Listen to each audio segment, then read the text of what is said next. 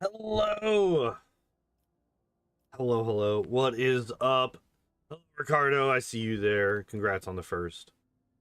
It is Saturday, which means we're doing more Rogue Trader. Also, uh, I mentioned this on the Twitter post and on the colony stuff. Yes, we're doing colony stuff. I did remember. um, we're doing a long stream today. I called off of work because fuck that place this week. This week has been rough at work, so I'm taking the day off. And we are my truck's been late multiple times. We've gotten no help despite that fact, and we were still expected to get done with basically 2 hours less time for the last 2 days in a row.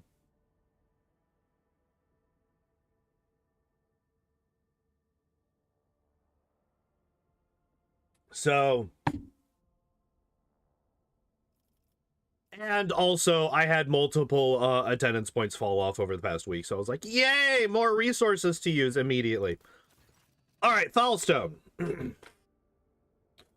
I bring woeful news, Lord Captain. How many points do you have now? Right now, before I called in today, I had 2.5 out of 5. I put in enough protected time off to get today's absence down to a half point. So after today, I will have 3 points.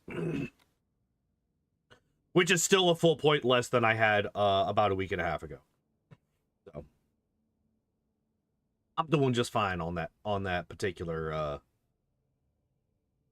side of things. I bring willful news, Lord Captain. Prelate Hectarchius of the Order of the Hammer has passed away. That is unfortunate. During the Great Purge conducted by the righteous of Foulstone, a den of subhuman deviants was uncovered. The prelate personally led the purge, sustained a grievous wound, and died the next planetary turn. On his deathbed, he was granted a vision where Saint Cognatius was reincarnated in a body made from the saint's holy relics.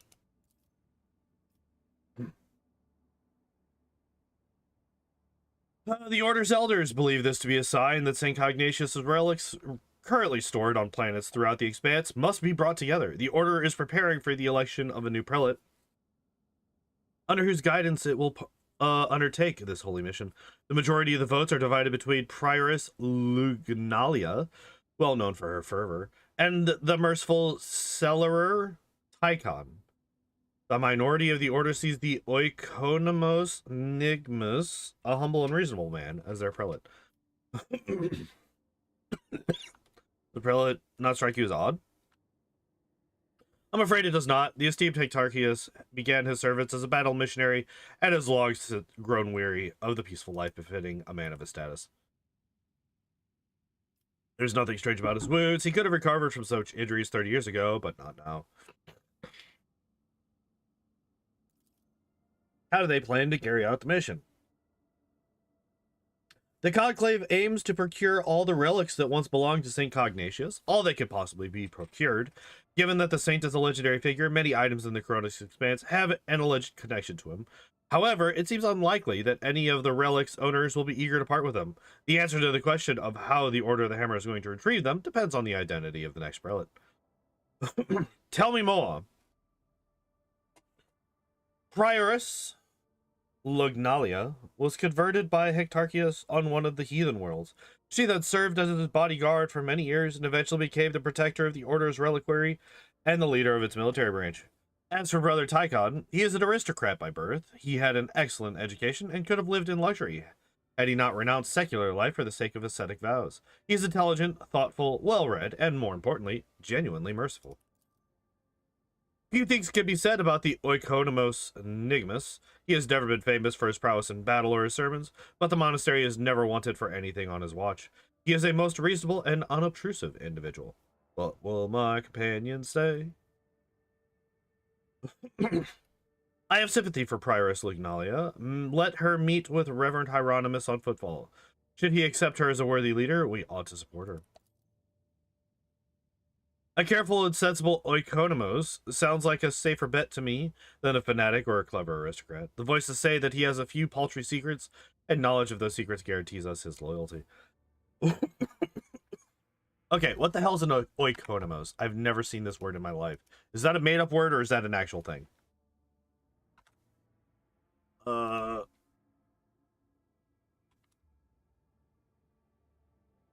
Meaning. Ancient Greek term, meaning a household manager, steward, or administrator responsible for managing another's property, affairs, or finances.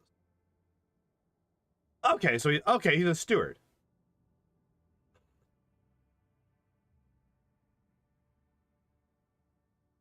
Got that one wrong. Yeah.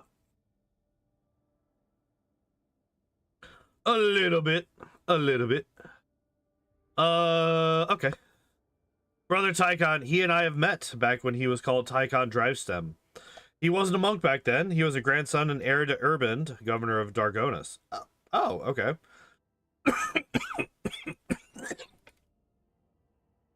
An honorable young man with a spark in his eyes. His ascension would mean much to the Drivestems. Okay, so you have 5,000 with the Drusians. Man, it would be nice if it told me what I got for this, but okay.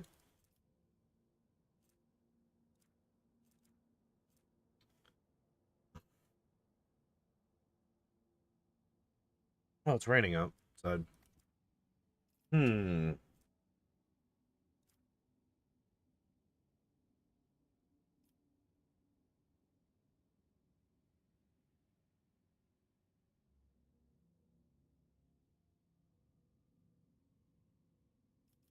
I don't think that a steward... Okay, so...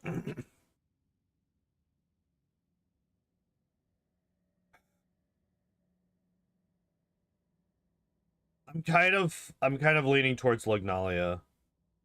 It's like, I don't think that a steward really, like, there's a major difference between the skills required to be a steward and the skills required to be a leader. Right? A steward is very much like logistical. Maybe you get nothing, maybe. Like it's very logistical, you know, you got to take care of the back end of things. You got to, you know, make sure that things are working efficiently, things are working smoothly, all that stuff, which are needed in a leader, but that's not all that's needed in a leader. Oh, hey, we finally got our kick spam of the day. Hell yeah. Got it done and dealt with.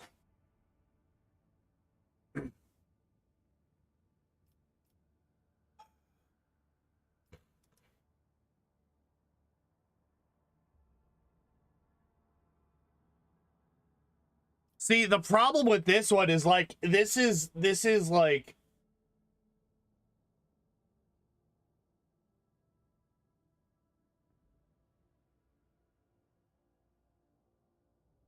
I kind of hate that I am leaning towards 5 personally.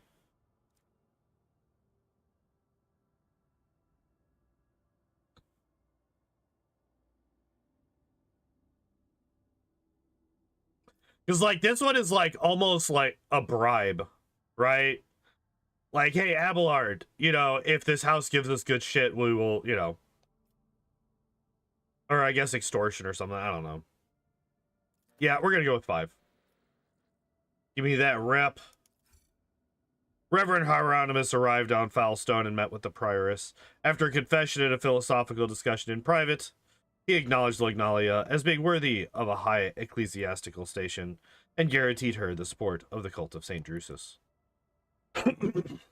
Prioress Lignalia has been chosen as the prelate of the Order of the Hammer. A faithful militia is taking up arms to stake their claim to St. Cognatius's relics. The neighboring worlds look upon Foulstone with worry and fear, just as they do upon its patron, the rogue trader. Hooray! We got stuff.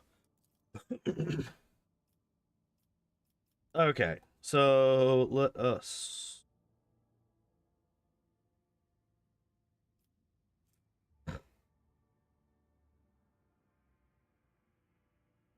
This is specifically the Prow shield sector, which is weird.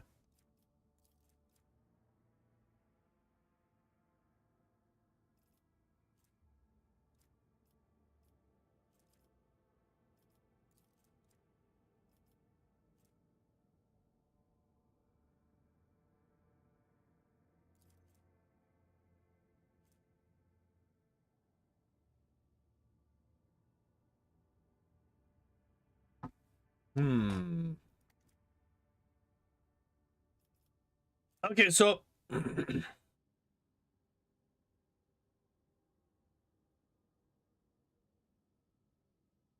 how's the car doing? Do you still have problems with your Yeah, so I'm waiting on the tax man to send me back, because I sent in the declarations a couple of days ago, on Tuesday. So I'm waiting for the tax man to send me back, basically the actual bill once he gets the ones that I sent to him. And once the tax man sends me the bill, then I'll be able to go forward. But yeah, I'm still waiting on them to do that. Complacency. Okay, so apparently complacency is like just good.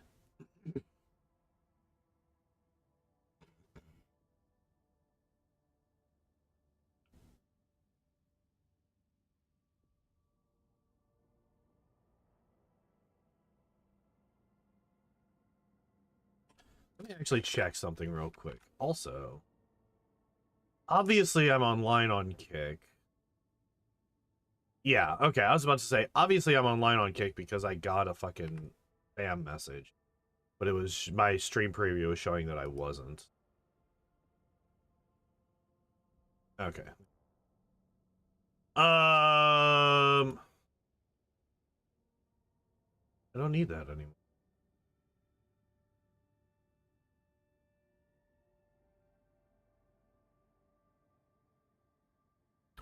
Yeah. I just like, I don't know, like it doesn't say something, it doesn't say the same thing like any other. Hello, please.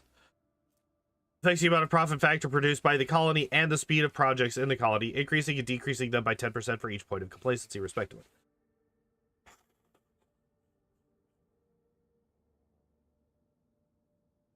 And I have seen like negatives, but like none of the others. So like if I go efficiency, right? Affects the amount of resources produced by the colony, increasing it by 10% for each point of efficiency. It doesn't say decreasing it, right? Like the wording on complacency.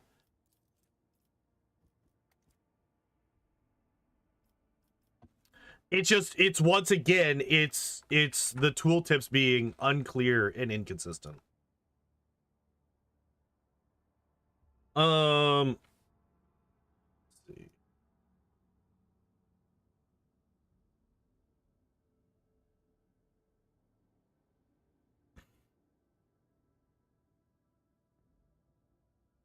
This is Owlcat we're talking about. That's like they're like, oh no. Trust me, I know. What does the complacency stat do in the Rogue Trader video game?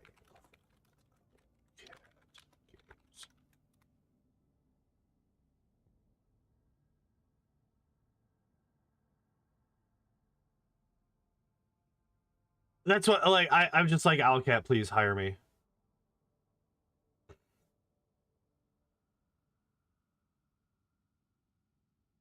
Hire me to proofread your tooltips.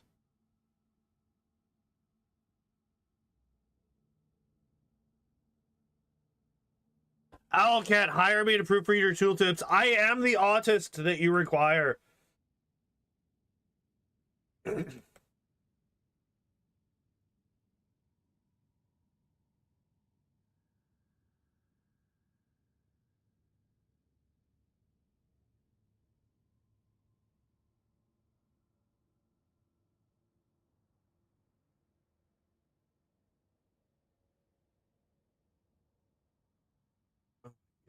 doesn't.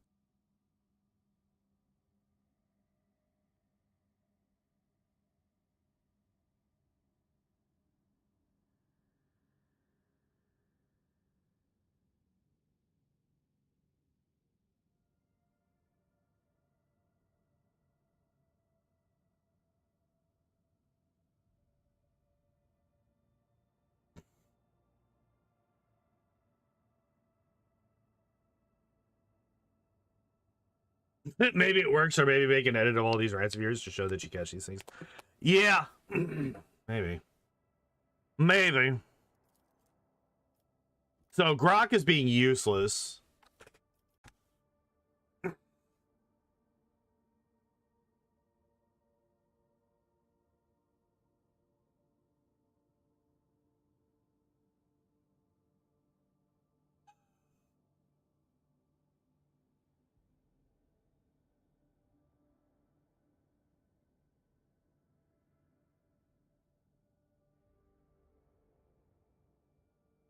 Wait, here.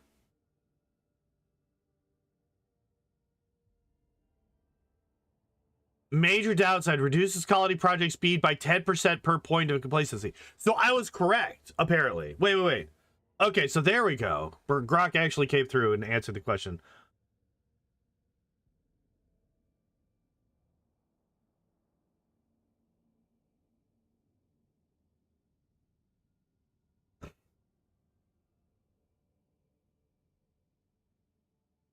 So yeah, for every single point in complacency, your project build is 10% slower. And if you have 10 points of complacency, it halts your progress permanently. That's what it says on Grok. Let me see if there's not another Rogue Trader wiki.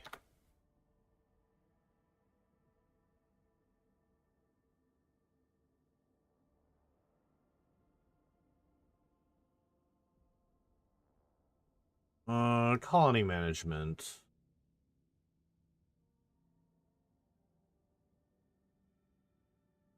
That's why I'm getting a second opinion. That's why I'm getting a second opinion.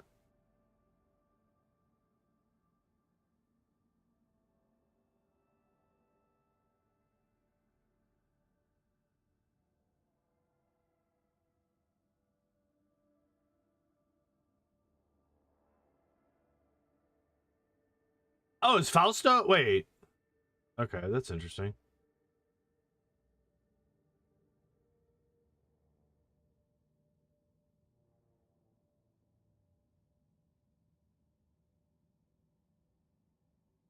God damn.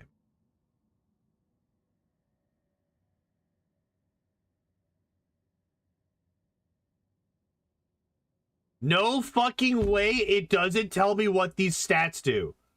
What do you mean? I hate Owlcat wikis, dude. They're all garbage. Why are none of the Owlcat game wikis ever? Why do they never give you the fucking information that you need?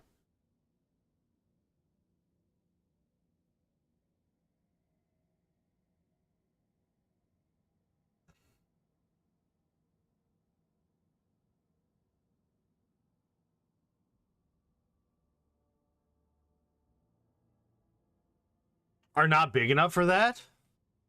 I mean, maybe not, but like, okay, so here, let me. Okay, so we're gonna block that. Okay, so like, look at how in depth, like, you could click through to the different fucking colonies. Also, slight fucking spoilers for another planet that I don't know about. But like, you could click through these to all of the different colonies to get all of the projects available. You can search through them. It tells you what tier they are, all the benefits, the prereqs, all of this shit. But it doesn't fucking tell you. You can't click these.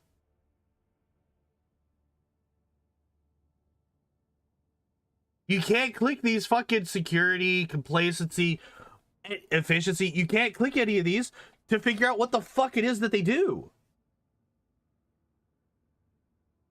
And if you just scroll down, it'll tell you what the events are.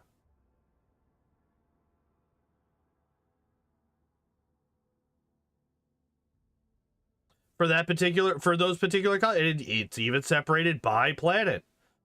Look at that. And then the resources. It has the resources down here. It tells you what they are. It gives you a small... Like, this isn't even necessary. This is literally just flavor text. None of this is actually necessary in the game.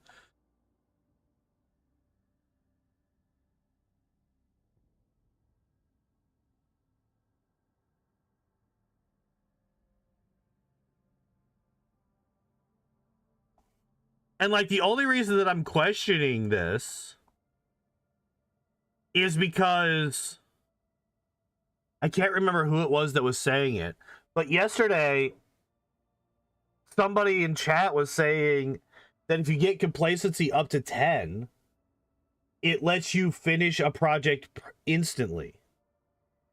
Saying the exact opposite of what I'm seeing from the Grok answer. But the Grok answer actually lines up more consistently with what it says in game. So, like, I'm either...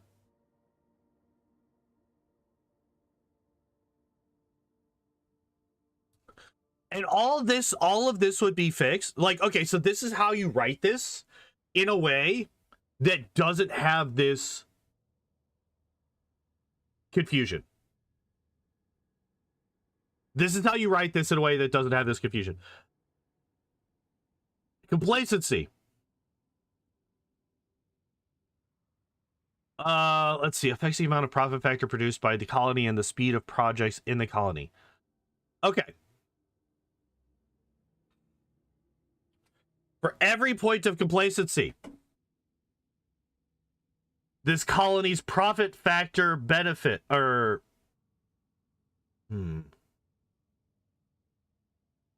For every point in complacency, this colony's profit factor is increased by 10%, and the speed of all projects is decreased by 10%.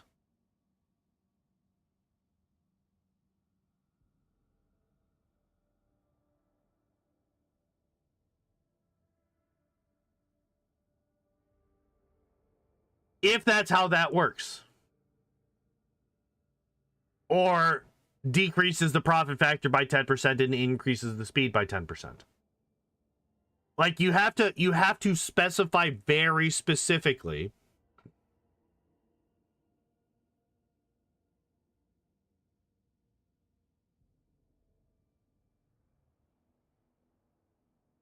should also always explain if the 10% is additive or multiplicative.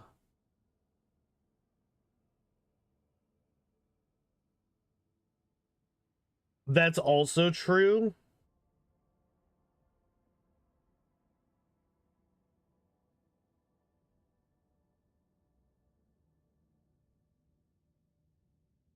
This is one of those that will never reach 100%. Yeah.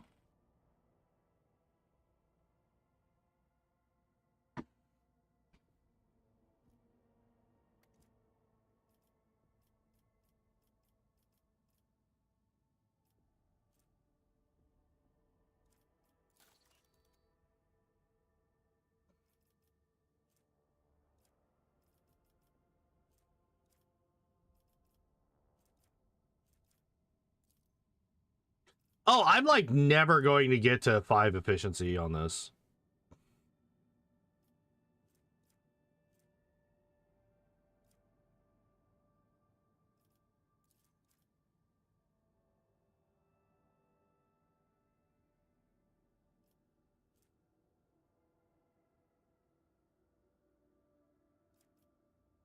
I might actually take this one. This one actually seems really good.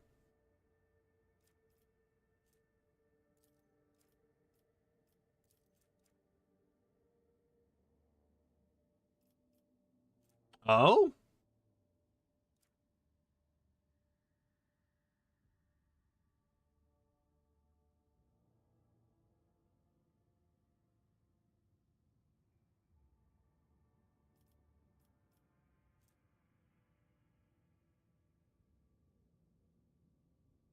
So wait, what do I have? I have 2 efficiency, 0 complacency, 2.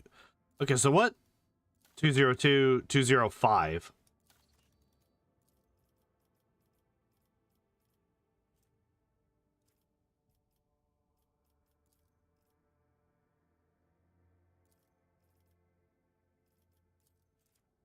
Oh, wait.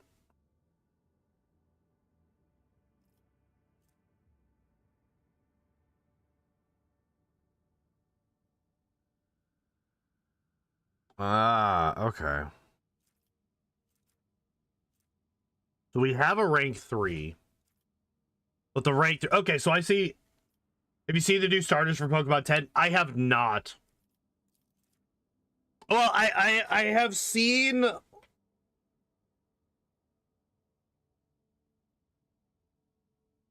Like, kind of, yes, but I kind of also ignored them.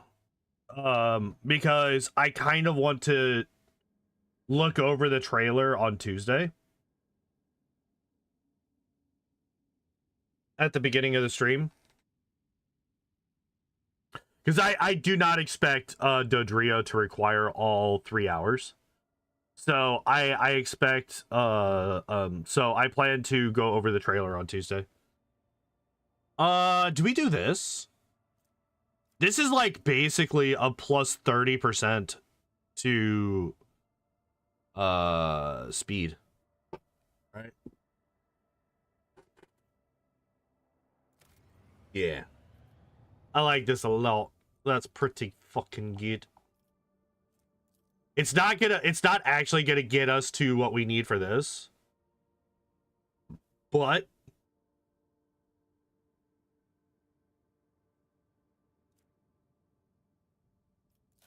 it'll be alright.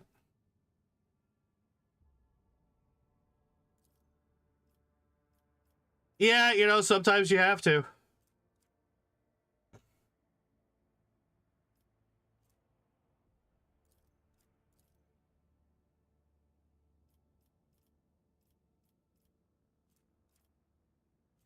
You know, sometimes you have to incentivize your workers to not fuck around.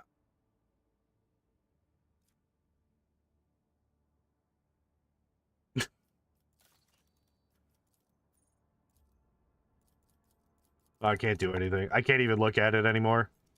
Wait, I can look at it by going in here. Significantly tighten production quotas. So here's the thing. Here's the thing.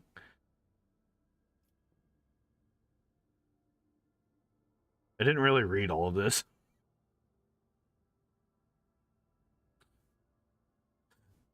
I did not read, nor did I process what this said up here.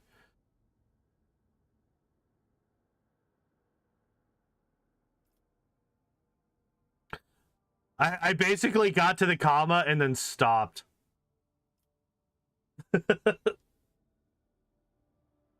Oops. Well, too late now.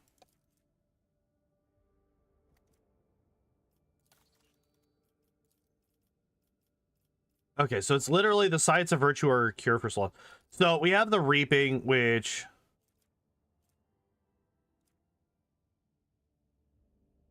Making them fertilizer, it's fine. It's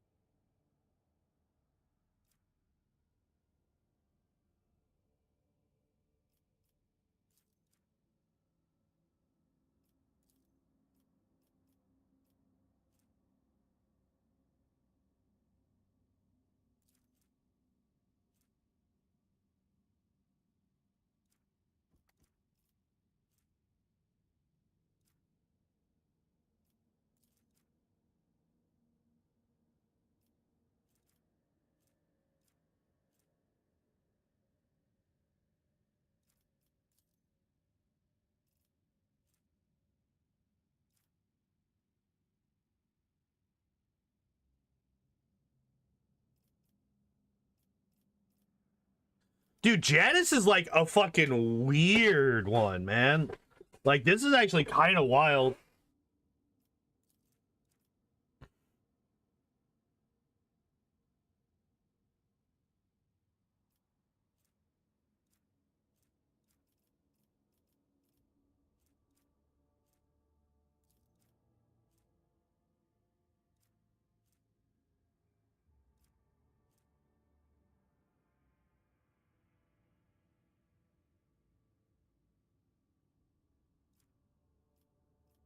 It's like none of these are like, okay, so this one right here, right?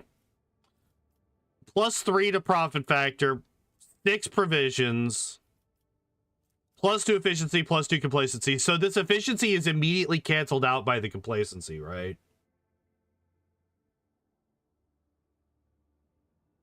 But we get the complacency adding 20% to our profit factor for this planet.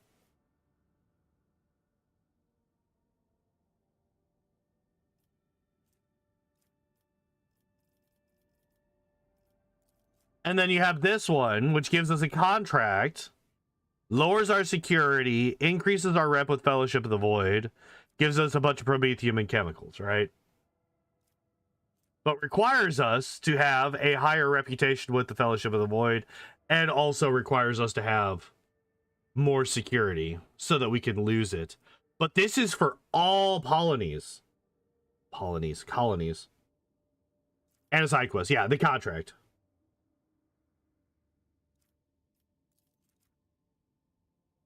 You have a cure for sloth, which is heretical. And again, the efficiency is negated by the complacency. So we gain a +5 athletics. We suffer 10% less toxic damage. We are more heretical. And we have a slightly higher profit factor. Then you have the Science of Virtue, which gets us dogmatic, gets us Drusian rep, gets us profit factor, and gets us provisions.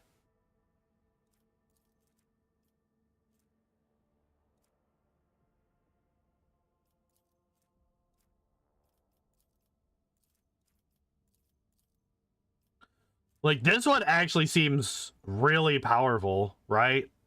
The level of toxin that we inflict is increased by 3. Because I have a couple of people that I actually do, I mean, hell, what's her name? Unsanctioned Psyker lady. She does toxin damage on all of her fucking Psyker abilities. So I just chain lightning, and then I just have, you know, yet another +3 to toxin on top of everything else. Efficiency +2, chemicals, and some med kits, which I still don't use med kits.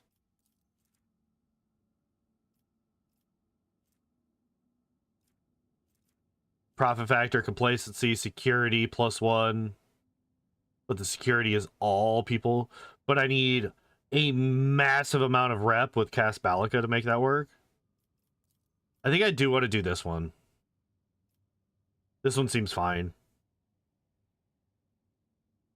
Gets me some rep with the Drusians, gets me a bit of profit factor, dogmatic. I think that's fine. All right, Foulstone. What are we doing? We could go on a crusade.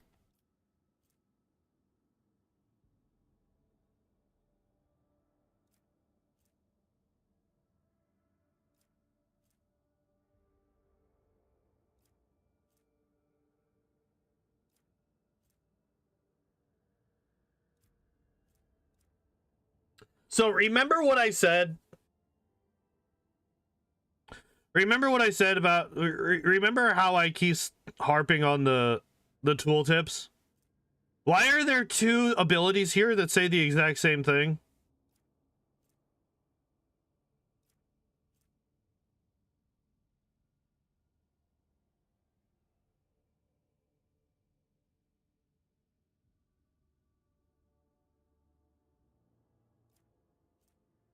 So, like, the only difference is this one says the Lord Captain's retinue gains the accusation of heresy feature, and this one says that Terry gains the accusation of heresy feature.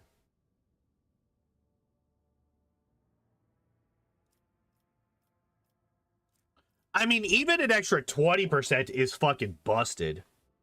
We don't run into demons that often, but usually when we do, they're fucking strong. Or they're those little fucking splitter bitches, which the faster we take them down, the better, too. Right?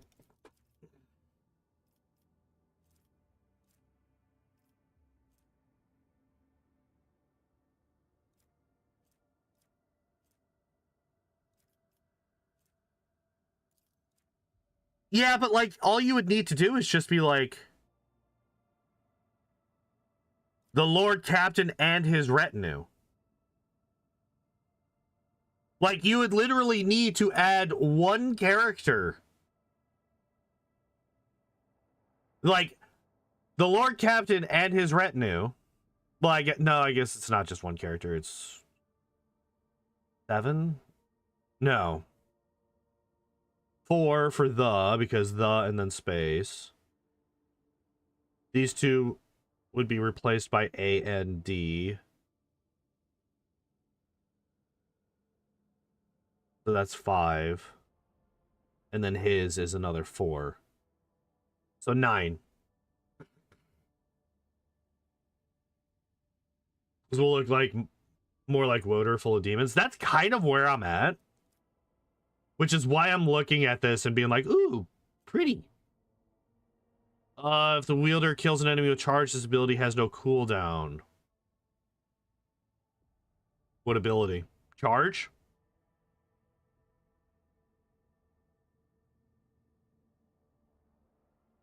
Like,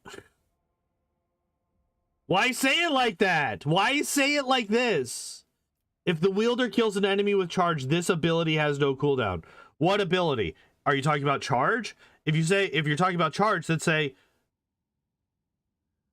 if the wielder kills an enemy with charge, you may charge again immediately after. Or reset charge's cooldown. Just don't say this ability. Don't say this ability. That's vague.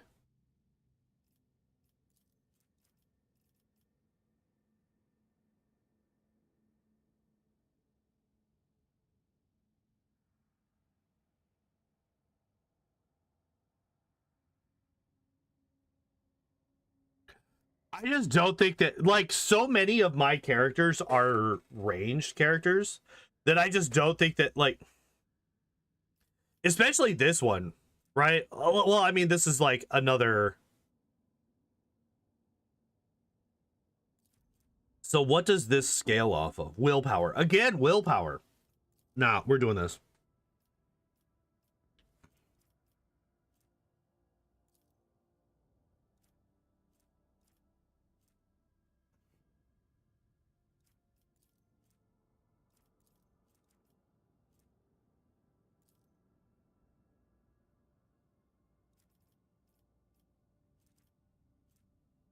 Ooh, the efficiency.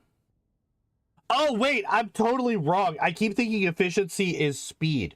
No, efficiency is uh amount. It's not speed, it's amount. I don't know why I keep thinking that it's speed.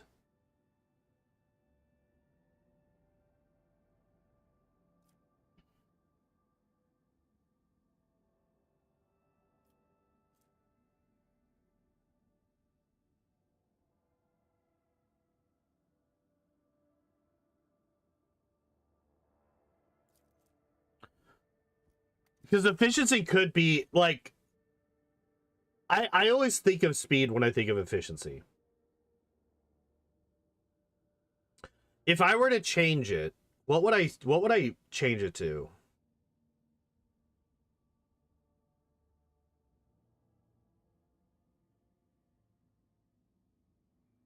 Be like productiveness, bountifulness.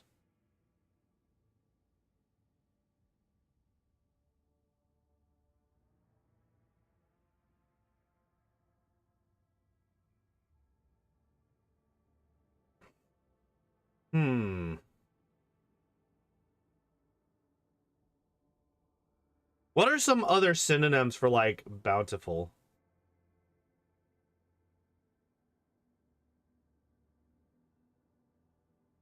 Because I would not use efficiency for this term because it's just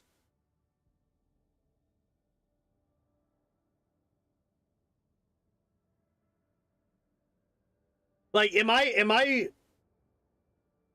in the minority on that? Like output? Yeah.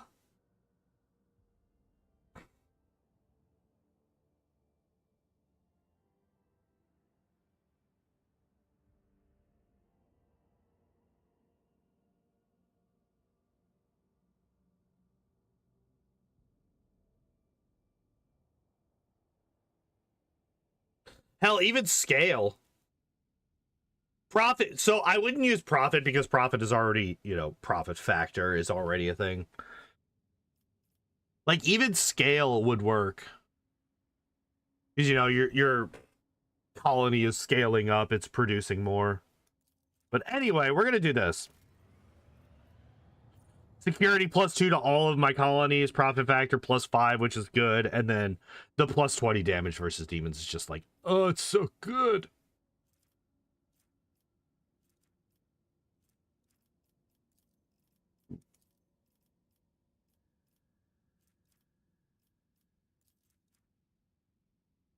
All right. Right? Everything's we're working on stuff everywhere, right? Yeah. Okay, good.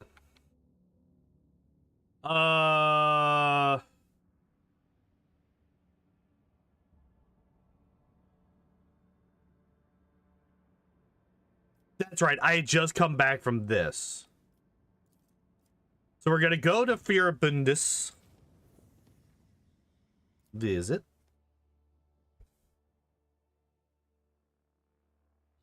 Because we finished a quest.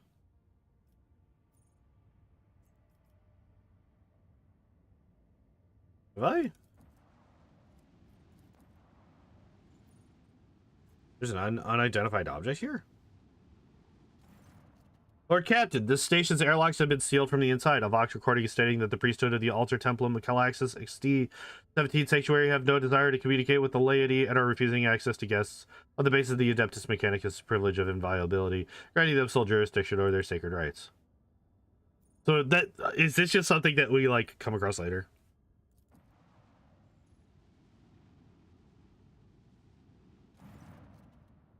Greetings, what can I do for you? What we got? Still? Oh, this is the Imperial Navy. You can almost get to the next level. I do actually want to get them high, as high up as possible because I want to start getting like, look at this. I could get up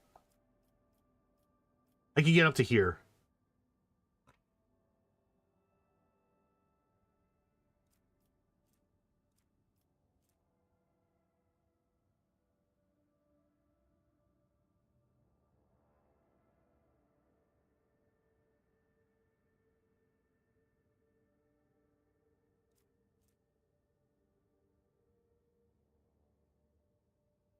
%90 hit chance and 5% crit chance. Flag shots to be fired from kinetic macro cannons. A flag shot deals 15 damage to each target in a 3x3 area. Oh. Wait, I think this is a new thing.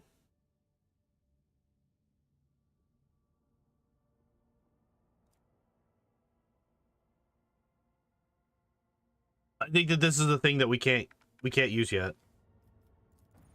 Okay.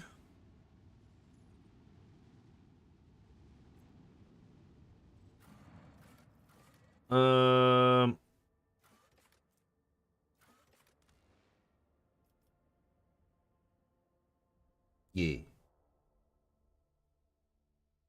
We also have healing now. I wonder if the fact that I now have the capacity to heal people with Invigorate, I wonder if that would allow me into the area that is currently... yeah, there we go. You! I've collected planetary data. Hell yeah.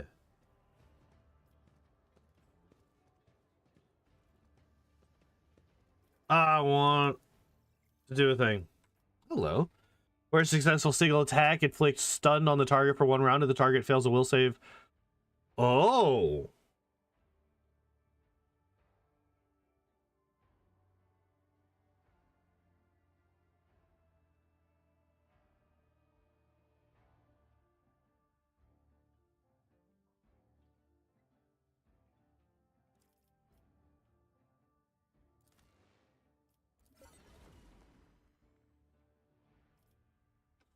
Interesting.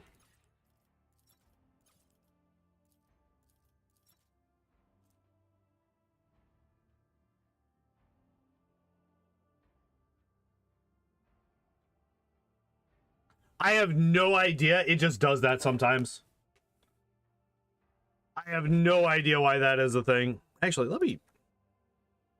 Yeah, because like on the actual, yeah. See, like on here, it's still all the same color. It's still all pink.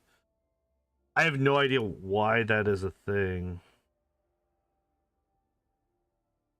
Appearance.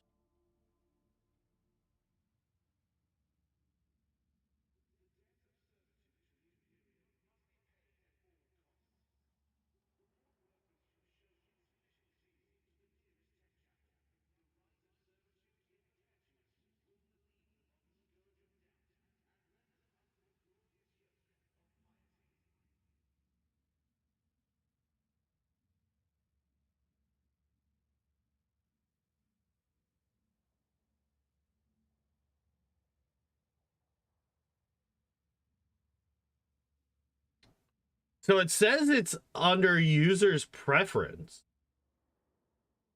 for display name color.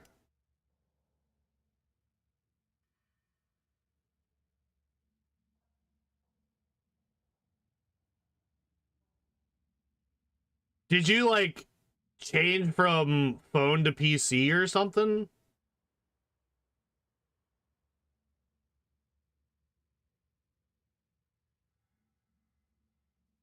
Huh.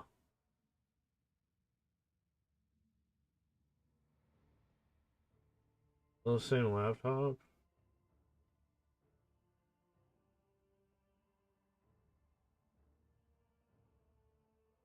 Interesting. How do you chat on phone? Not very well, in my experience. But I'm also a dinosaur when it comes to using phone for live streams. I am not a huge fan of it.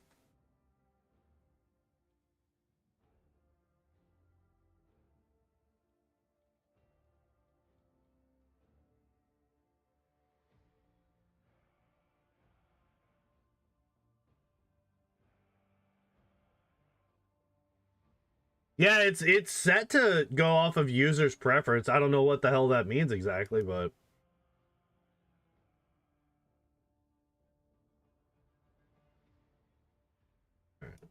also I'm going to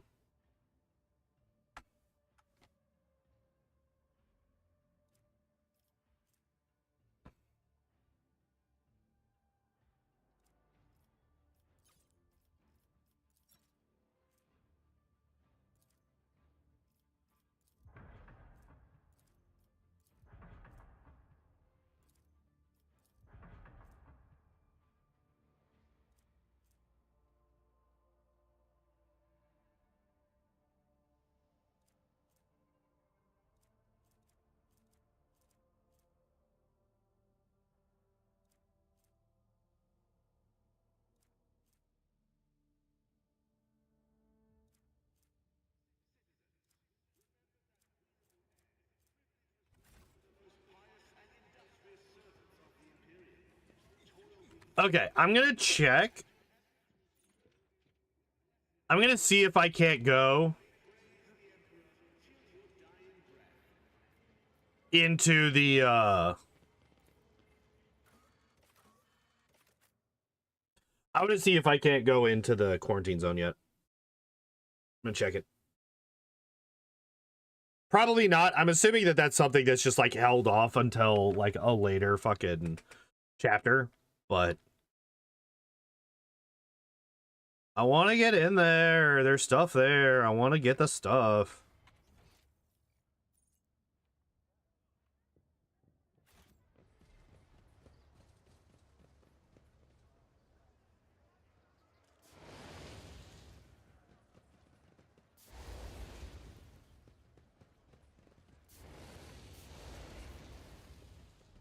Oh, wait. Oh, shit, we can.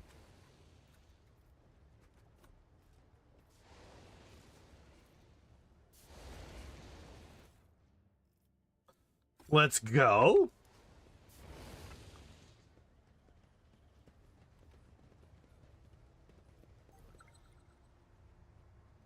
Part of an ancient sewer system. The pipes lead somewhere deep within the asteroid.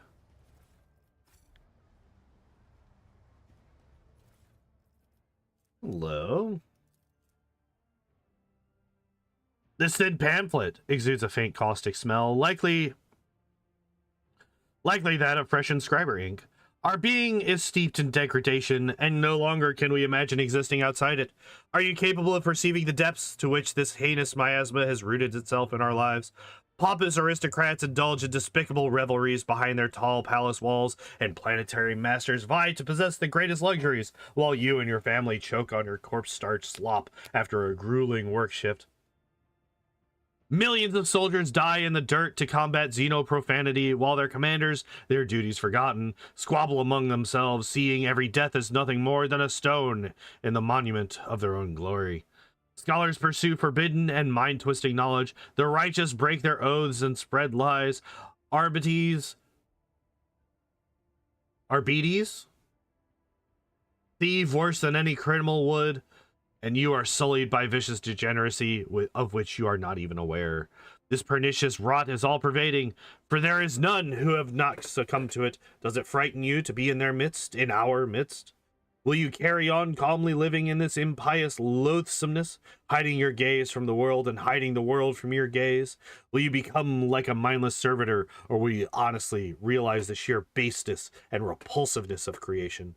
And then you'll renounce your former life, and you'll accept your new self, and relinquish your worldly affairs, and follow the road that was paved for us by St. Drusus, warrior and conqueror of sectors uncharted, and leave behind the sacrilege-ridden world, and, as is our immortal emperor's will, join our sacred crusade to walk the path that leads out of the murk of apostasy and irreverence, and into the darkness of the unknown and unfathomed. It is in this darkness that we will light the candles of true faith, for only in their fires can we still find motes of light. Interesting. Hi, friend. Moans unintelligibly. Have you tried not being ill?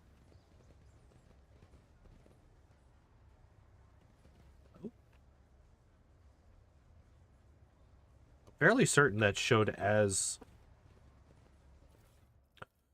What do we got? Toxic knife.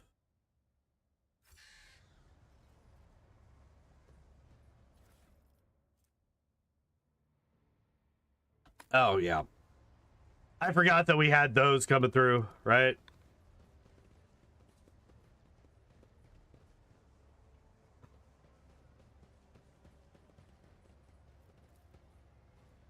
Open areas of skin have turned into one massive burst ulcer. The buzzing of flies and the heinous stench complete the picture. Gross.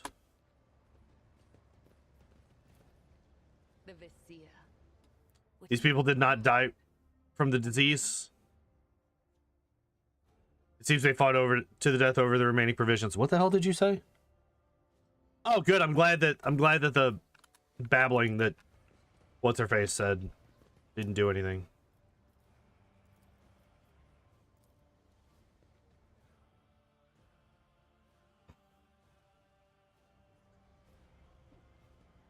Okay.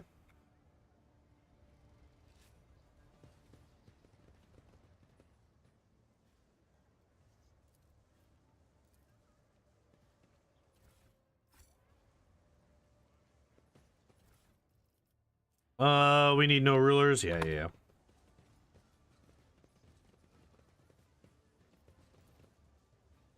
The dead are covered in ulcers and several show traces of repulsive mutations.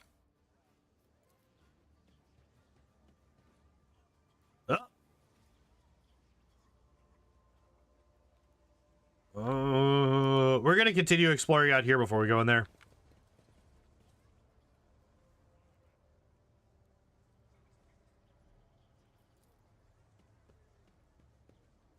Judging by the traces of destruction and the corpses all around, many people tried to break through this door. All right. Yeah.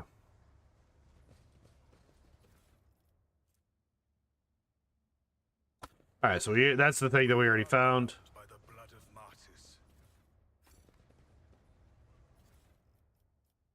And yep, we've already seen that.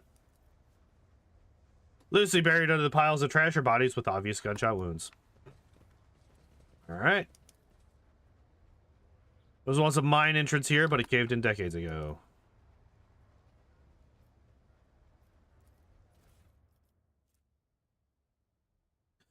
Uh,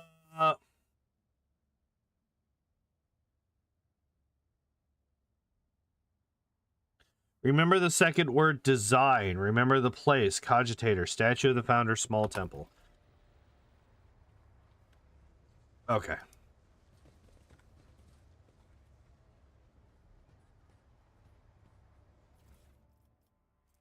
Boots, where it cannot suffer the burning effect by walking over burning cells. The wearer inflicts +3 additional stacks of burning whenever they stand on burning cells. We do not have easy access to that, but all right. Pair of eyes lights up in the darkness. Too big to be a human, too intelligent to be an animal. A moment later, the vision vanishes. Oh, that's good. That seems fine. All right, well, let's go down to the mutant's lair. Let's do it. Veil degradation scales from 0 to 20 and does not transfer between battles. Same value for all psychers in a battle. All right.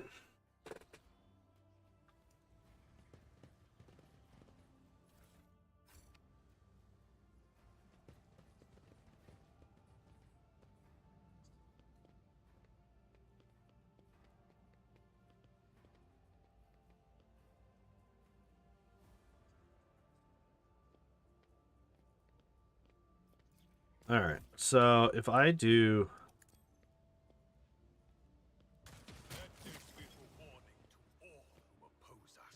Hell yeah.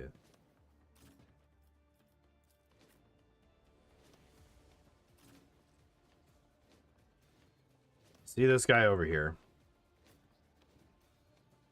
Abelard. Let's see.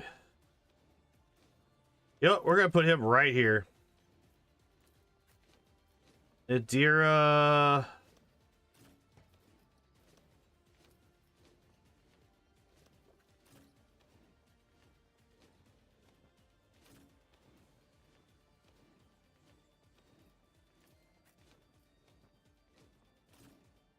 Bella, you're gonna go there, and Cassia. She go there.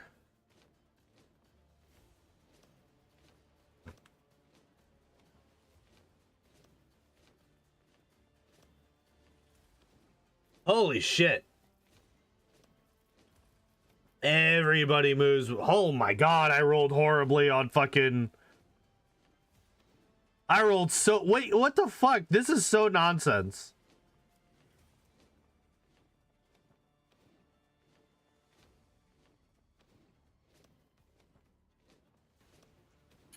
This is nonsense.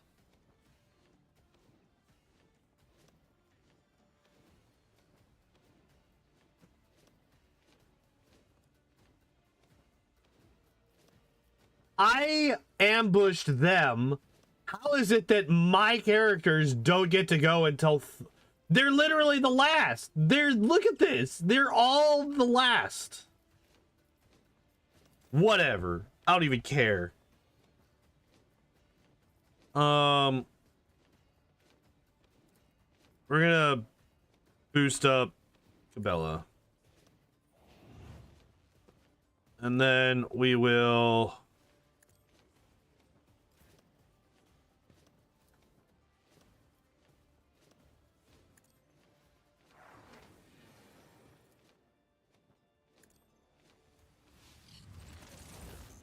Didn't have their gamer subs? Probably. All right, so let's do this. Let's do this. And let's do this.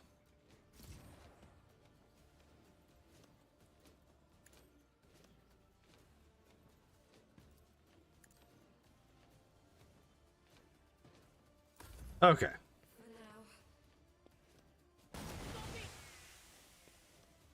Emperor, protect me. I love that he just has so much damage that he just fucking one-shots people with a shield bash.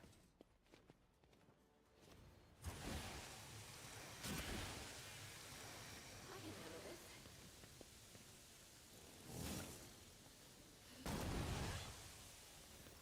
Look out.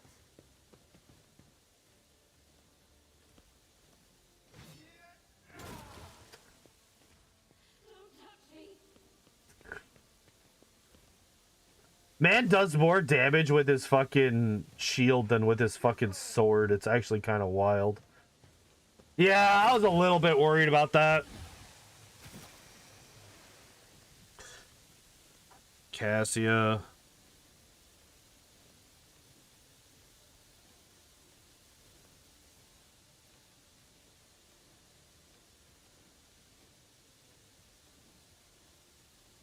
Really?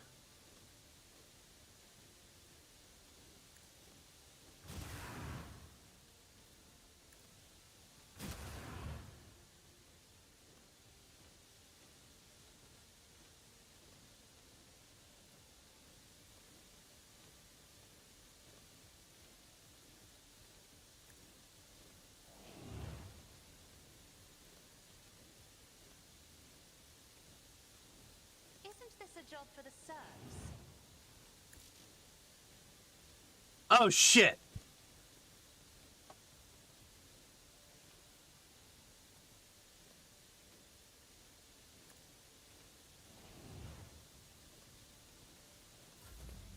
Emperor, protect me. Dude, when she actually gets a turn, Emperor, protect me. I took care of this one. he has literally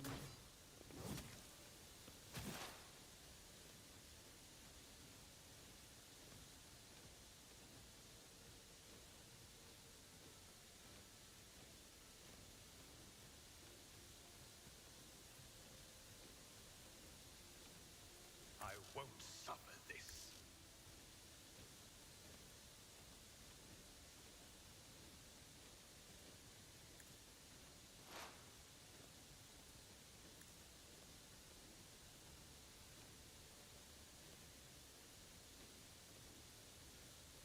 what?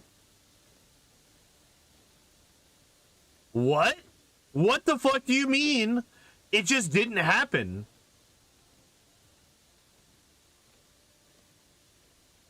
Are you fucking kidding me?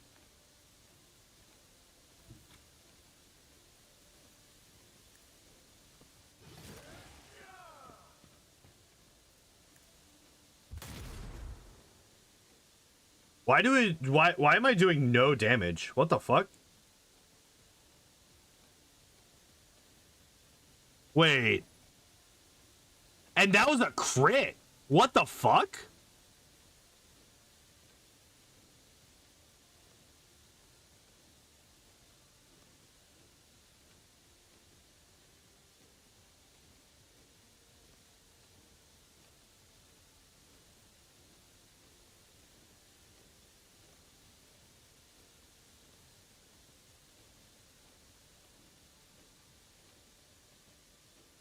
Wait. Wait, this was my Death Whisper. Wait, why did my Death Whisper attack use my normal attack?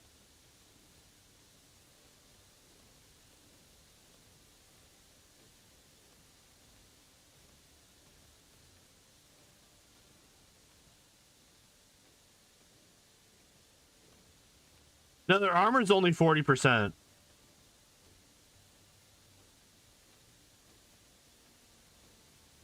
So yeah, I did 80% damage, but the problem is that this was counted as my Death Whisper, even though it used my normal attack to do it.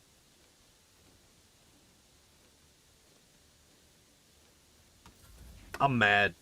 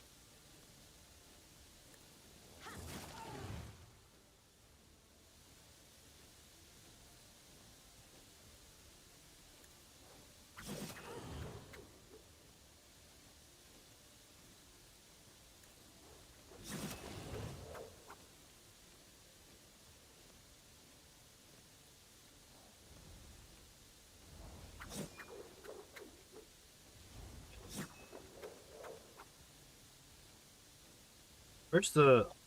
There. Ah, there.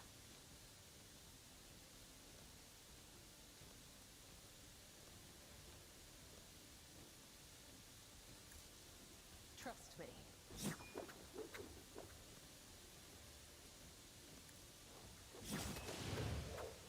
There we go.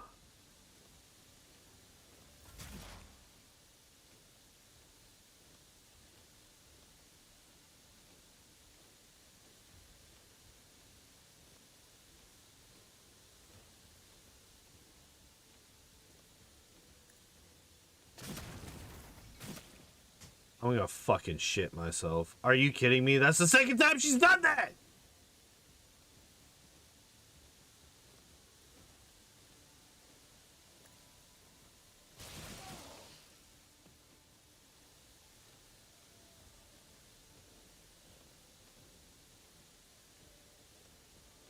That is quite literally...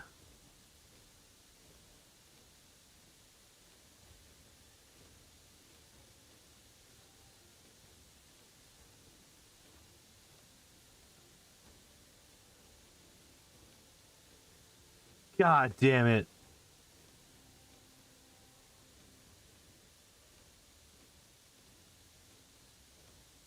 Okay, so I did heal.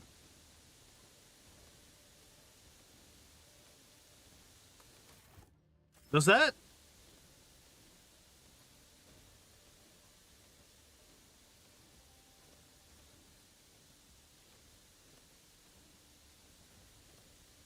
Okay.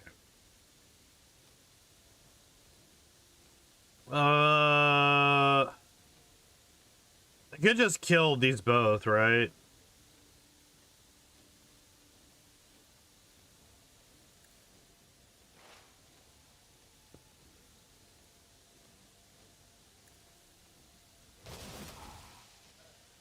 There we go. Abelard.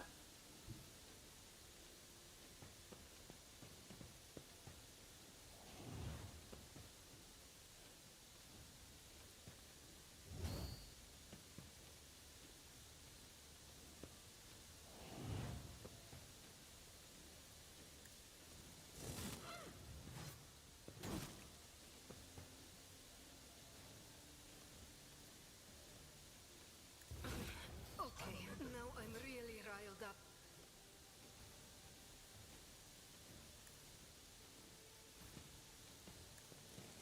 And there we go.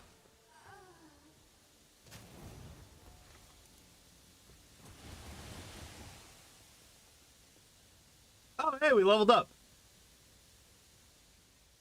Nice. Hello, what are you? Imperial Pride Bolter. Xenos, Psychers, and Servants of Chaos is increased by +4. That's not bad.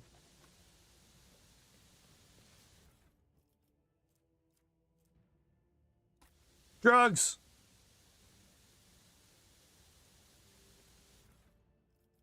This, yep.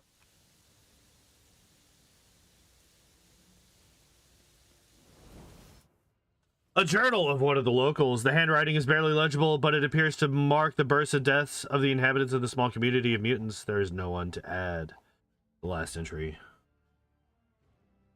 No.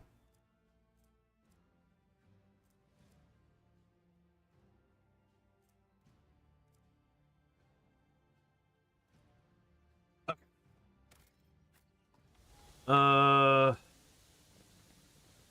We shall reclaim what is rightfully ours. When is this going to stop? Holy shit. Okay, they're finally starting to fade.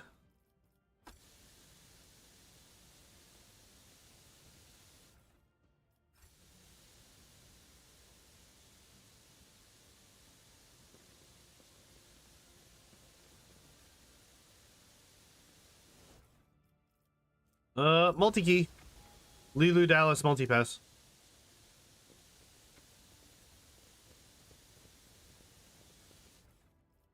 Hello, what are you? Set of chemicals, reagents increases the damage of all bleeding, burning, or toxic effects applied by the user by 2. Idira?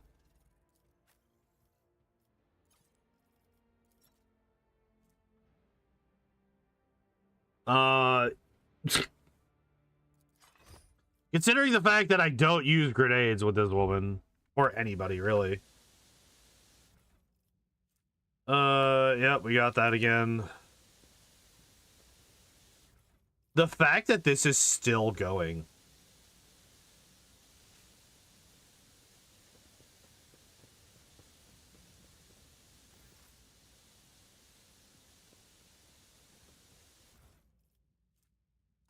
Oh my god, it's the same fucking thing again!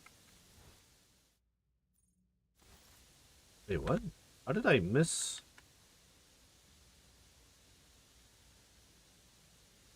Just a fucking little pamphlet again.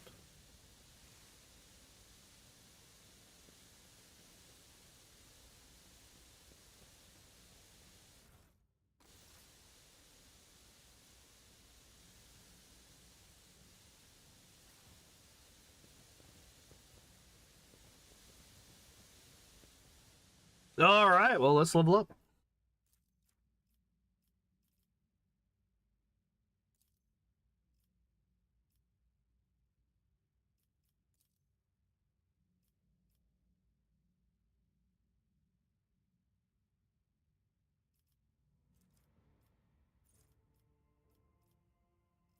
Yep. Alright, and... he is my awareness man.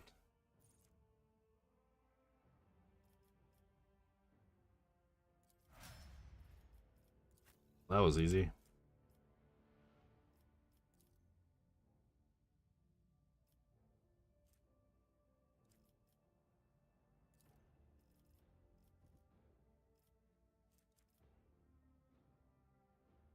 Holy shit, even... oh yeah, because this isn't a fellowship thing. This is a toughness thing. That's right.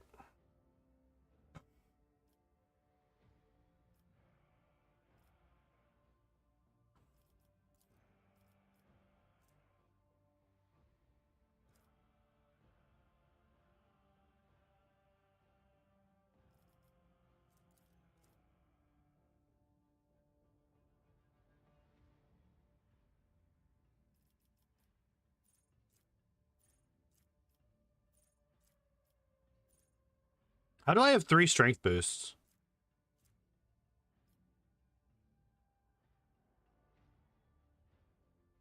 Is it because I didn't have 2 strength boosts at the beginning? Wait, what the hell?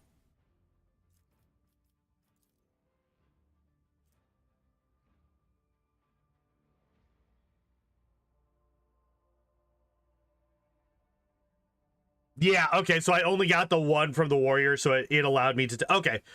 Okay, so you can catch up. Okay, that's good. That's good to know. That's good to know.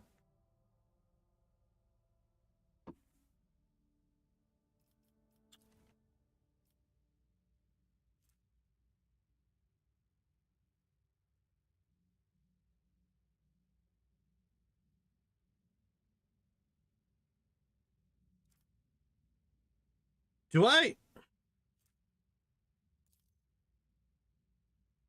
we could start doing weapon skill, right?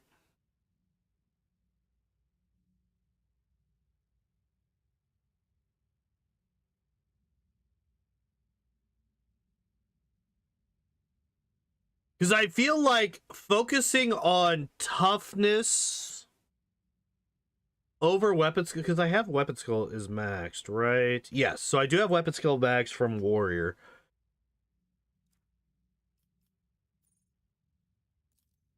That's that. That's a feat. Okay, so how many more of these do I have? I have this one here. I have this one here.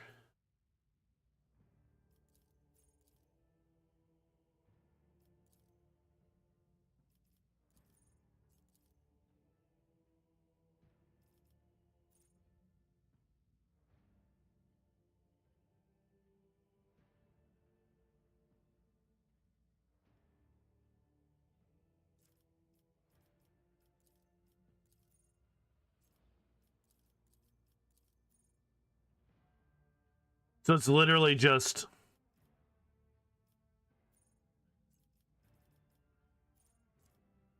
interesting.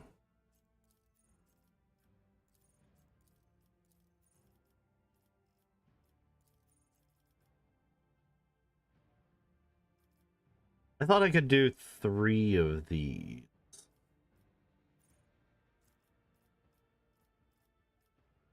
I can. It's just so I'm just like behind because I am very surprised that the soldier class of all archetypes actually gives you less. No. I don't want to. Yeah. Actually gives you less stat increases than the others. That's actually kind of wild.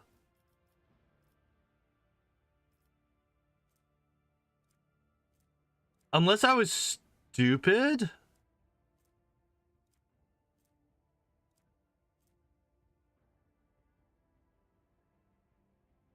Yeah, so we got the plus 10 for warrior there. And we got 5 and 15. We got 10 there. Yeah.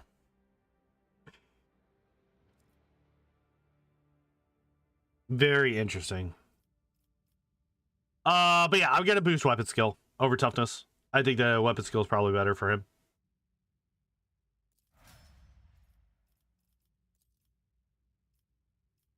Yeah, weapon skill, toughness, and then just 1 strength. Yeah. That's kind of crazy. Whereas you have like perception. Oh, wait. Intelligence, ballistics. Oh, wait. Interesting.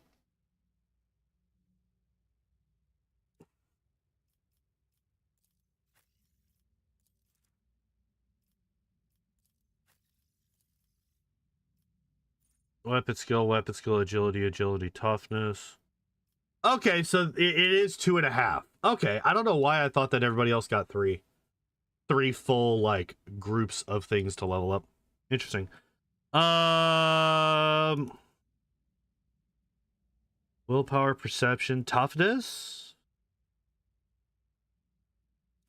Oh, I can't toughness. Interesting.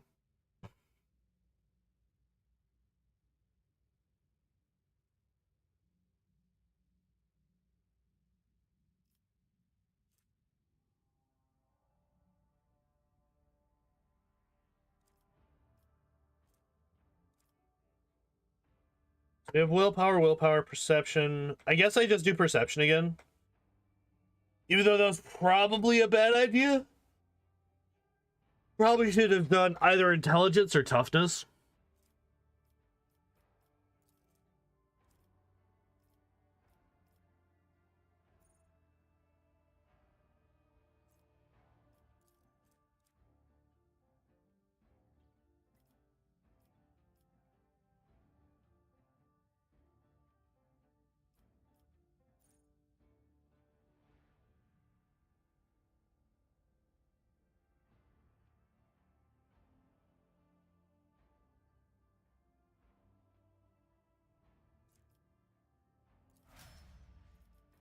All right. So I mean agility. 100% agility.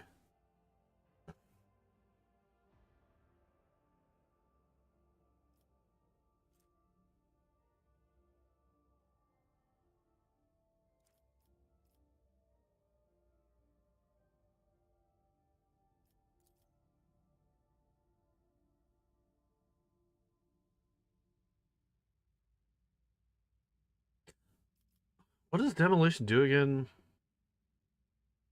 Deactivate traps. Use of explosive blast containers open or break through closed doors of blood. Okay.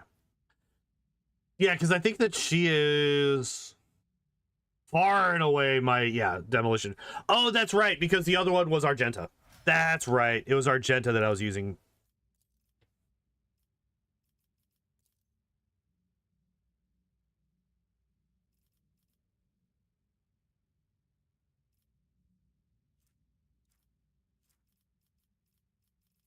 All right, we're just gonna do intelligence.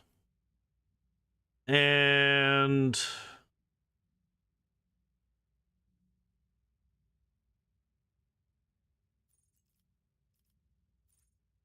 persuasion. Get that maxed. Yeah, I think that's best. I think that's the best thing for us, it is.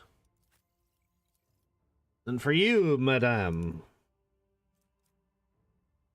I like how it's just like swapped back and forth sometimes.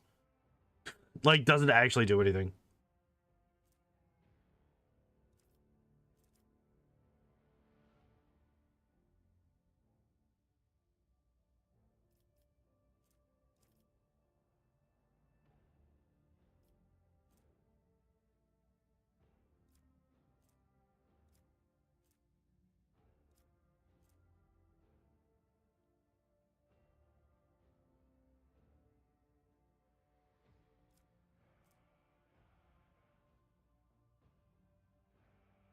Oh, interesting. Nothing goes off of wisdom.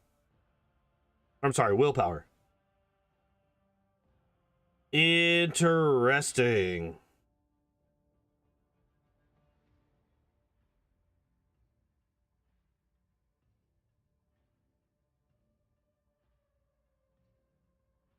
Strength, perception, toughness, fellowship, agility, intelligence.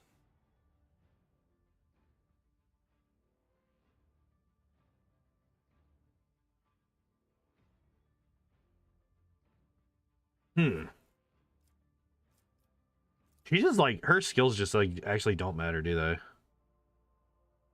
It's like Jay's a better persuader. Jay and Cabela are tied actually for Medicaid, which is interesting.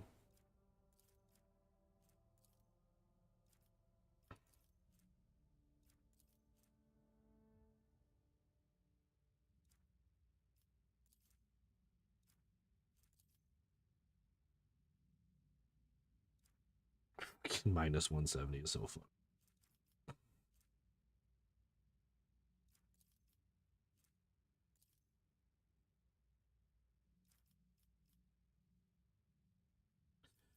All right.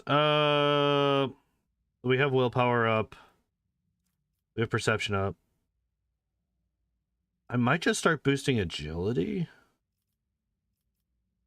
after this last bit of perception.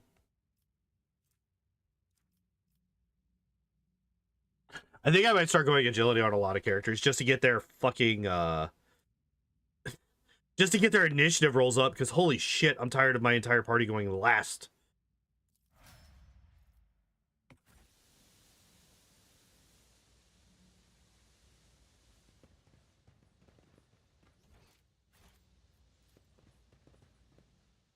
All right, so after expecting this to be a very quick, hey, come in, talk to one guy and leave, we cleared out something that's been bothering me. Oh wait, we're not quite done with this area yet, right? We still got to do the find the thing at the foot of the statue, right?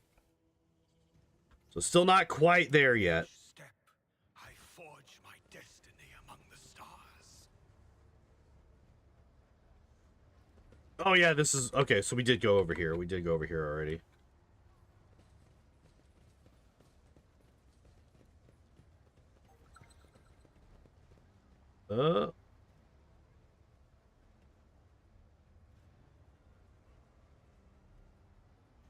Wait, what did we just see?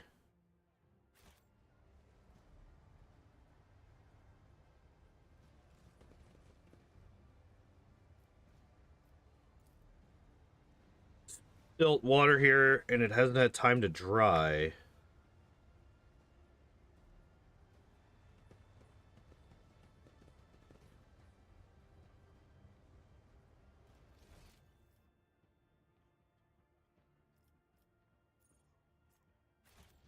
What did I see here? Was it this?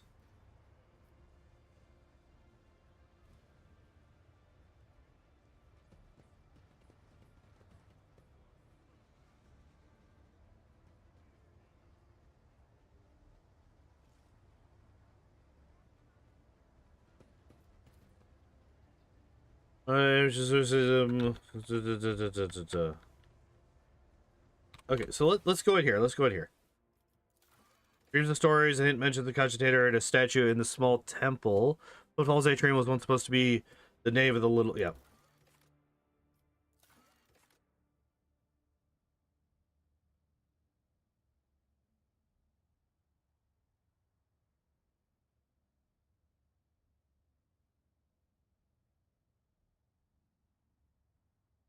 Oh, interesting. So I got to deal with that.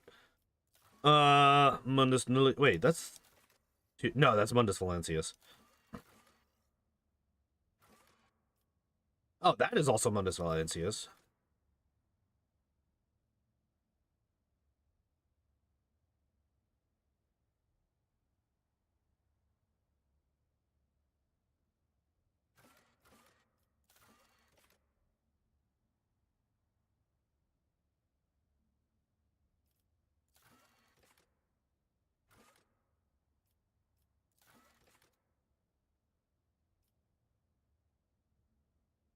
Oh, okay.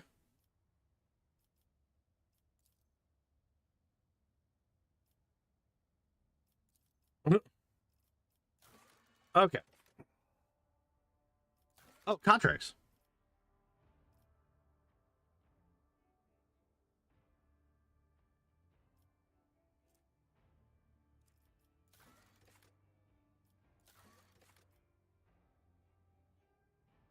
Free profit factor for 10 provisions. We have 11 right now, so this doubles our provisions, basically. After a successful attack, these gauntlets grant the wearer a 50% chance to inflict a bleeding effect on enemies that fail a toughness test. As dogmatic adherent, the test is made at a minus 20 penalty.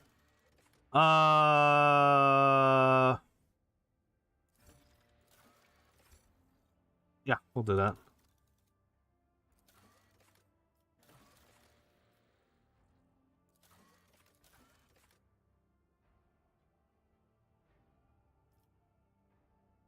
Place to see efficiency and security all go up by 1.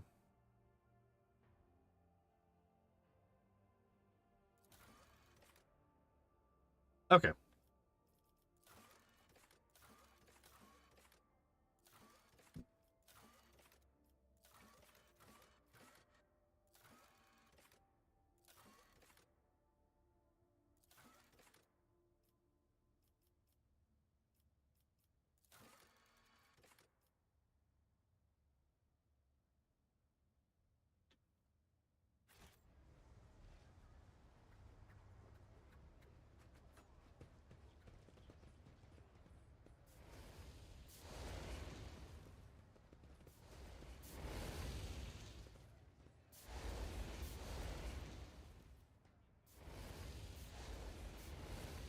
They've been eliminated. Mutants, is it? Funny thing about mutants, you keep burning them and they keep popping up. Well, thank you kindly for the help and the details. Footfall won't forget it. Me and the lads will drop by their lair and clean up, make sure there's no disease left. Hell yeah. Quarantine zone safe now? Well, that depends. We figure everyone who could have died is dead and rotting, and disease and parasites don't usually live in corpses. We threw a few expendables in the quarantine zone, and we could say for sure that it was thirst that killed them in the end, not disease. Jesus. Alright. It's kind of fucked.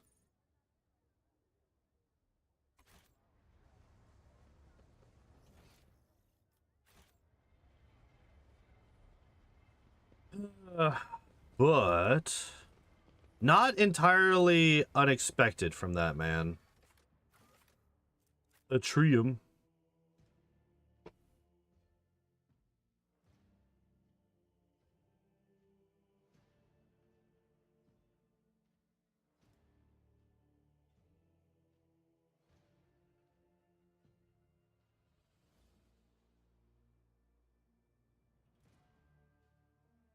All right. I think after we leave Footfall, I'm gonna take a quick break.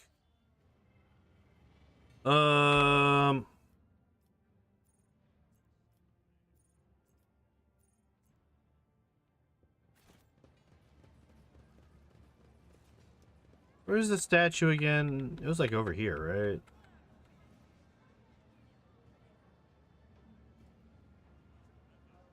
We got a couple of cogitators here.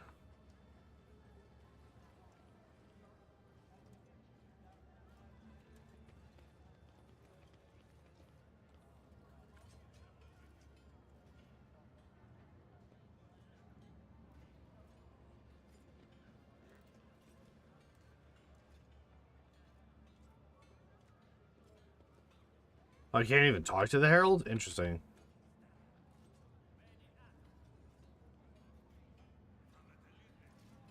Why should I be able to let these guys out?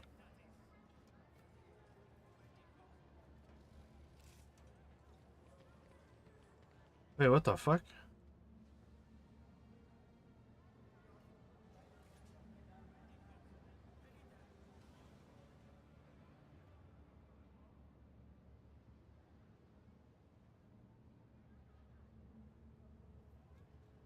Oh, is it here? Is it this statue? It might be this statue. Yep, there it is. Realizing design. While you're pressing the keys, the cogitator appears dormant, but as you enter the last letter of the second word, it suddenly comes to life.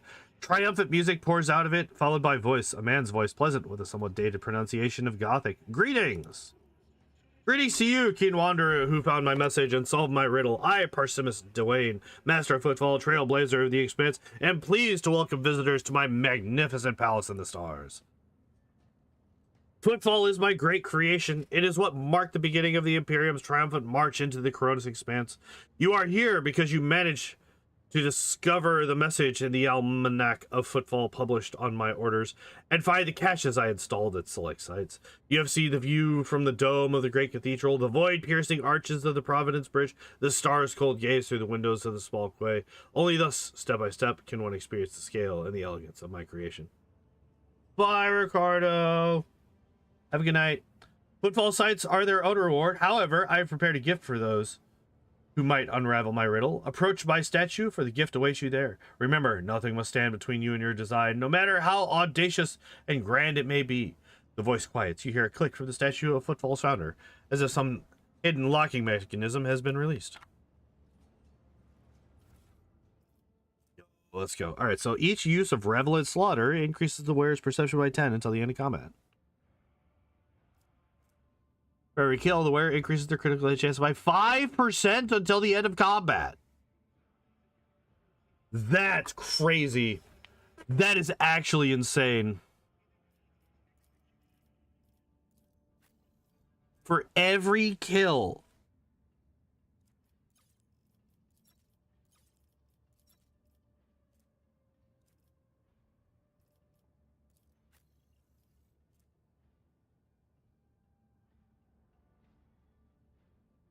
Critical hit by 5% per kill.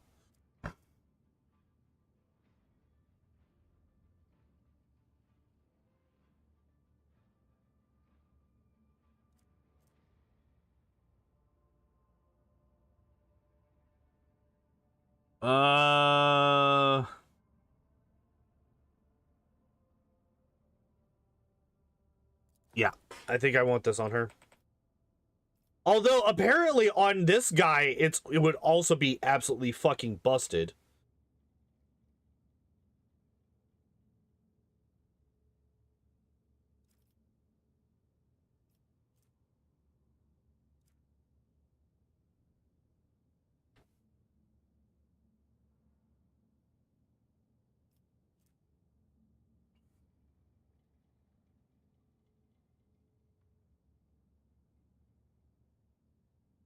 Oh, interesting.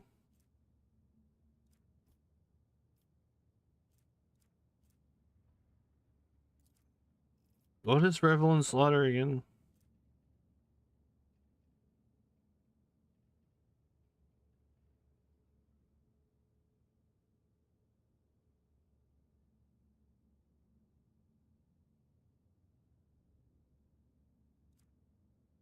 Okay, so this is an Argento ability.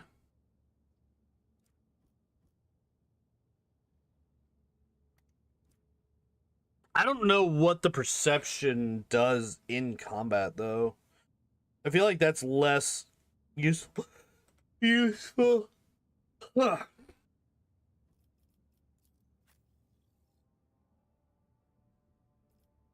like, we saw how many kills this man gets when we just throw him in the front line and let everybody come at for him. Like, the dude took no damage that last fight, slaughtered everybody with a single hit from his shield.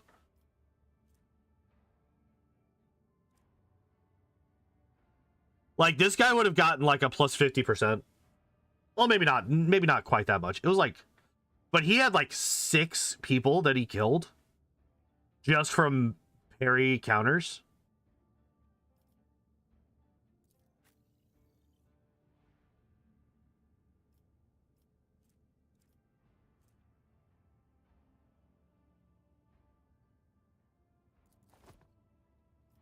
I think I am actually going to turn this. I think I am going to swap this.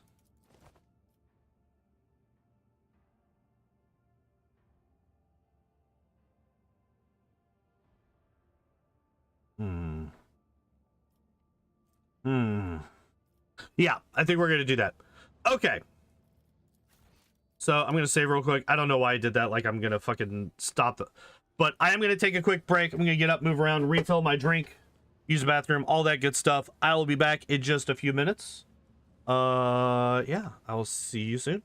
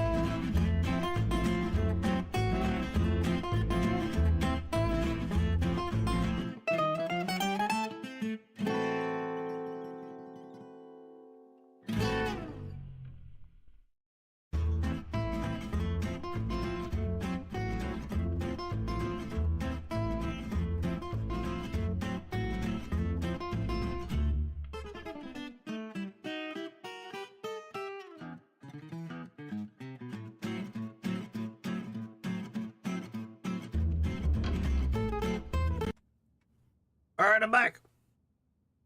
Hello, hello. All right. So, I believe that is the last of the things that we need to do on Footfall. So, where is...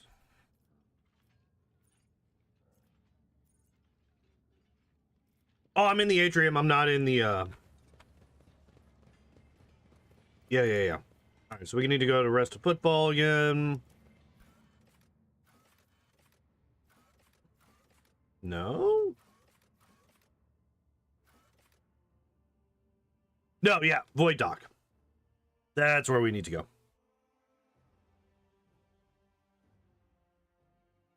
All right, so once we leave, there's a couple of more side questy stuffs, and then we are gonna head to Dargonus.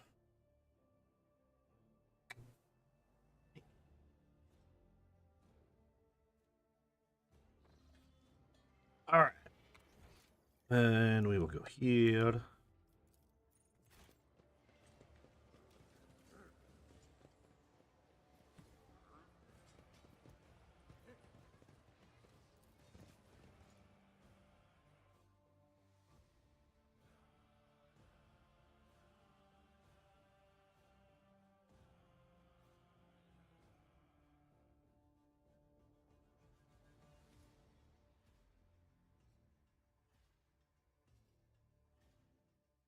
I'm distracted by Kitten. I'm not gonna lie. Okay, so we are here. Oh wait, there was a couple of things that I needed to enforces the work of Gracie. Oh yeah. So we need to go to the officer's deck. I also want to talk to Jen. Oh wait, no. We need to talk to you, right?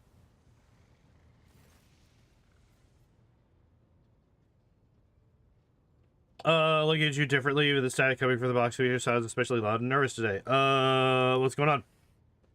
We just had a shipwide broadcast, Lord Captain. What broadcast? There's a shipwide broadcast while you and Mistress Haydari were relaxing. I mean, there was a broadcast of your relaxation activities.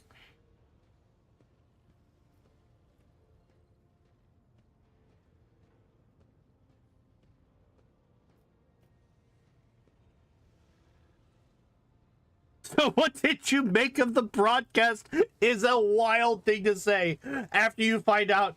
So your sexcapades just got broadcast to the entire ship. So what'd you think about it? What the fuck? Sabotage or criminal negligence? It was neither, Lord Captain. The Vox broadcast was initiated from inside your chambers by someone who was present there. I suppose if it wasn't you, it must have been Mistress Haydari.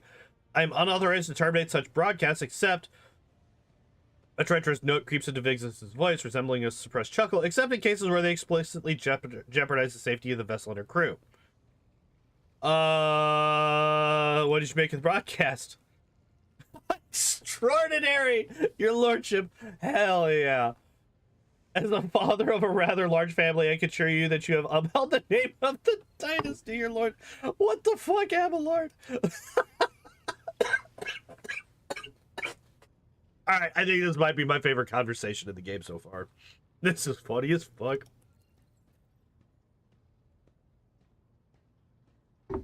This feat meets the high expectations placed on the God Emperor's envoy in every sense of the word. Danrock's comment bursts the dam. There's an anarchic uproar on the bridge. Your officers, who are not often exposed to such entertainment, are no longer able to contain the tempest of emotion swirling inside them. I still do not understand what broadcast... Alright, we gotta talk to Jay.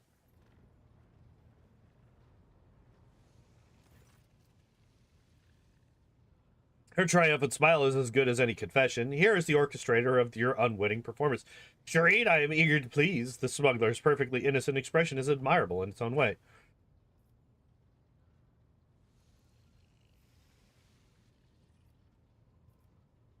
You could have warned me. Please.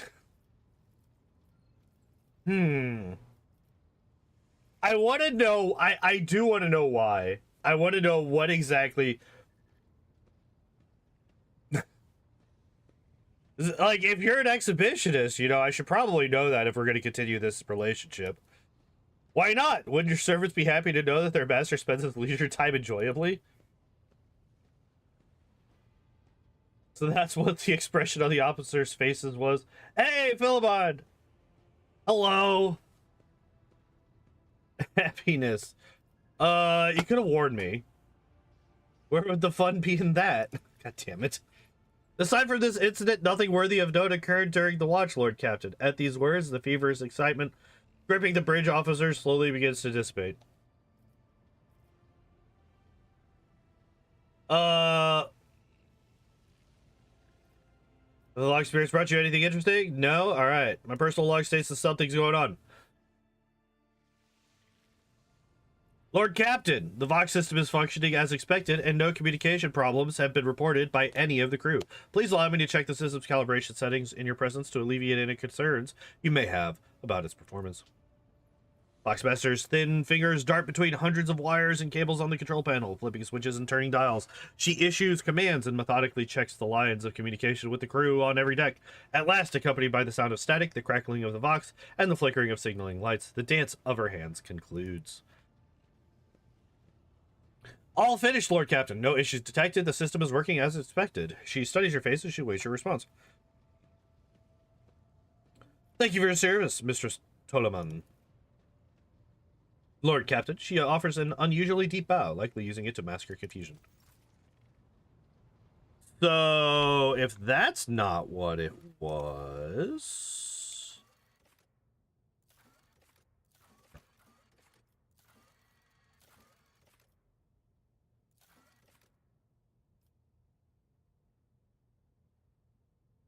What? Why?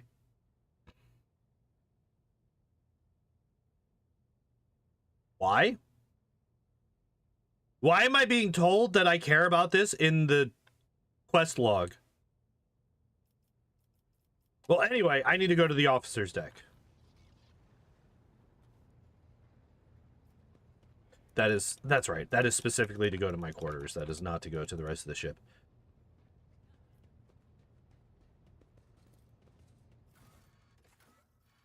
Officer's deck. Yeah. I think I just keep these guys, right?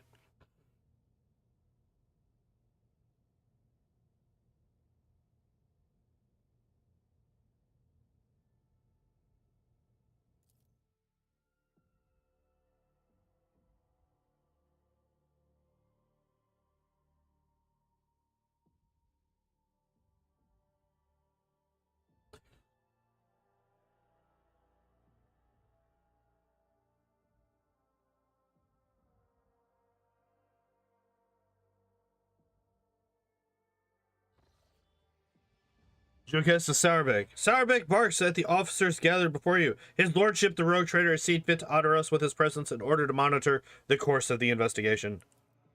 You are expected to perform your duties immaculately and report your every step to me. Should any of your actions bring shame to the enforcers, you will answer to me personally. Lord Captain, the three officers before you have been tasked with conducting the investigation. The first, Captain Klein, is a veteran with a record of quelled uprisings of mutant abominations in the colonies.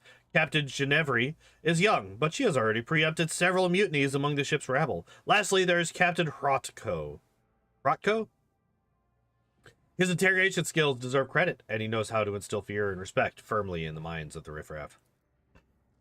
The enforcers are looking at you with a unique respect that seasoned voidmen show only to other seasoned voidmen. Oh, yeah. To them, you are a rogue trader, but you're also one of their own.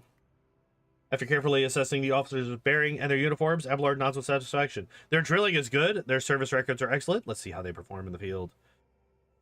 What are your findings? We have discovered a worker's corpse, mutilated and desiccated. We are still looking into the man's identity and position, but the chirurgeon's report has confirmed that, among all the blood that was pumped into your bath chamber, the blood-carrying mutations was indeed his. The workers from the nearby decks have all been checked for genetic aberration, but the mutations identified are all within the norm for laboring masses. They are being rounded up for interrogation as we speak.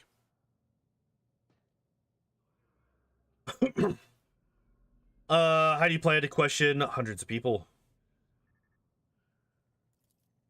Our interrogation techniques are broad and varied. However, nothing loosens the tongue like corporal punishment. Beatings, mutilations, torture, public executions. When combined with psychological pressure, such methods work wonders.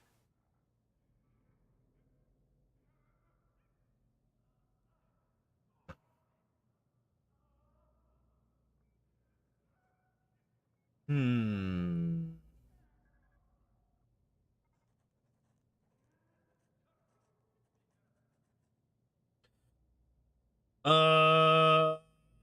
Immediately CC's barbaric methods. Lord Captain, these methods may be brutal, but their effectiveness has been proven over centuries of practice. No criminal will confess if you ask them politely, but if you shatter their finger and courteously remind them how many unshattered bones they still have left in their body, that is a different conversation altogether. This is how the truth is born.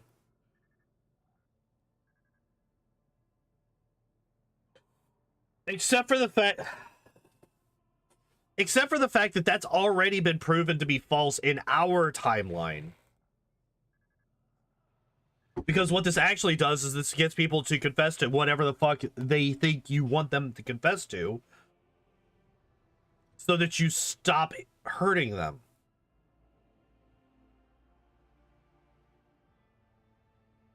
Like, torture is literally one of the worst ways to actually find the truth.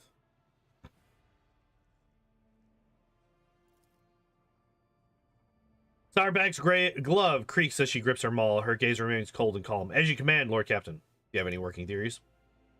The mutants are plotting, Klein spits in disgust. They've been breeding like void rats, so they're getting cocky. Must have wanted to infect your lordship with their plague.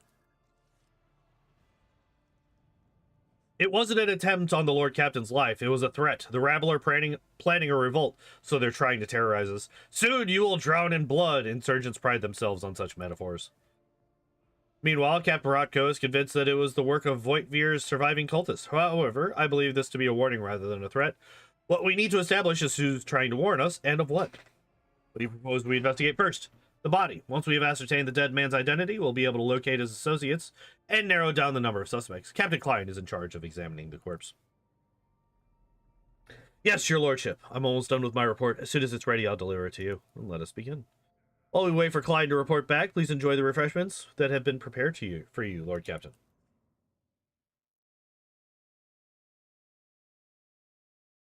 I don't know if I trust...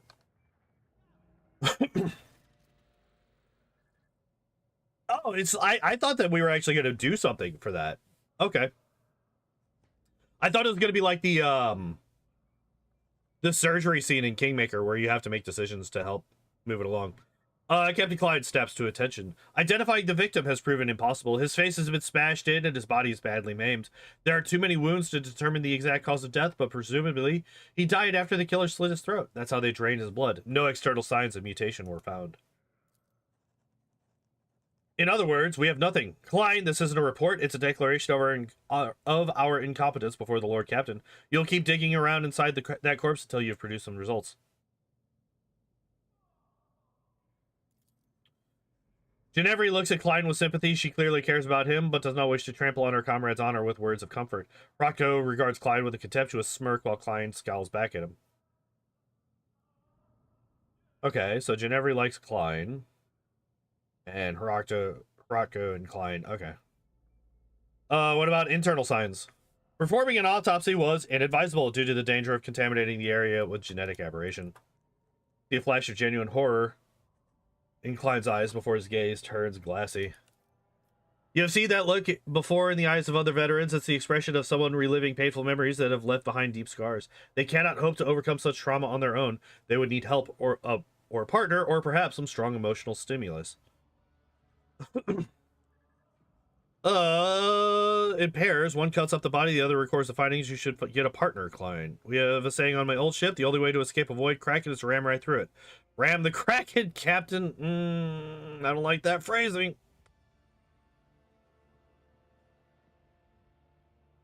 Coercion, 100% turn away from Clyde. It would seem that I had an exaggerated opinion of this veteran's courage. He should get some rest. I've heard that Medicaid officers often perform autopsies in pairs. One cuts up the body, the other records the findings. You should get a partner, Klein.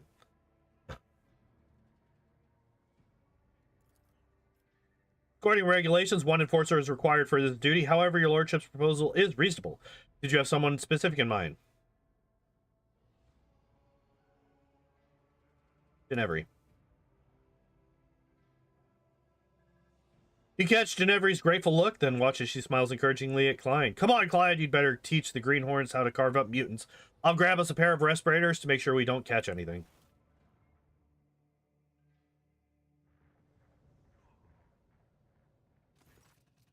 Clyde is up to his elbows in blood, his eyes flaring defiantly. I've examined the filth inside and out. Its innards are a genetic nightmare. It's a bag of corruption wrapped in human skin. Extra organs, scales, atrophied, ingrown limbs. Jesus Christ. But that's not what's important, okay? The body was disfigured posthumously. It killed the mutant with surgical precision before opening his throat and draining his blood.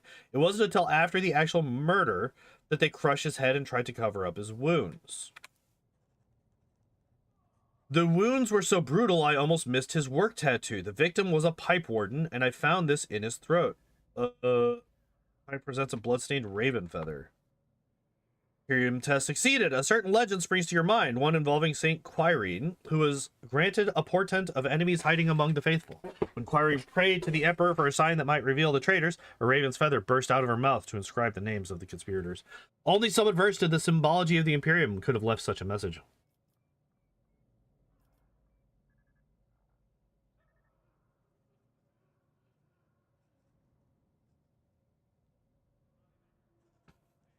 Quirine.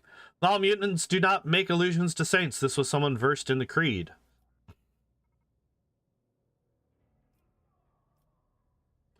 For what purpose was the corpse mutilated? Someone wanted to hide the cause of death. What I fail to understand is why they would then leave the body out in the open instead of disposing of it. That's actually a fair point. It is imperative to find the... okay.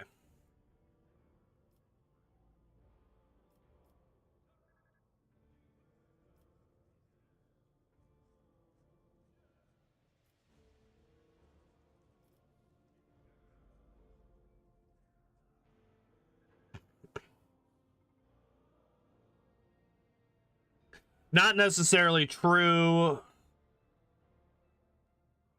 Need to find the weapon or object that was used in mutilating the corpse. That, like, there's so many objects that could be doing.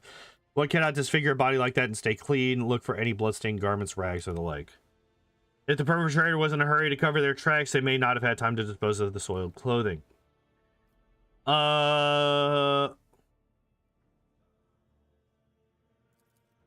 The pipe wardens... Oh, sorry. What tattoo? What do the pipe wardens have to do with anything? The pipe wardens are a worker class that services the ship's sewer systems. The tattoo indicates the worker's status and personal number. This one was... SP-24601, Senior Pipe Warden.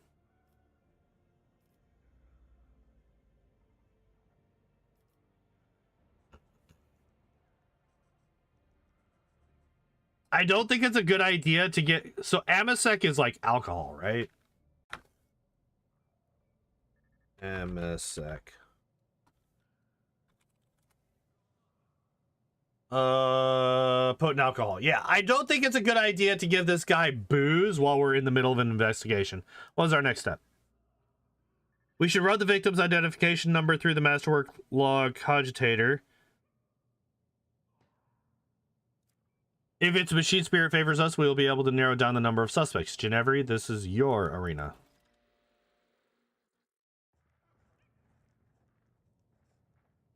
There's a whole lot of fade to black and then come right back.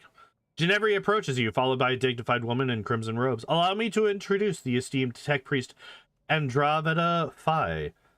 She believes she has the right to obstruct the investigation and refuse to grant the enforcers access to the master cogitator.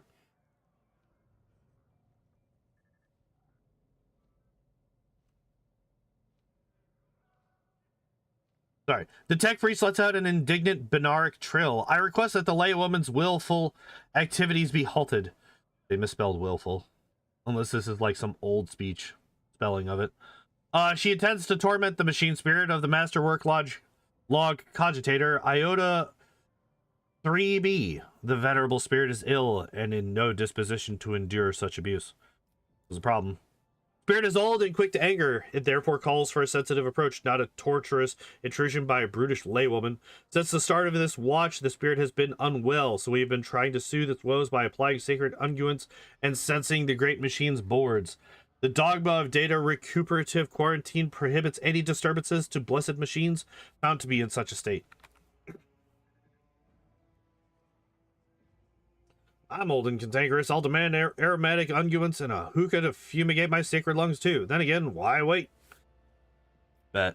Yeah. What does all of the mumbo jumbo prescribe? Let no profane hand touch the sacred machine stricken. Let the mechanism be shielded from all worldly troubles by a veil of righteous litany, and let its shrine be thricely honored till the malady is no more. Judging by Ginevra's expression, she would rather have her profane hands touch Andromeda's neck. Fair.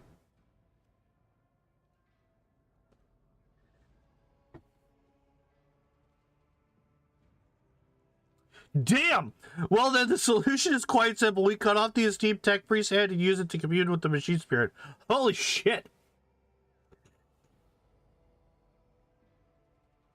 Lay people may be prohibited from communicating with the machine spirit, but you are not a steam tech priest. Ginevra will merely stand at your side and observe. Andromeda 5 shoots Ginevra a sidelong glance. Very well, I shall disturb the spirit, but I demand that the laywoman show respect and do as she is told. Alright, what do we got? Omnisire preserve us, the Great Spirit was infected by a lay person.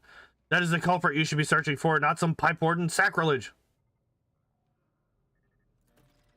We have discovered that the cogitator's malfunctions began after an unauthorized attempt to access it was made. Someone deliberately angered the machine spirit in order to bury the work logs. Thankfully, the esteemed tech priest was able to appease the spirit and extract the information we needed. The victim's name was Orto. On the day he died, he was servicing valve 27B, which supplies water to the rogue trader's bath chamber. He also had a partner who has yet to appear for duty since the incident occurred. We have a suspect. Did the murderer get to the cogitator too? Possible. Since the start of the watch, this area has been used as the center of operations. No rabble could have slipped by unannounced. Moreover, a common pipe warden wouldn't know how to commune with the machine spirit. The murderer had help. Who's the partner? Senior pipe warden Gwennon, number blah blah blah, an 8th generation pipe warden, no registered infractions, excellent discipline, perfect work record, an exemplary servant to the Imperium. How do you propose we find our new suspect? Your lordship, there's a man named Gwennon among the rabble waiting to be interrogated. He immediately struck me as suspicious. Please allow me to question this man in your presence. Sourpeck narrows her eyes, but all she says is, bring him in, now.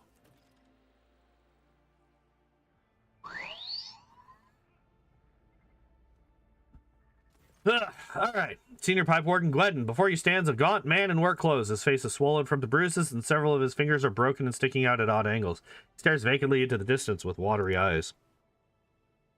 Start talking, you Wait, didn't I tell them not to do this kind of shit? I literally just told them not to do this shit. Start talking, you miserable wretch. You tried to kill the Lord Captain, did you?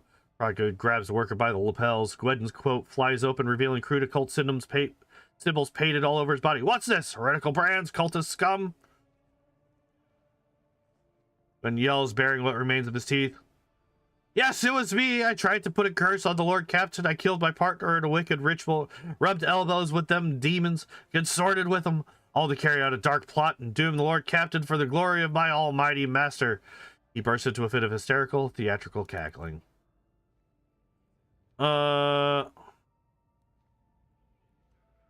His words. He is trying to paint them over with fake garish hues, but his abject terror carries with it too much black and gray. What does he hope to accomplish with this?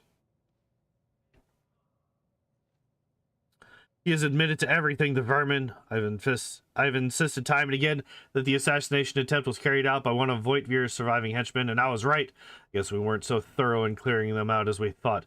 Rocco casts a sharp look at Sourbeck.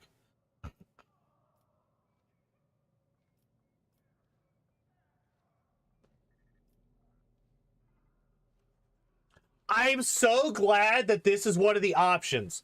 I'm so glad that this is one of the options. I literally rolled back the tape like 3 minutes. Why was he beaten? Okay, but first we're gonna assess the enforcer's reaction. Rocco looks proud and self-important. Ginevra is biting her nails, if hesitant to say anything. Sarbeck is observing the worker in silence, apparently sunk deep in thought. Meanwhile, Clyde merely stands still with a distrustful grimace on his face. Other than Rocco, none here seem to believe that you are looking at the real culprit.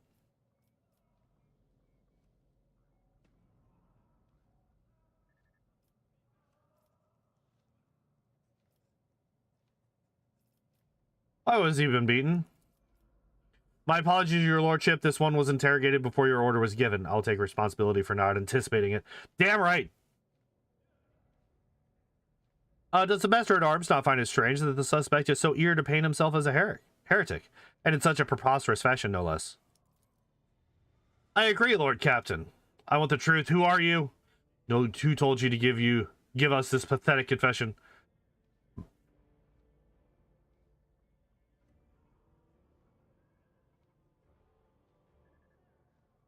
The man blanches and starts bawling. He gives up on his sinister theatrics and babbles in the voice of a common worker. Forgive me, your lordship. I'm not Gwendon, and I'm not a heretic. Yart's my name, and I'm a laundryman. Please have mercy. They took my family. That enforcer said she'd throw them out the airlock if I don't confess. She made me draw these unholy marks on myself. Your enforcers have a knack for persuasion, Mr. Sauerback, but this is ridiculous. What enforcer? Name! Give me your name! Ginevra. Her name was Ginevra. What? I swear that I have not.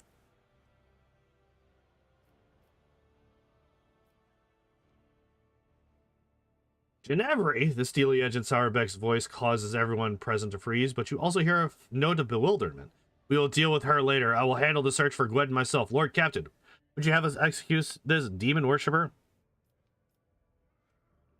Ginevra, do you have anything to say? I've never threatened his family, and I certainly did not force him to lie and draw heretical signs. I barely even remember his face. I may have interrogated him beforehand, but it was someone else who put him up to this. And yet he knows your name and pointed you out right away. Do you not find that funny? And do you not find it funny that your head is always up your ass, Rocco? It's obvious that someone framed her. Cease this bickering. Lord Captain, what we have here is a liar and a well-coached one at that. He will never confess on his own. What do you suggest we do?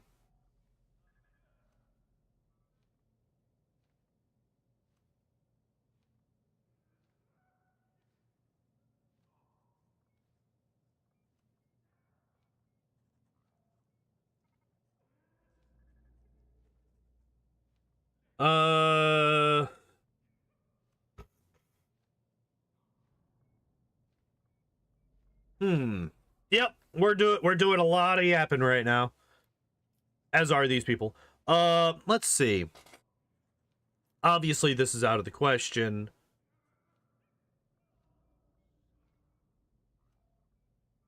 We need to change our approach, bandage his wounds and give him food, talk to him gently and with kindness. I refuse to believe that there is not a single person who saw them being manhandled, find those witnesses.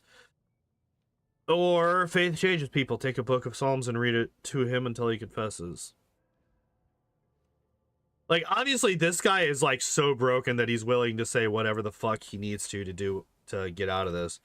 So I don't think that talking to him is really going to be that useful.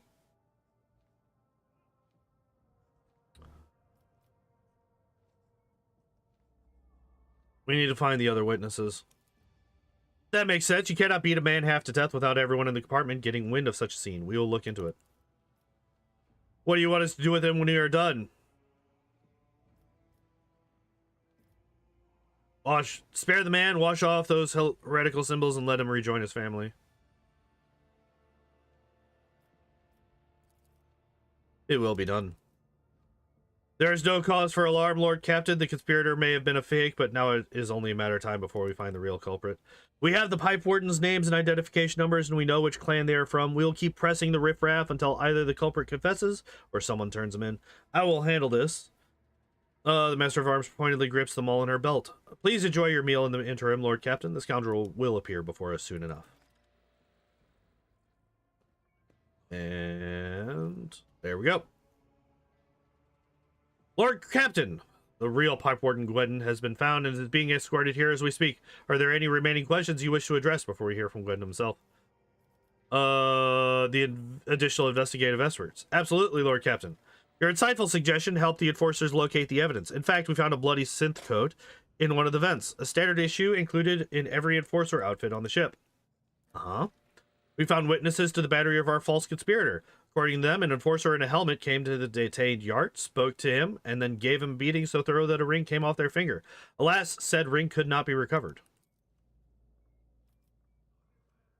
Someone attempted to mislead our investigation. We cannot let this go without consequences. Let's go over the facts we have on this sabotage and compile them. The body of the deceased was mutilated after death. It is likely that the nature of the injuries would have proven very useful in the investigation, and that the perpetrator concealed them for that very reason. Someone sabotaged the work log cogitators, so it would be harder for us to find the victim's partner, who might have information valuable to the investigation. Instead of the murdered man's partner, we were given a fool, one who thoroughly incriminated himself first before admitting that Captain Ginevri had put him up to it. Tarbeck glows at Ginevri, and she pales with fear.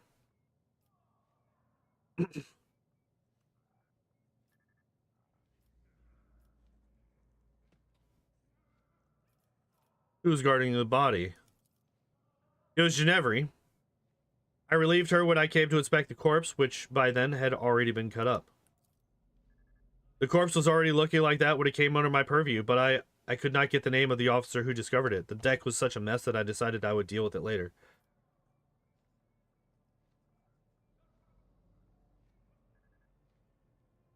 Well, like, okay, so they say that it's standard issue, but it would still have to be a certain size to fit the person that's wearing it. Right? Because these aren't like fucking space marines. They're not genetically engineered to be enforcers. These are just normal people. So they would be different sizes. So you look at the synth coat, you figure out whose size it is, and then you can eliminate a large number of people from the suspect pool.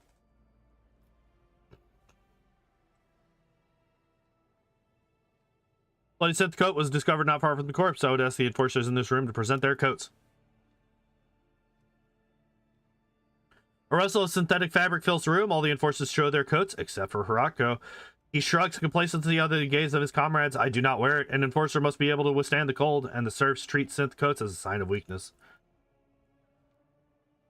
Behind the armor of affected indifference, his thoughts ooze grimy hues like blood mixed with umber. It looks vile.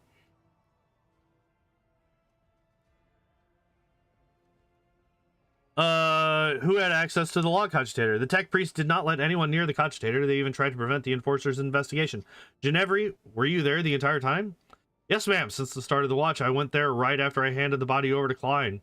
The only time I stepped away was to retrieve the data slate from my quarters. I left a watchman, but he went missing.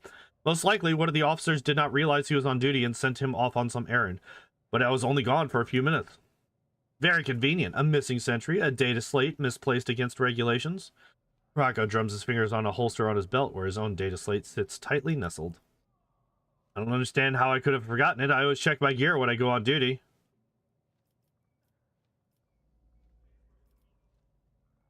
Ginevri, what do you have to say for yourself? I may have conducted his preliminary interrogation, like so many others. Rocco requested my assistance because of my experience in dealing with the rabble, but I swear that there is no truth to these accusations against me. I have never threatened his family, and I certainly did not force him to lie and draw heretical signs. I barely even remember his face. I may have interrogated him beforehand, but it was someone else who put him up to this. The transcript says you conducted Yart's interrogation alone. Why is that? Because I can handle a single laundryman. Ginevri raises her chin proudly. Yeah, I'm glad. Okay, I was wondering when I was going to be able to do something about the ring. Let me see your hands. Oh man, look at that. Rocco's little finger, as if he had been wearing some sort of band on it for a long time. Are you no longer wearing your family ring, Rocco? Klein gives him a bloodthirsty scowl. Not on duty, and certainly not in compartments full of detained rabble. Rocco's voice is icily calm. Yeah, it's Rocco. Like 100%. Starbeck draws her auto pistol and points it at Harako, who appears entirely unperturbed.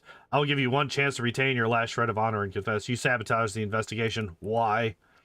Is it not obvious? To expose the conspiracy myself and to prove your incompetence to his lordship, to take the place I actually deserve. For years I toiled for the good of the dynasty, but when the former Master at Arms was killed, I was refused my promotion. Instead, they give the position to you, a self-serving sourback nit. I guess a noble name means more than talent. When this crime occurred, I realized it was my chance to show what I was worth. While you were busy dallying, I quickly learned the name of the suspect, diverted the course of the investigation, an easy enough task, and began looking for the real Gwendon. Had I found him in time, your position would have already been mine, Jocasta. Simply listen to yourself, and you will understand why they made me Master at Arms. Lord Captain, I request permission to dispose of this refuse personally.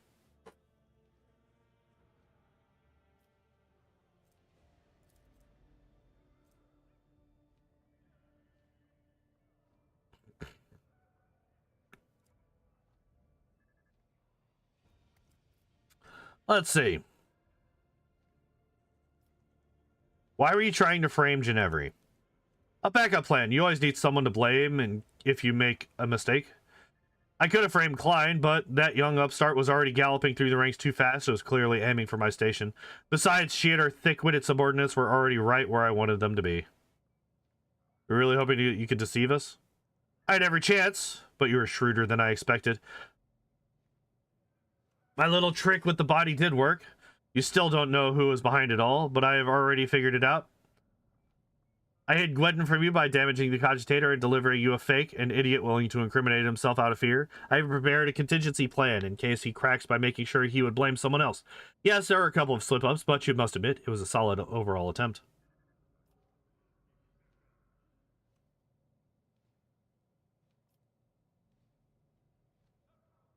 Nah, he's dead. He's a dead man. This time I will go dogmatic. I will give up the iconoclast points for this.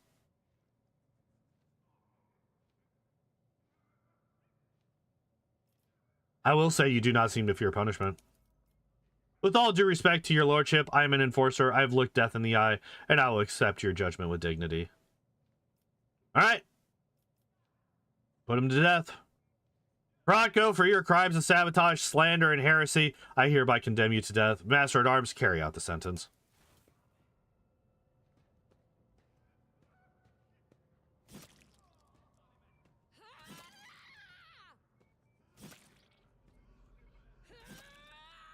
It took you 4 hits? It took you 4 hits to kill him? This bitch is like level 1. What the hell? Bronco tries to speak, but his words are cut off by a devastating blow to the jaw. He collapses to the ground, but Sourbeck raises them all again and delivers another blow, this time straight to his ribs. She stretches out the pleasure, slowly crushing his bones and savoring every scream. When she is done, she finally allows the bloody mess that was once Bronco to die where it lies. That takes care of the traitor. Now let us proceed with interrogating the pipe warden. The pipe warden does his best to remain reverentially bowed, which paints a rather comical picture given his formidable height and complexion. He lowers his head, tugging at his beard. Senior pipe warden Gwendon, honored to serve Lord Captain. I'm ready to confess to everything. You're the real pipe warden Gwendon, are you not? I am, and I'm proud of it, Lord Captain. A pipe warden's craft is hard work, but necessary. My number is blah. My work partner was the late Orto, number blah. I oversee the water supply systems on the upper decks. Sectors blah. That includes the valve 27B. There can be no mistake. I verified his identity myself. It has also been confirmed by the other workers. Why did you fill my bath with blood? I did as the servant of death commanded. She said the emperor gave the first spinner a sign that your lordship should be bathed in the blood of poor Orto, my partner, and I was scared, so I obeyed. The first spinner? Are you talking about the vizier of the bloodspun web? Yes, that's him. He leads the death cultists, the lot who worship the emperor by killing. His spinners hunt down heretics, but sometimes they take righteous lives too. Their service is mysterious, fervent, and bloody. If the vizier ordered it, there must have been a reason. The Undying One must have revealed something to him that we are ignorant of.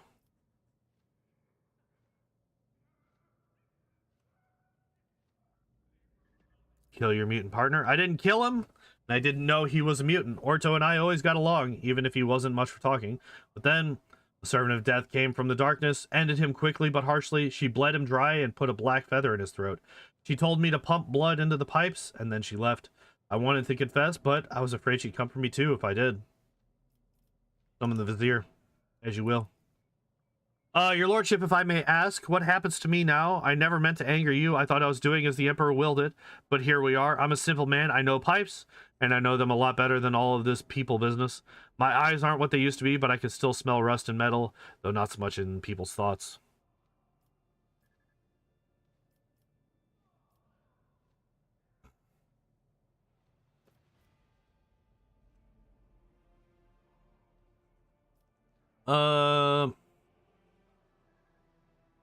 You were deceived into becoming an accomplice. I will not punish you.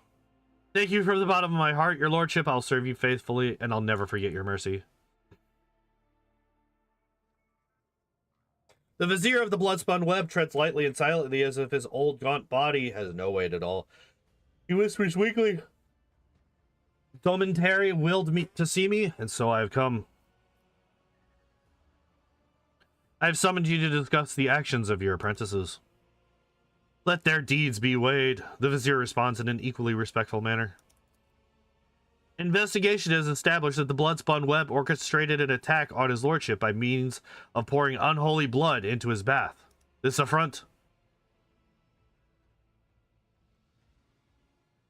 Wait, the old man's murmur drowns out Sourbeck's relentless voice. Domentary knows the truth. So it was done, for so I did will.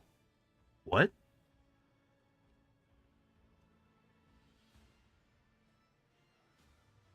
What? Wait, what? What is this? What is this sentence? So it was done, for so I did will. I feel like he had a stroke halfway through. It was no affront, but a prophecy. For my hands to divine, unsullied martyrs offered their souls and bodies into his imperishable embrace. I gazed into the red rivers of their smoldering lives, and I did see a roiling unclean staining the bays, reaching for the anointed Lord of the Ark. In my apprentice's last sighs, I heard the Undying One's whisper. He bid me bathe the Doman in the blood of he who must go, and they who have been righteous, for this will shield the Doman and strengthen his body against the roiling unclean. I obeyed.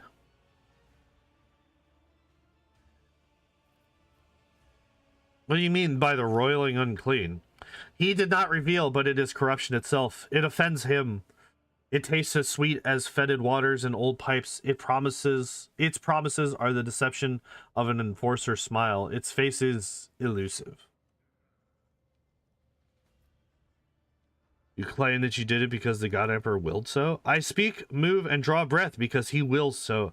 I defy not the Undying One, neither in death that gifts and takes, nor in my living existence. Could your vision have been false? I held the cards of his tarot, washed in the blood of the righteous. They make no mistakes, and neither does he send false visions. Only mortals err, they who read the signs, they who interpret. The man you killed, who was he? I know not. I heard only the name, and I knew he must go.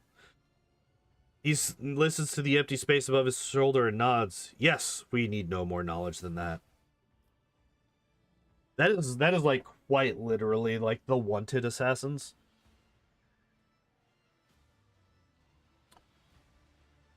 Also, like spinner themed, right? Because they had the loom. Master at Arms, are you convinced that we have found the culprits? The situation is clear, your lordship. The Emperor has sent us a portent. The protector of mankind guides the hands of his holy servants to guard us and warn us of hidden threats.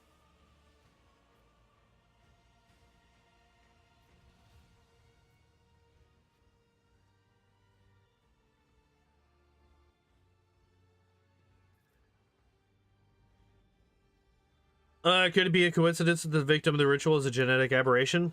The officers around you keep a respectful silence, but you can tell by their faint smiles that they find the very idea of doubting the Emperor's providence absurd. The cult of the Bloodspun Web will face no persecution for their deed. If you think that your tales will save you from punishment. This is foolish because we already know about this. Like, we've known about this cult forever now. We use one of them in our party. Suddenly banning it is kind of really, really stupid. We'll face no persecution. The Vizier freezes, listening to silence, then nods to nothing. Yes, yes, I will tell him. We are seeds in your hands, giver of life. Whether you keep us or scatter us, we will remain grateful. Be that as may, we have hit a dead end. We hoped that exposing the culprits would lead us to the aberration's lair.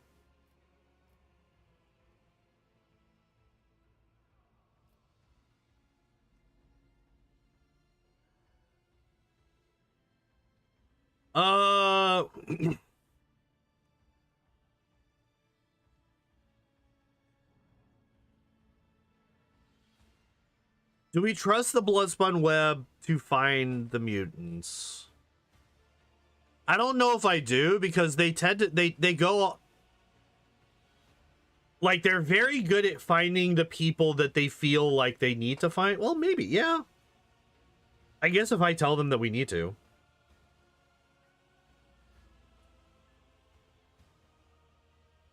They're a hell of a lot sneakier than these motherfuckers are. So they could find them and deal with them before the enforcers could probably even find them. Yeah, let the Bloodspun Web find the mutants breeding on my ship. But no spitter or brave warrior from the Domin's circle can find the roots of the unclean, for it can appear as human and act as human. Only its thoughts betray its vile nature. Only its thoughts are never human. Vice, anxious silence, anxious silence falls the moment Sourbeck says this one word. She narrows her eyes. Is it unclean thoughts we need to find? Very well, let Vice find them. He knows how, no matter how badly he wishes that the rest of us forgot about it.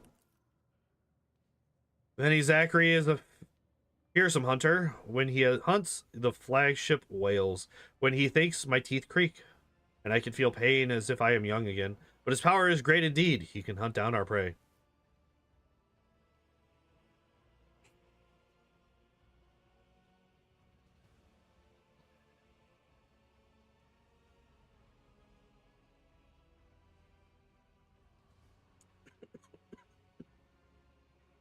Seems like not everyone here is eager to leave this matter. I would say the one least eager will be Master Vice himself. Last time his efforts caused some severe warp manifestations. The ritual truly is perilous. Ah, here's the combat. Not to put too fine a point on it, Weiss nearly destroyed the ship back then. Incidentally, he had given us multiple warnings that it could happen. Lady Theodora ignored him, and we reaped the results. Why do I get the feeling that I know what will happen next? I didn't see the ritual. Weiss kicked me out, but the echoes of it that reached the decks were enough to scare me shitless.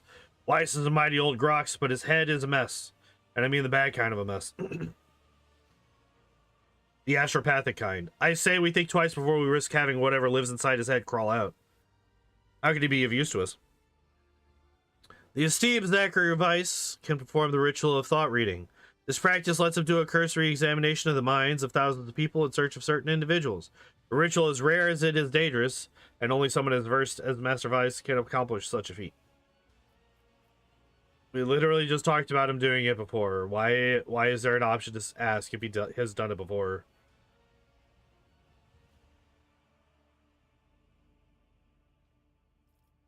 I like the idea that I just voluntold Idira to do it.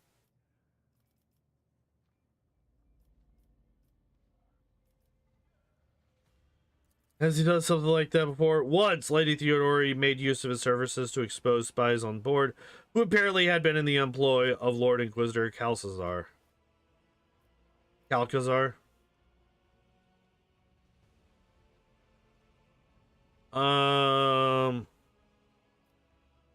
I want to click this. The Vizier listens intently, not to the words of everyone present, but rather to someone invisible and inaudible. I hear you, yes. The witch is weak. Death whispers of many names that I will claim if she is allowed. Names of whose time to be erased is not now. I'm not weak. Lady Theodora didn't keep weaklings around, and neither does the Lord Captain, but a telepathic ritual of that scale really would be too big of a bite for me on my own. If it's listening to the whispers from behind the door or frying someone with lightning, that I could do. But looking for mutants by following the trail of their unclean little thoughts, that takes a special kind of learning. Alright. My duty will be done when the threat is eliminated. I'll brief the enforcers while you consult Choirmaster Vice, Lord Captain. I wonder if you had if I had both Heinrichs and Adira in the party, I wonder if maybe they could do it, like, as a duo or something.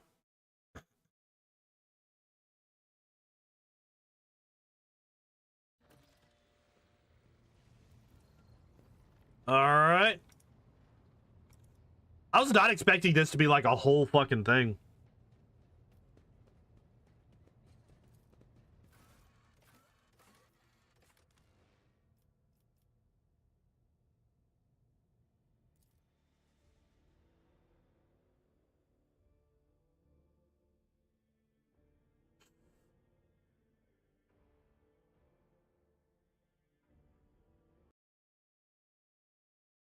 I was fully expecting to be able, like, this to be like maybe a 5-minute thing and then we could move on. Know your duty.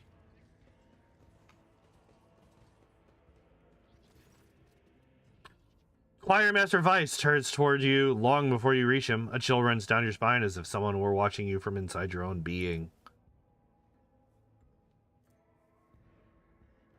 I had literally a 50-50. Are you kidding me? Strange sensation passes as suddenly as it arises. The choirmaster shakes his head. I know why you're here, your lordship, and with all due respect, I am asking you to reconsider. Yeah, get out of my thoughts. This is your first and last warning. Apologies, your lordship. It was force of habit. I swear I'll never again intrude upon your mind. Peace without permission. Your predecessor came to me with the same orders once. Nothing good came of it. Please believe me, Lord Captain, when I say a mountain of corpses was the least of the problems we faced that time. So you say you have performed the ritual before for Theodora? Yes, we've already talked about this twice. Many years ago, it was a time when Lady Theodora had become anxious. Perhaps the Lord Inquisitor's interest in her affairs adversely affected her. Shall we say, oh wait. Interest in her affairs adversely affected her, shall we say, trusted her own subjects. She was experiencing a betrayal, and eventually her paranoia brought her to me. I performed the ritual, but the choir ceased to exist. I remember that day, Lord Captain. When we arrived at the chapel, there was blood and human remains everywhere, but that was the least of the terrifying things we saw there. What is the nature of the ritual? It takes the entire choir's power to invade such a prodigious number of minds at once. I weave their voices into a chord and steer it into the murky sea of other people's minds. Or souls. Together we read tens of thousands of thoughts, emotions, and intents, looking for the thing we are after. We seed out the corruption you're interested in. Seed out? I feel like it should be... Wait, together we read tens of thousands of thoughts, emotions, and intents, looking for the thing we are after. The seed of corruption you are interested. Ah, okay. The seed of corruption. I like completely rewrote these 3 words in my head at first. Why are you so worried about it? Do you know the proverb about staring too long into the abyss? What you're asking for is tantamount to plunging the entire choir into that abyss. A ritual like that will require incredible focus from each of its participants. It will take a single careless thought, a single glance in the wrong direction for the way back to be lost. Human minds fusing into one another, vitrified organs inside still living bodies, perverse fantasies manifesting in the flesh. Nothing will stop the horrors of the warp from spreading all over the ship in the blink of an eye. And even if I agreed, it would be impossible. I would need a second powerful telepath as a defender to shield my mind.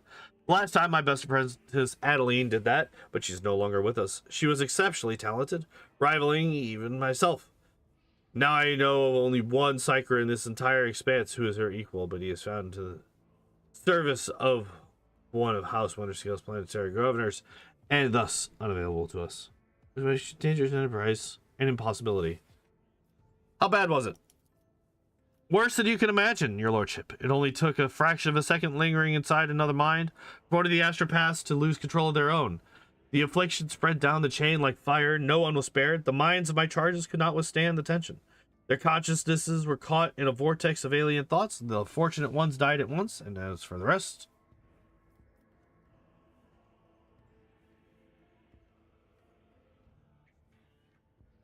Sorry. How did you survive? I managed to send out a call for help and did my best to contain the phantoms of my own before Lady Theodora arrived. I was the only survivor out of the entire choir. Her ladyship allowed me to spend a month in a secluded cell upon whose floor and walls I drew the most powerful protective hexagrams. I knew I was crushed. I was broken. And worst of all, I was afraid. Afraid of meeting the same fate as Adeline and my other apprentices. An astropath must never be afraid. Your lordship, one who yields to fear and dies and dooms those around him.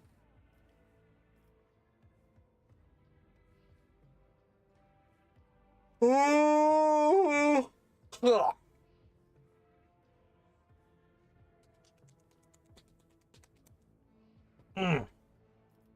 How did you replenish the choir? Lady Theodora bombarded the Adeptus Administratum for months with requests to provide her with a new astropathic choir. In the end, new voices did fill the chapel. They were never told what happened to the previous choir, but they have inklings. And I pray to the God Emperor that they never find out the details of that tragedy. How is a ritual like that even possible? It is akin to heresy. It is not heresy, but is indeed a dangerous tool that will only yield to a mighty hand. That time, things were going all too well. The choir was many-voiced like never before. Adeline and my other talented apprentices sounded louder than the rest of astropaths in all the Expanse. We were strong and confident enough to take a bold gamble, and we lost.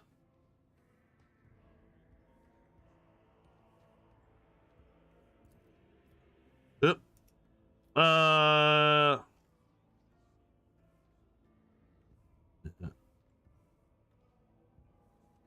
The important thing I'm interested to know is, was the ritual successful that time? Did you find what you're looking for?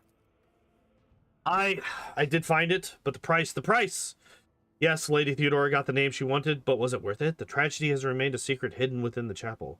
But we were a hair's breadth away from becoming an epitaph inscribed on the ship's remains.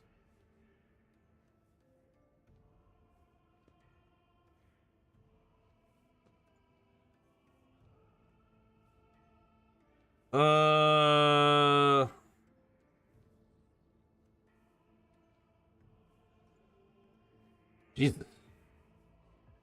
You blame Theodora, but it was on your watch that the ritual led to a disaster. It is fair to say my predecessor was being herself there. Seemingly so.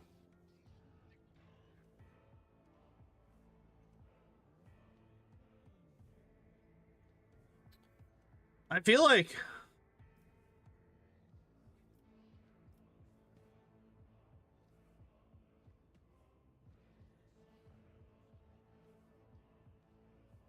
Yeah, I feel like it's fair to say my predecessor was being herself there. Please, Lord Captain, learn from her mistakes instead of committing your own.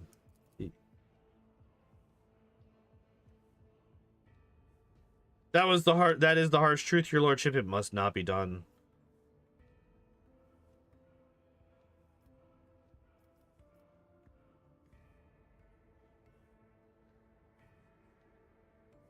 God damn, I'm tired.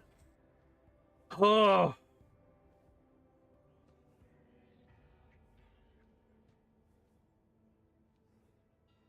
You can find a psyker who will help you perform the ritual. I'm reluctant to risk my life for their shows and search for the rebels has become tiresome. And who is it?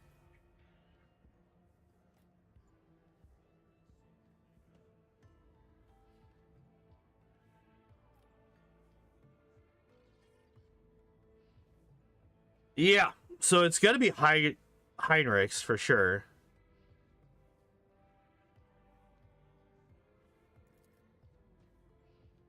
This is really Biomancer, your lordship, but as far as I know, he is not particularly adept at telepathy or Psyker's protective rituals, is he?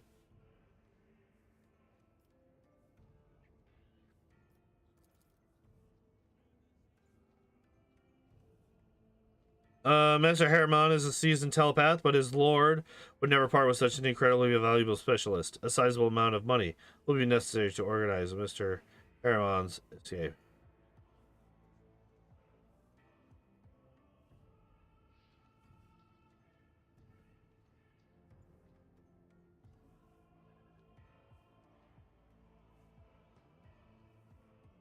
God damn. Um.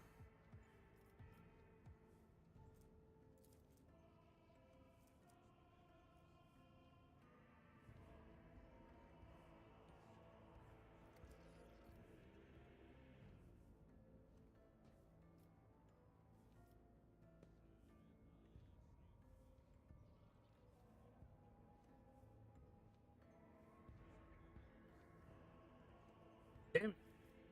I'll hire professionals.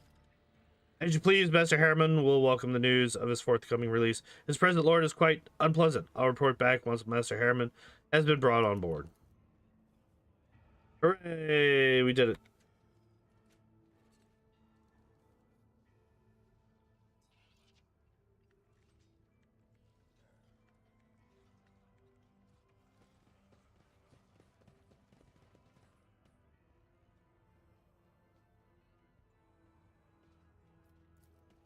Oh my god.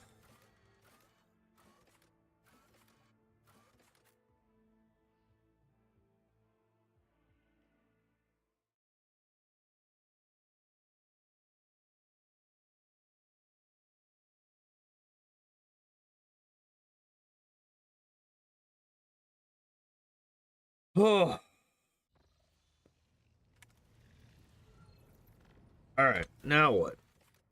Special required will soon arrive on board. Until then, the rogue trader has time to attend to other matters. Okay, we're done with that.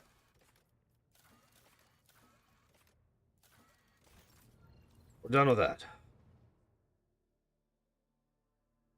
Yeah, I am flagging right now.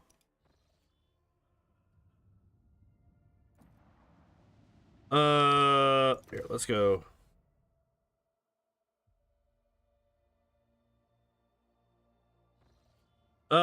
No, we have avoided all of that. Also, welcome back. No, we just got through a very, somebody did get bludgeoned to death by a mace, but that was on my orders. What is this?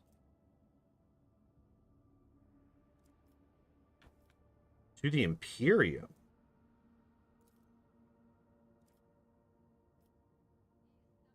Interesting. He was a traitor.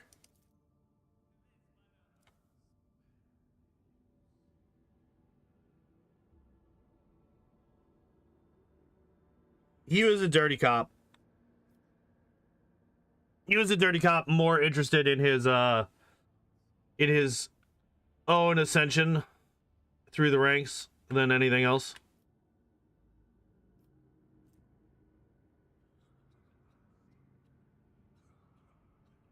The social looking lady? Huh? No. No. Nobody in my party.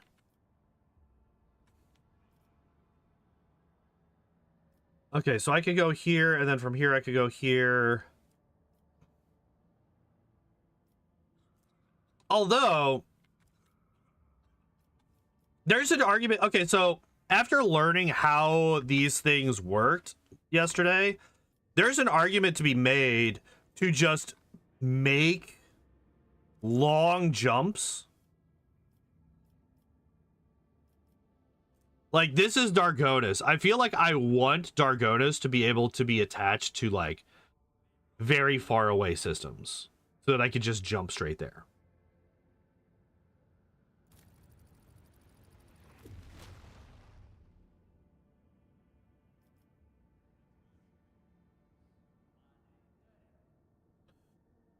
So I think what we're going to do, we're going to jump straight here. And then I feel like this is going to have a path over here. So we'll go here first. Oh, I didn't even see this. Oh, well. Warp travel.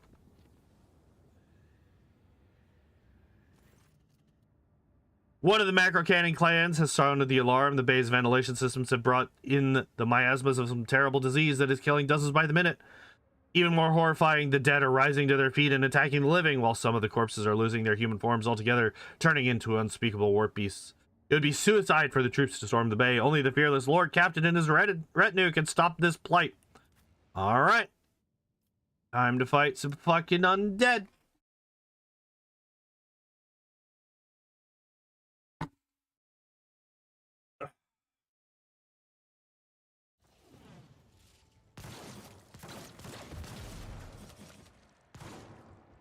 The impure cannot escape their fate.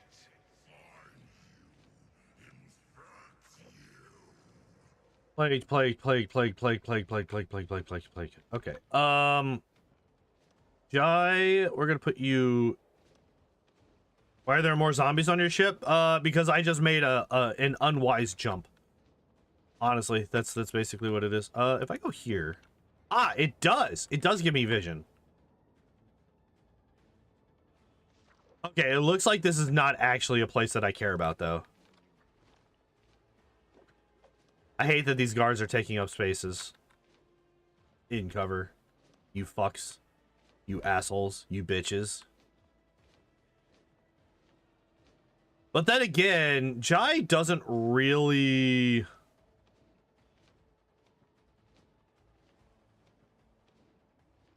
shoot.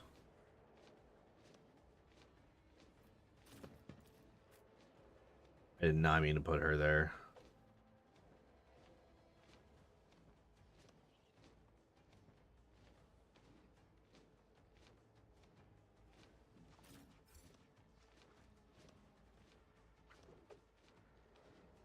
Damn it. I hate that this guy's here. I hate that this guy's here.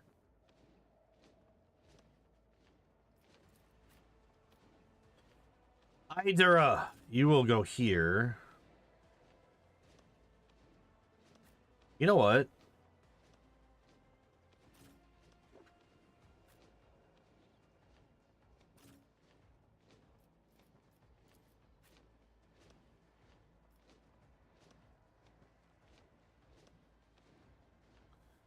I could go all the way down here with Kubella. That's actually kind of wild that I can go all the way the fuck down here.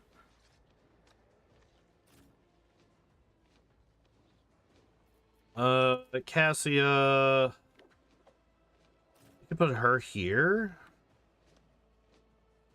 Birdman. What? Wait, why is... Oh, because she's there.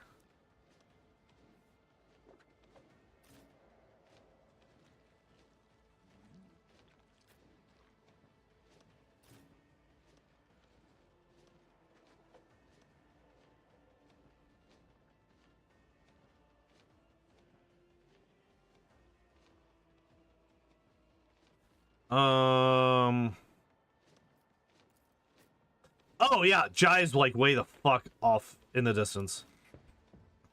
Okay, I think that's fine.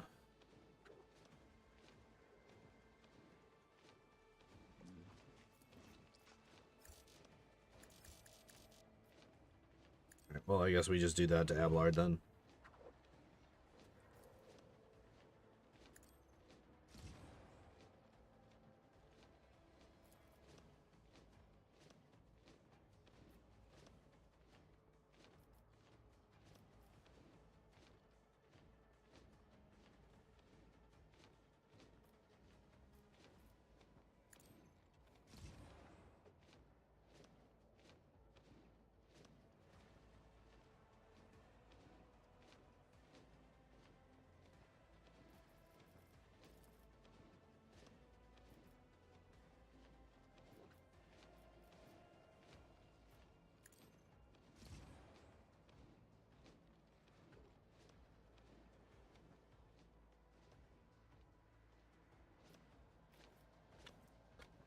And then we want to give Adira a turn.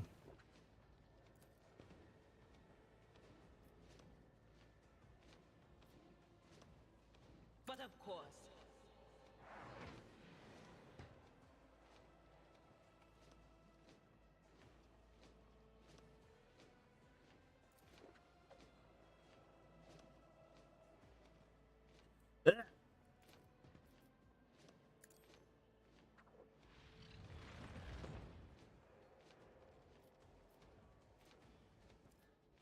Right.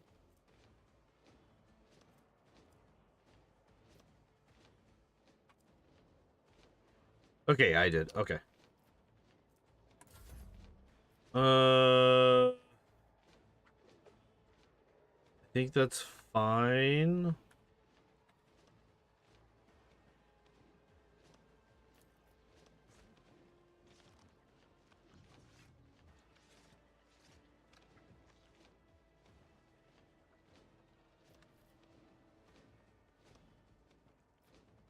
You know what? These guys are probably immune to toxin, aren't they? Wait. Let me. Oh, they get healed by toxin. Okay, so I don't want to do that at all.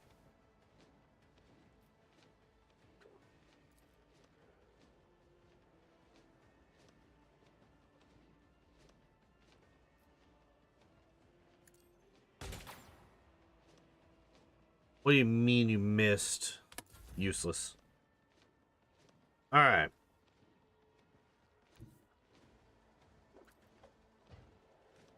I feel nothing. Fear nothing.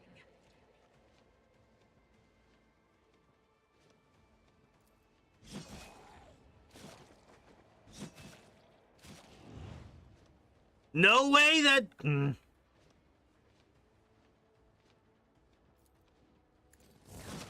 other side away. There we go.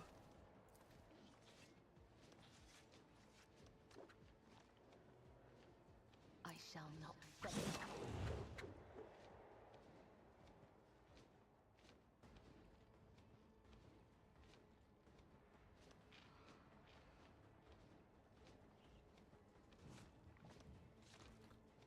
Um...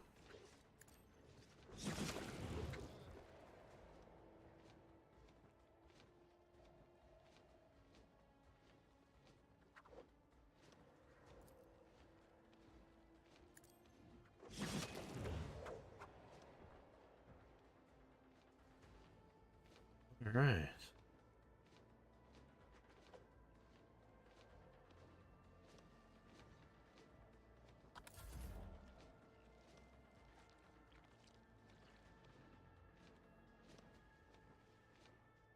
I'm just going back and forth and back and forth and back and forth because I'm fucking half dead. First off, we do this.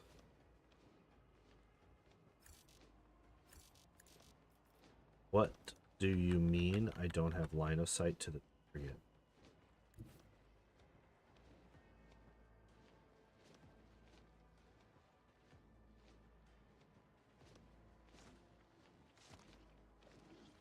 What's this do again?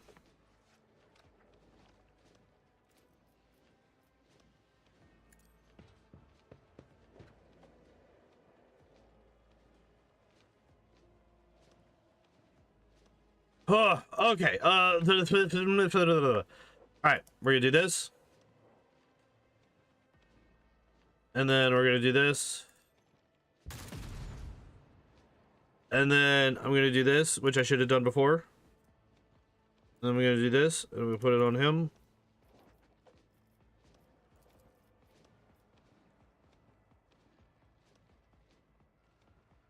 And so it shall be done. Nice. Okay.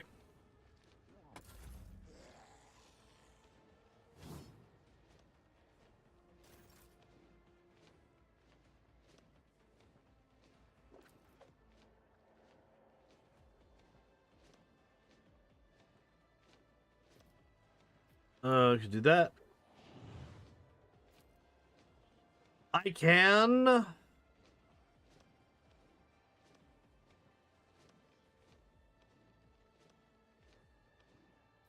Yeah.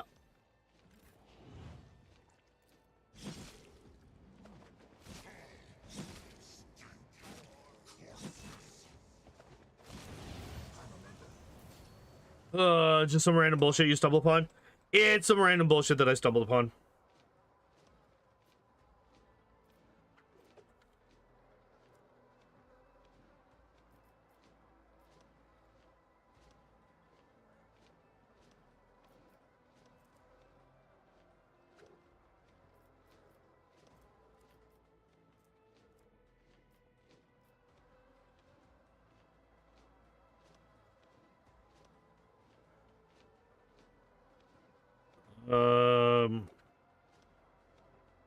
God damn.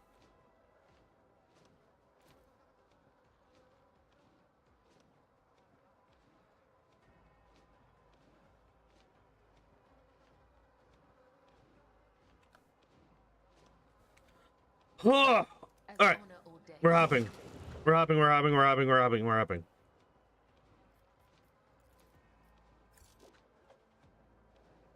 And we're not doing that. Okay.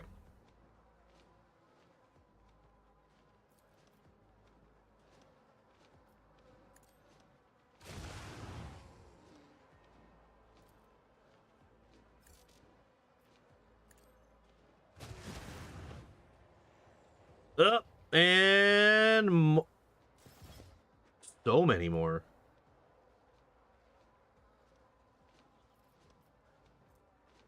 Oh, fuck. The veil degradation is at 15. Wait. Adira. Adira, Adira, Adira.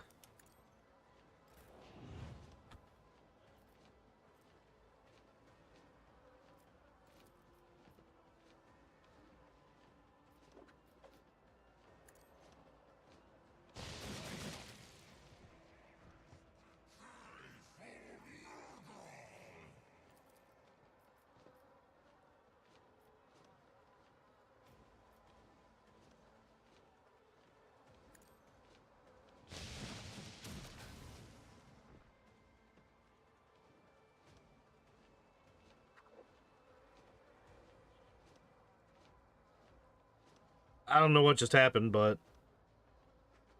she killed 1, 2, 3, 4, 5 people, and most of this guy as well. Yep, pretty nice. We can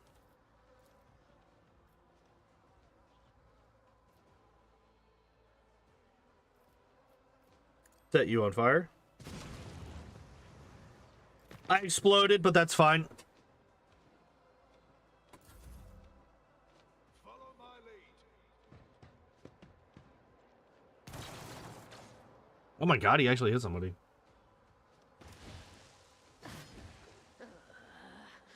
I will not die in dishonor.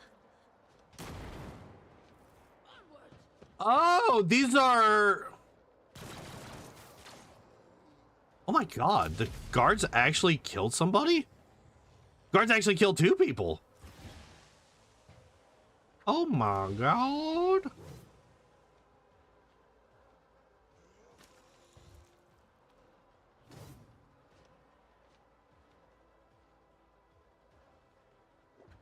Some of these are actually just like suicide bombers.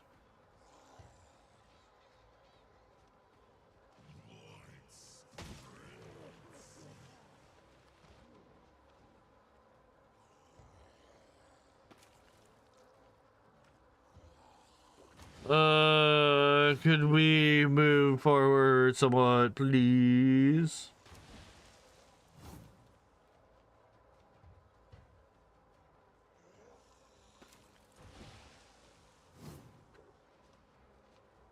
Follow my lead. Way to take a much needed hey, they got another one. Hell yeah. They're actually doing decent damage. This is actually kind of wild. So we're gonna go here, I guess.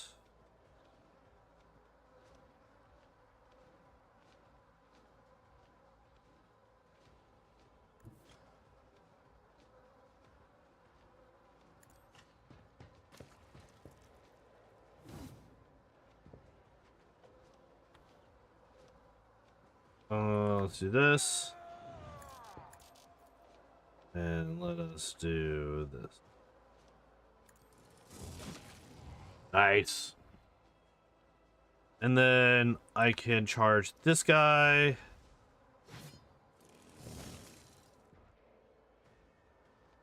Wait, did I kill him? Hell yeah, we got him.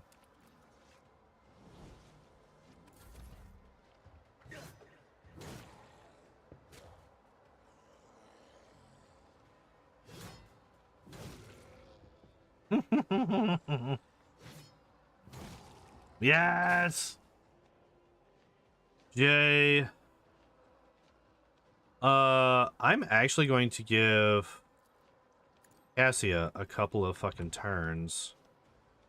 Because we could get her up over here.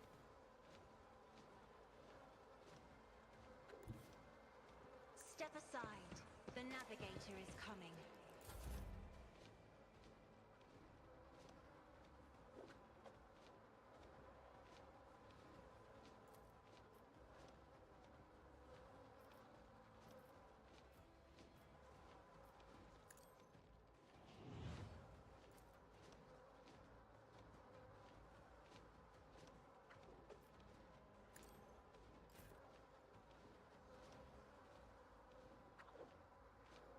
All right.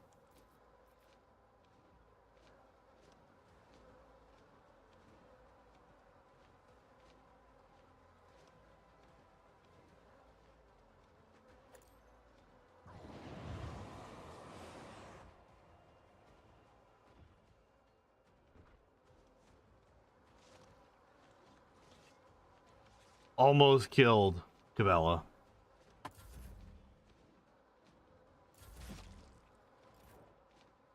Oh, Cabela could literally... Okay.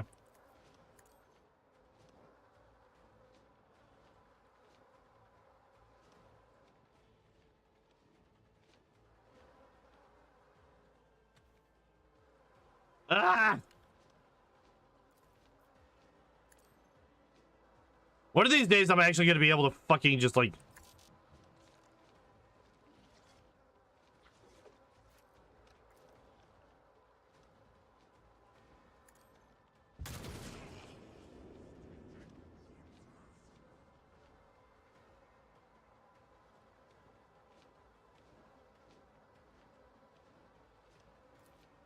I should have done this first. Well. Nice. We could do this. Accustomed.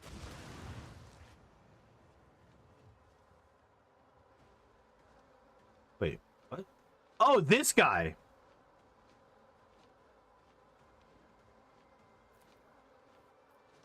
Isn't this a job for them?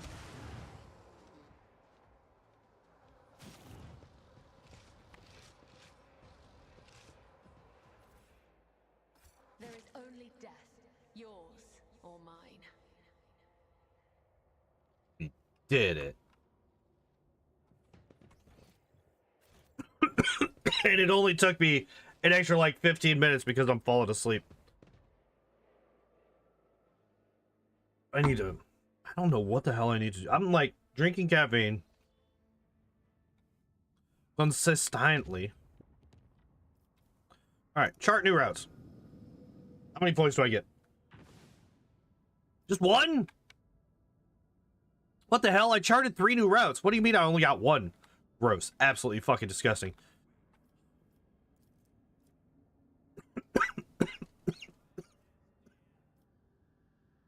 Alright. We're gonna go to this one. Wait. The command bridge received an alarming Vox message from the quartermaster. Some of the provisions in drinking water have gone bad and continue to worsen, teeming with fat gray maggots. However, this ship... That's a dangerous fucking cluster of words when I'm this tired.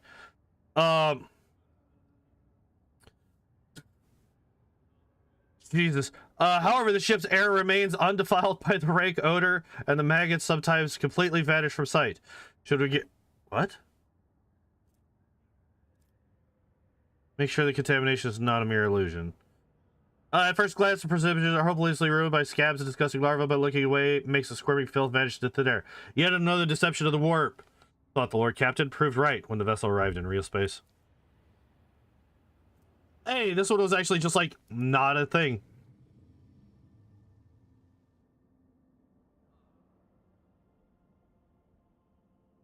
So do you just like, is it always just one? Is it always one? Whenever you chart new routes?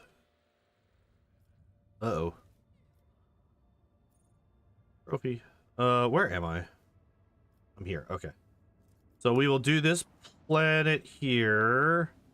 I think we do we do the planets first and then we do the other things. Oh. Study the gas. After a series of experiments, the ship's weaponsmiths managed to perfect a few different types of ammunition. Nice. Oh, I did not actually read the thing. The crew has discovered a hidden valley littered with thousands of animal skeletons. Augur data suggested some kind of sleeping gas vents here. It's likely the animals either don't realize that they are headed for a deadly trap or even come here to die on purpose. Interesting. Let's go.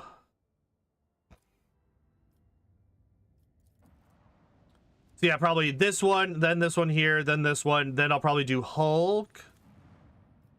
Then the thing down here, and then the fight over here to finish off. Nothing. Hooray. Love nothing.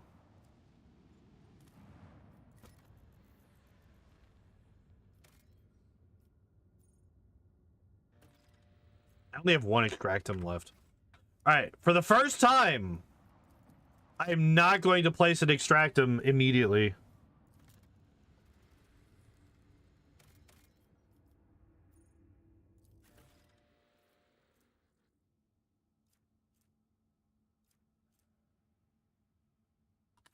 Let's go.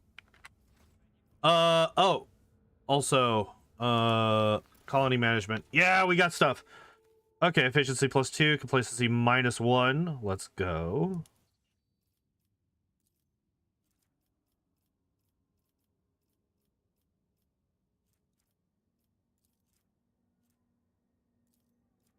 Still can't do giants because we need more efficiency. We will do this. Janus, the science of virtue. Profit +3, dogmatic +10, provisions +6. Hell yeah. And I don't want a cure for sloth. I do not want this. So we will not be doing this. We'll be holding off on Janus for now because we literally can't fucking... Really? Still not done? Alright.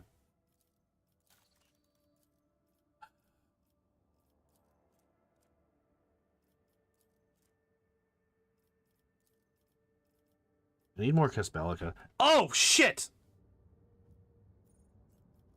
I needed to talk to what's-his-face, and I kept... Yeah, I was like... Yeah, because I was like, okay, I need to talk to Janus, or not Janus. Oh my god. One of those again. Janus.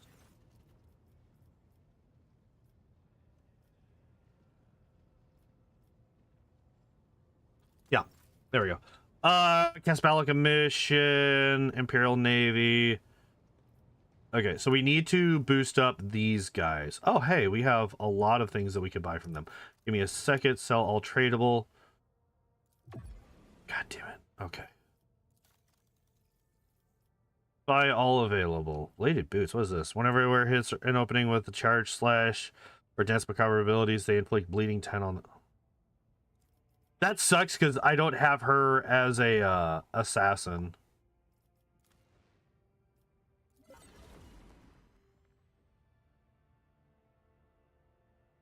Wait, what do I have? What is... She's an executor, that's right. Or an executor. Executioner.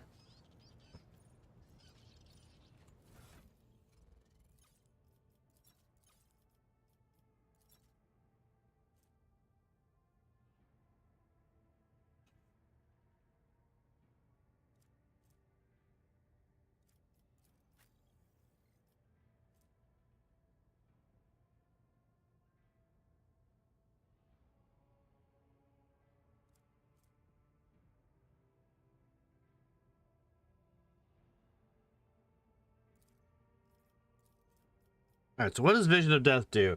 Must pass a willpower resistance test or suffer mental damage equal to Psyker's staff level. Plus Psyker's Psi rating. What is the staff level? Power level 9. Okay. So it'd be an 11 for both of them, I think, at this point. And then plus 10 willpower, which is always nice. Okay.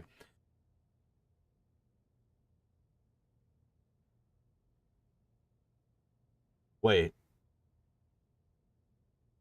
Plus 30% of its current wounds. The latter part of the damage cannot exceed 300. Pass the target, instead suffers Psyker. Ah, okay. So it's either 9 or 11 plus 30% of its current health. Not max, current.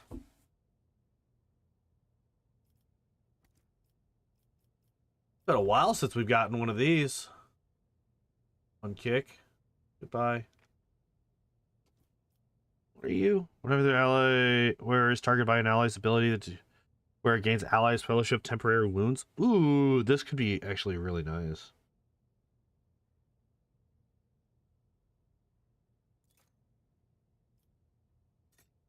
Wait, why did I not equip this on somebody? This is actually really good.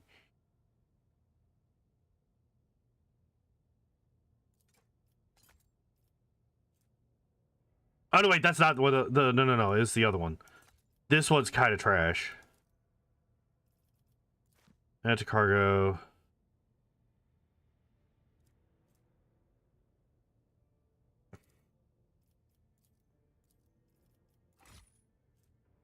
I think I need to, I think I need to go through and start.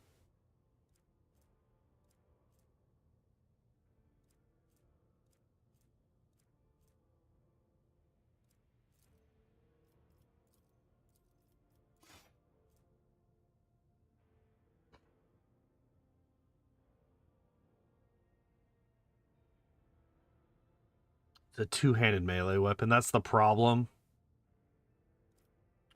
Oh, wait, but I have a two-handed weapon. What is this one?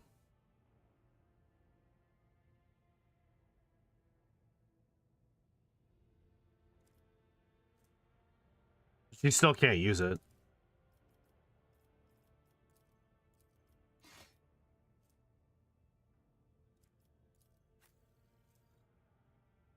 $18 to $28, 40%, 4 bleeding versus 6.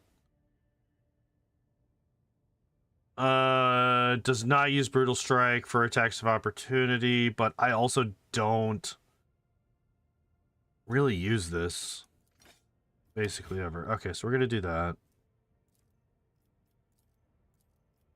Add to cargo.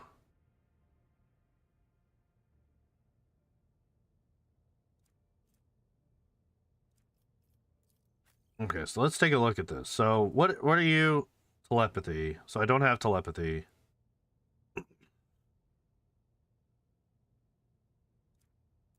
Oh, Jesus. Add to cargo. Do I have any that just have like do I have anything that's just like here's a whole bunch of shit?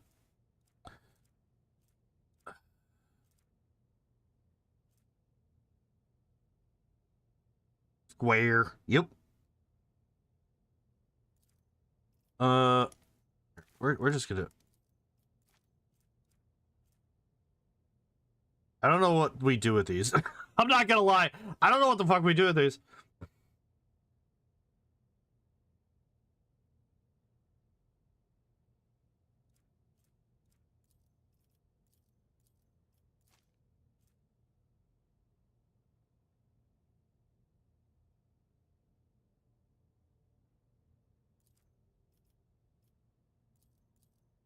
Oh. Wait, so if it's like a quest thing, you can't put it in cargo. That's actually really nice.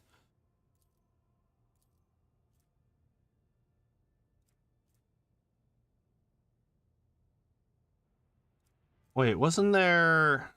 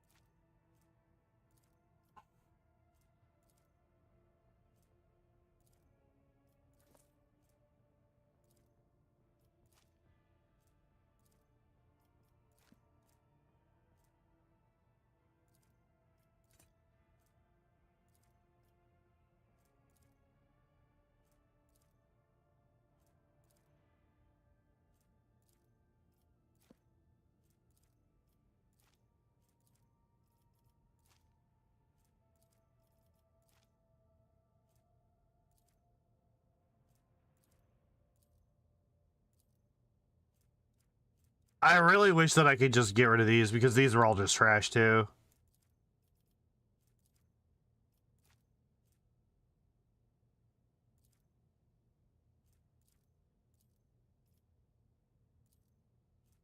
Is there any reason to keep these?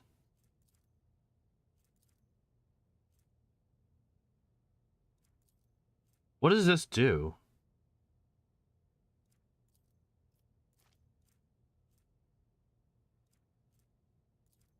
Oh, hey, we could... Okay, so always add to cargo, because that's a whole bunch of them.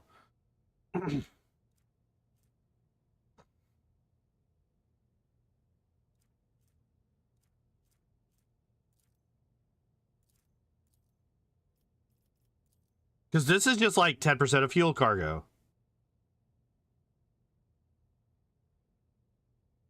Did these actually do anything?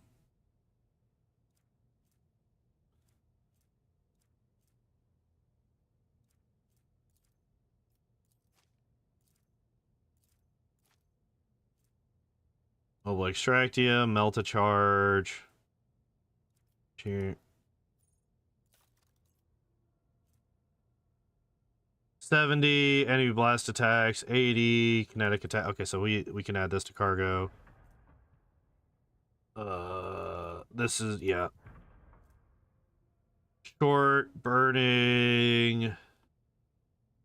Oh yeah, these are just worse. Okay.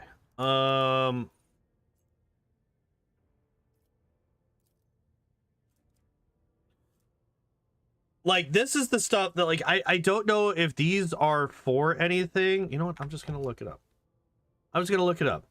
What is this called? Drukari Shatter Shard.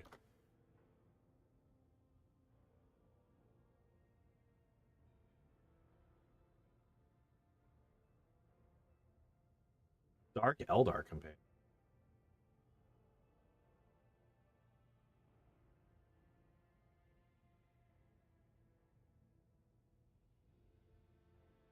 Well, slight spoilers, but I guess that is what happens when you...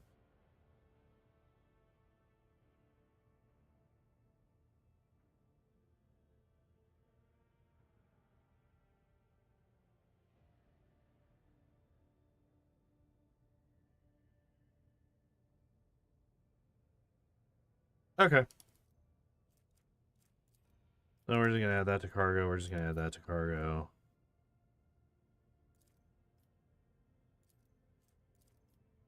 That to cargo, I guess. Like, what is this supposed to be? This is just other. Okay. I feel like all of this is just useless, right?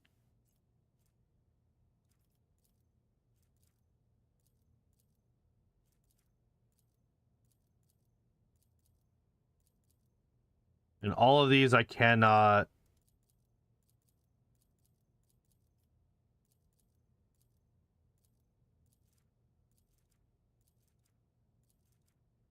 Oh, wait. Yeah. All right.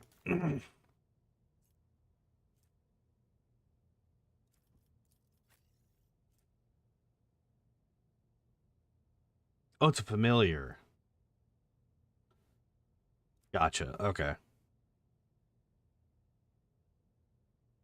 I'm like never going to use any of these. I'm like literally never going to use any of these.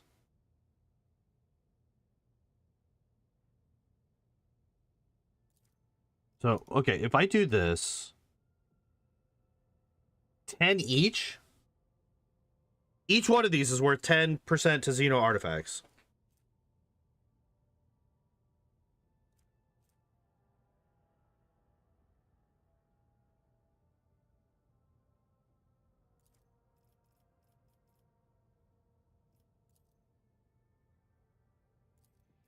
You know what? I'm doing it. I don't use grenades. I don't use stimulants. I don't use any of this shit. There's literally no reason for me to keep it.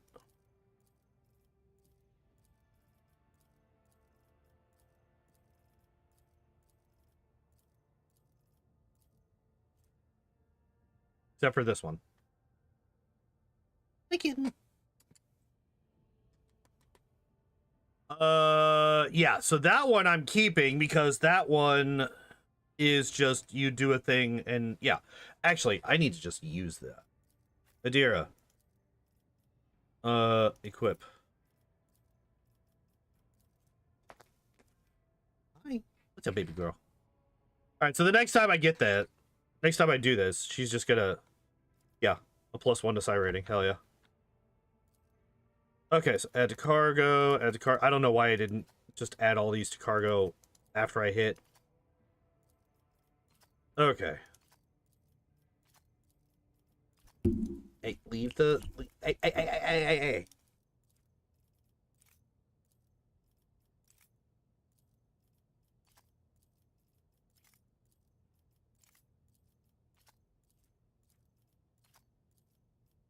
Beautiful. Okay. I'm gonna keep, like, this stuff because these are, like, unlocks. Like, and, like, medic. Like, all of this stuff I'm gonna keep. I really don't want to go through all this right now. Okay, so we are going to talk to this man again. And we are going to do that again. And Ladame and reputation. And how much can I get? A fucking lot. All right, hell yeah.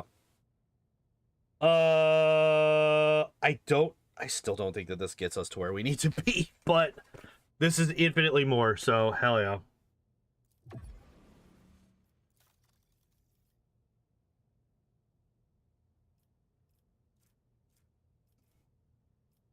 Okay.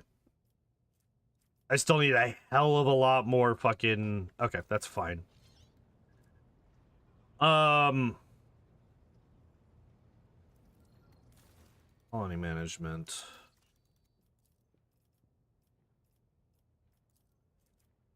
God damn it!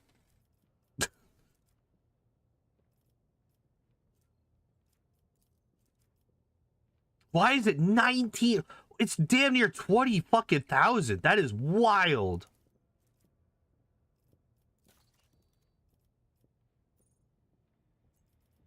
I feel like this just doesn't want me to do the thing.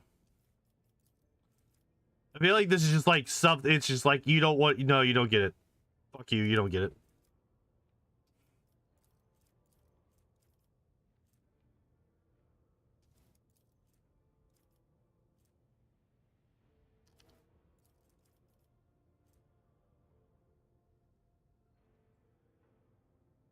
Oh.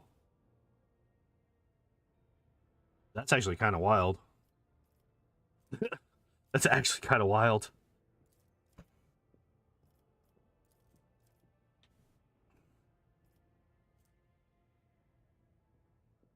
Plus 10% dodge against human enemies. That's nice.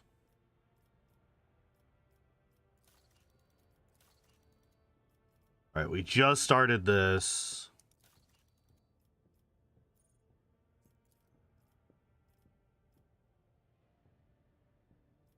I guess I just ignore these for now. I can't believe that's still not enough. I can't believe that that's still not enough. That is wild. All right. Let's go to armors.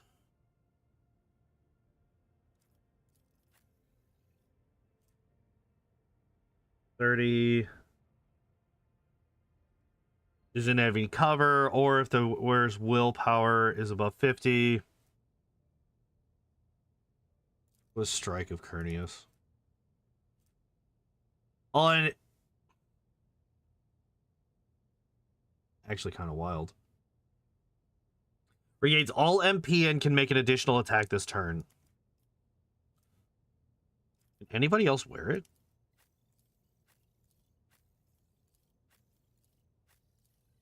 No. Oh, because it's Eldari. Wait, Jay should be able to wear it, right? No? What?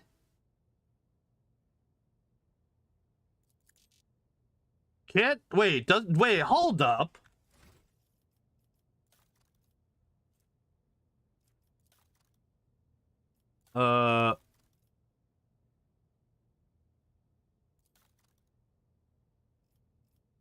Oh, wait, hold up.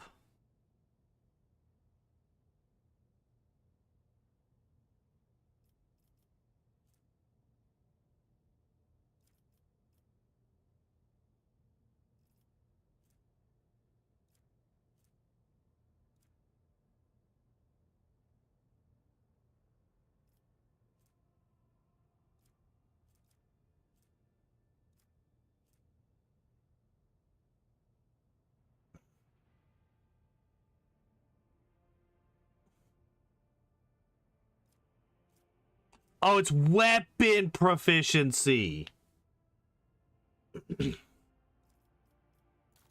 Damn. Okay, it's weapon proficiency.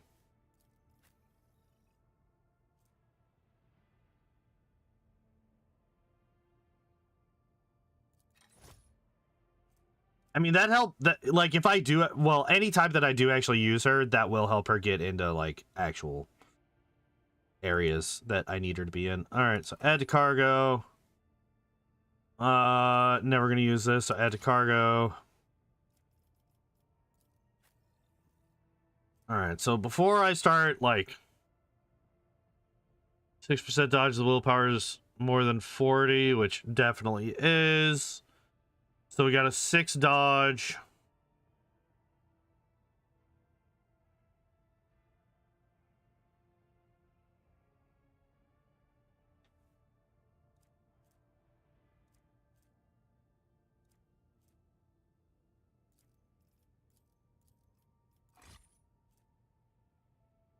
Wear plus 3 deflection to 15% armor at the beginning of every combat. During the first 3 rounds, the bonus deflection is reduced by 1. Okay. Plus 10% armor, the wearer's intelligence is more than 55, which is not going to happen on anybody that I'm using medium armor on. Add cargo. Firebless Carapace. Carapace grants wear plus 2 to deflection and plus 20 armor against fire damage, as well as immunity to burning. Plus 10% armor against melee attacks.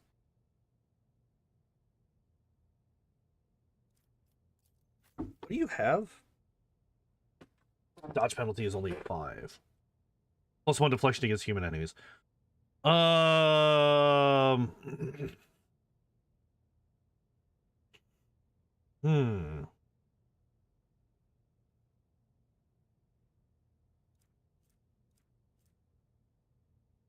Oh, wait.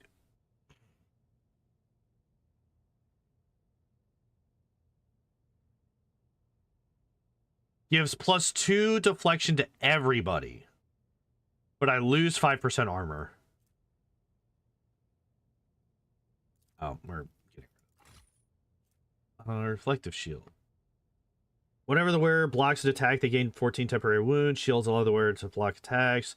First use of a shield attack in a turn costs -1 AP less.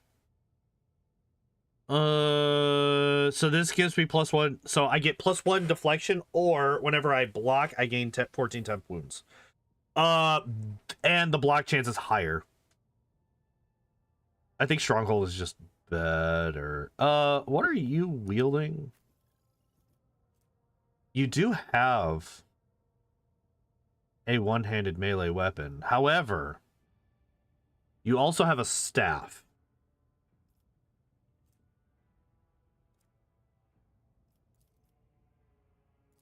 All right, I think I know what I need to do with you.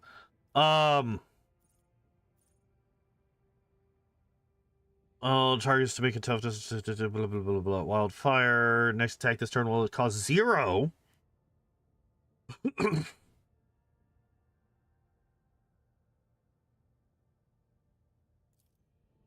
Actually, like, insanely good. Oh, wait, no, he doesn't have Invigorate yet.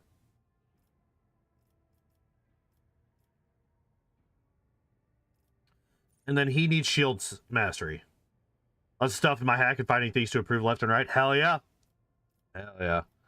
Okay, so what are you? You are kind of an athletics and Xenos person, huh? Alright, so we'll do that. Testing Bugsy and stuff. Need some minimal tweaking. Hell yeah. Arch ability gives plus 6. Oh yeah, that's alright. Critical damage. Was capped with the arch ability. Uses cautious approach or confident approach. You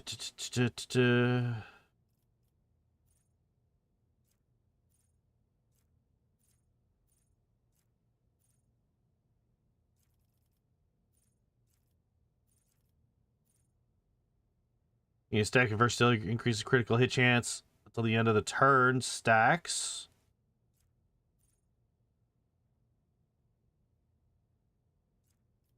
Wait, what? Stacks of versatility. They gave 3 more stacks of versatility, which lessens the list of every change when Pokemon evolve in my head. Nice. Arms Master, killing an enemy with a melee attack makes all the Archmilitants range attacks this turn cost minus.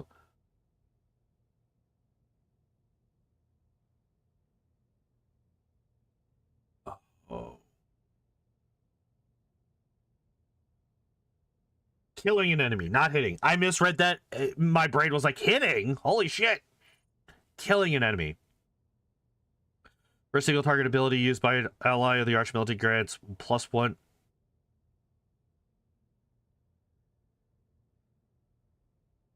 +1 action point to that. Wait. Sorry if that is not the top of the stream. Oh, no. You're good. You're good, man. As long as the Archmilitant has killed at least one enemy with a melee attack this round, the Archmilitant gains plus 14% bonus to dodge. What is that scale off of? Agi. Which is not great.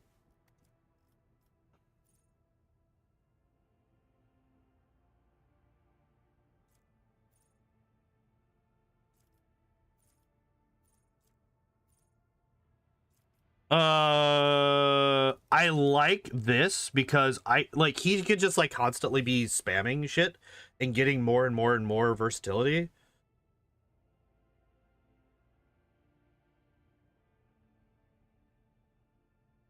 Yeah. Okay. Weapon skill.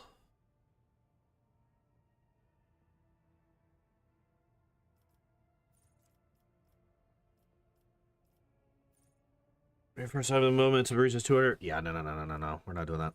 Psyker side rating is their until the end of combat every time an ally uses a heroic act. Enemies adjacent to the Psyker suffer to. So we want that, right? Like, that just seems like really good.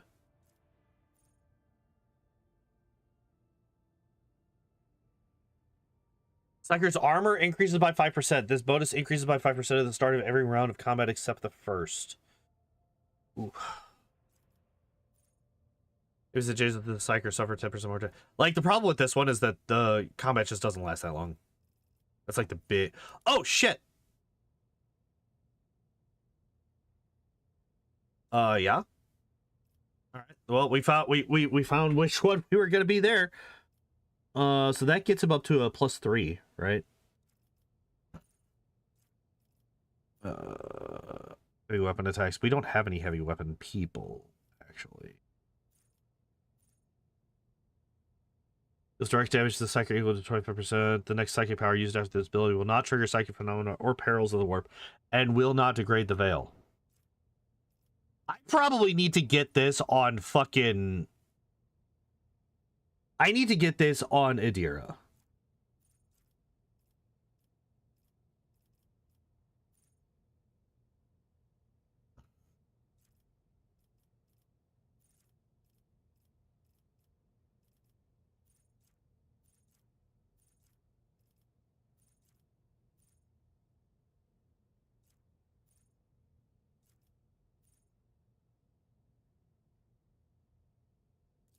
Hello?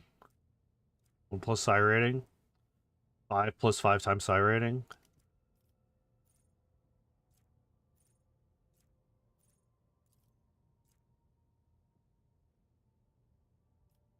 Wait.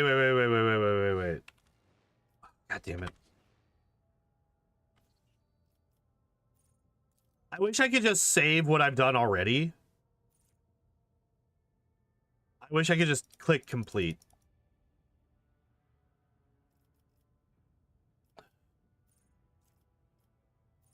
What's this? Enemies adjacent. This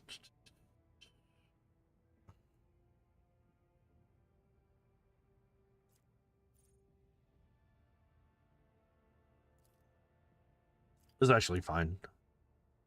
What did I get last time? It was athletics. Yeah. We'll continue doing athletics. And last time I got weapon skill, so we will continue doing that. And there we go. Okay. So now we could go back here and we could equip this here and then hell yeah. All right.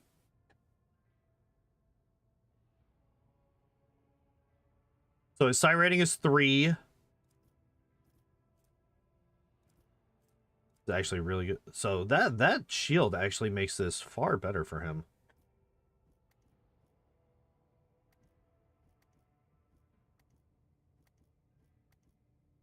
Wait, this gives willpower and toughness? That's actually crazy.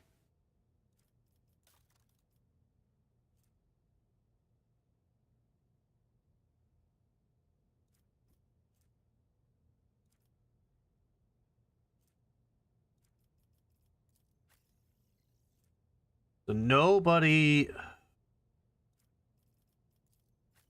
Wait. Consign... Wielders, divination, psychic powers...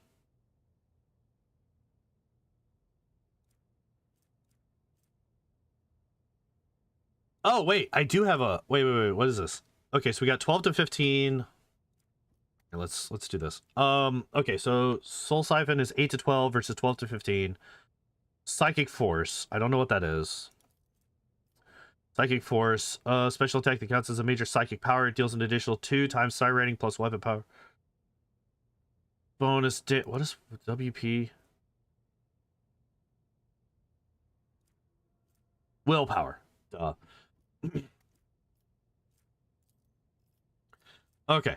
Enemies adjacent to the wielder have their toughness reduced by 3. Wielder psi rating. Wielder gains +3 toughness for each adjacent enemy. Sword deals an additional +3 rating. Psi rating. Most sword. Okay. So if we compare that to this, sword hits an enemy, veil degradation is reduced by 1. Sword deals an additional 3 damage, which is psi rating. Most warriors prefer sword. Okay, so that's fairly straightforward.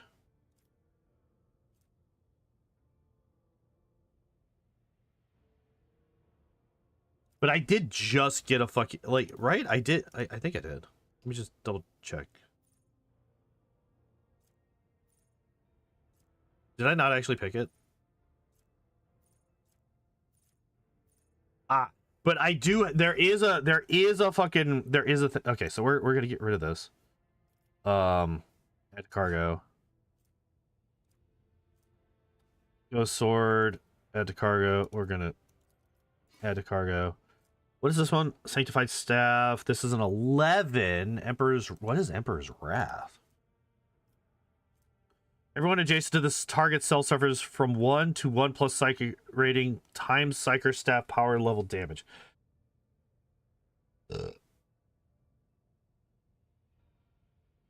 Damage dealt by this attack to allies reduced by that allies resolve. Using Emperor's Wrath grants the Psyker additional armor equal to the staff's power level until the start of the Psyker's next turn does not stack.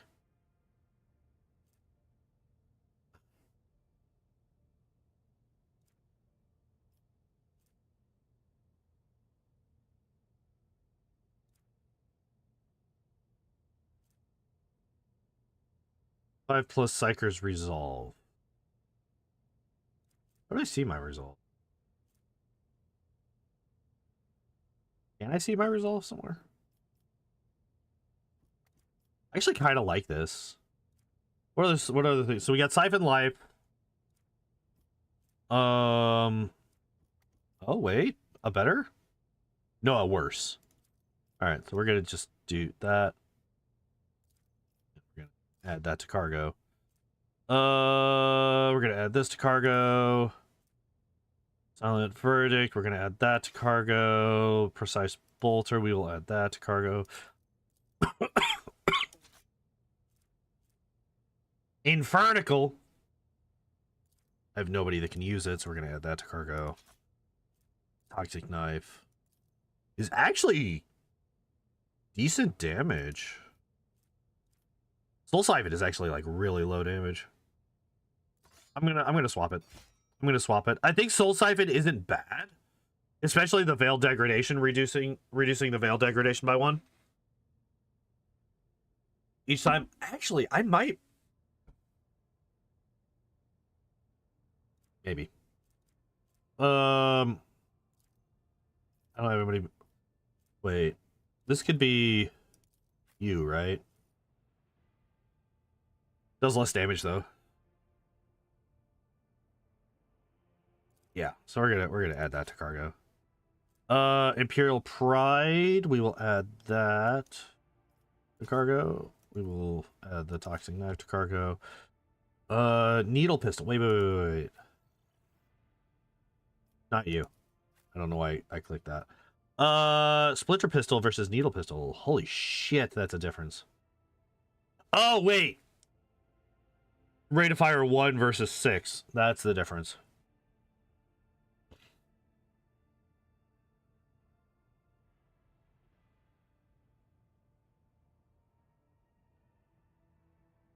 Damn. We will add that to cargo.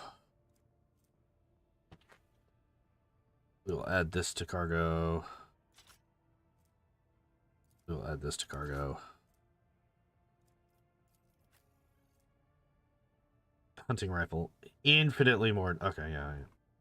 Hi. It's a buddy. You. Oh, you can't use it. All right, so yeah, that's gonna be add as cargo. It's literally just worse in basically every way. We have a kitten.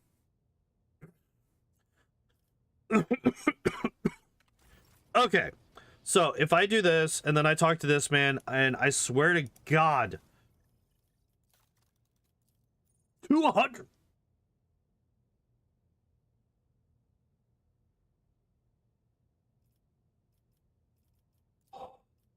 Are you serious?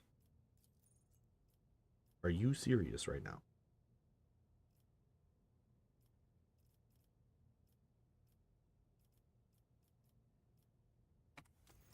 I hate you. Oh,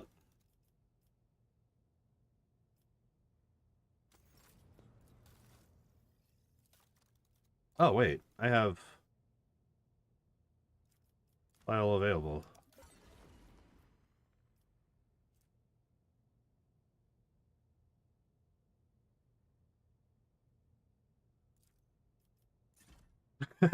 Just immediately put it back. Oh. Okay, wait. Clear selection. So we want this.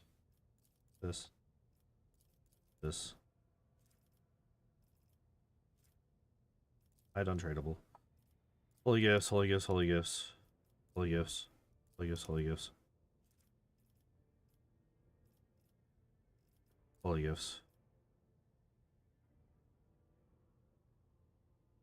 That'll get us up to 5, which gets us these two.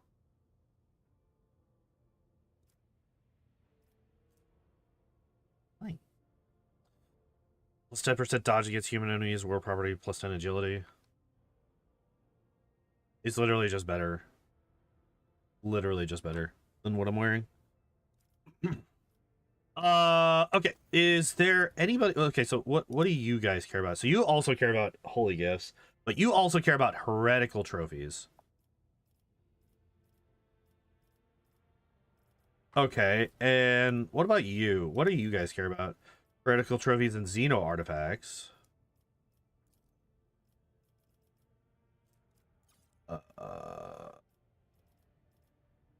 Fritz?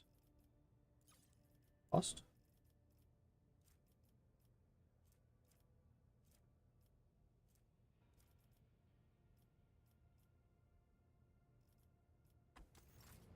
Imperial Navy. What about you guys? What do you guys care about? Void Eldari trophies. Void Pirate trophies. Wait, these guys, does anybody else actually care about this shit? What are you doing? 400 for these is actually quite good. 300 for the pirates is not that great, though. Okay, so, oh, wait. Scooch. I might actually just make a fucking Excel sheet for this. I'm not gonna lie. Just having to go back and try to figure out which ones I should give to which people. Because this is shit that I'm like, I want to min-max this. I want to min-max this. I know I've just been hitting this button, but I want to min-max this.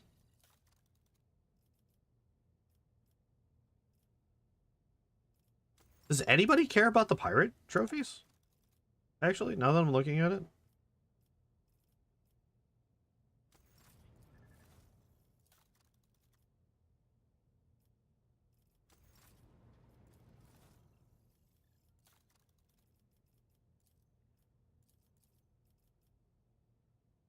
You just get rep? Yeah. Okay, so it looks like nobody... Okay, so... What do y'all think? Y'all down for an autism-based Excel sheet making? Alright, so...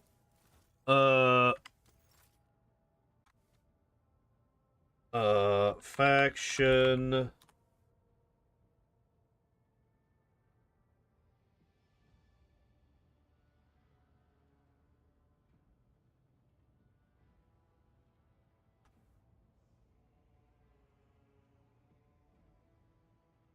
Perfect day for it because you didn't go for work. Yeah, this is true. This is the good day to do it.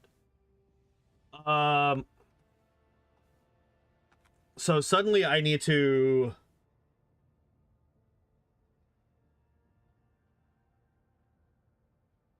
capture an entirely different monitor.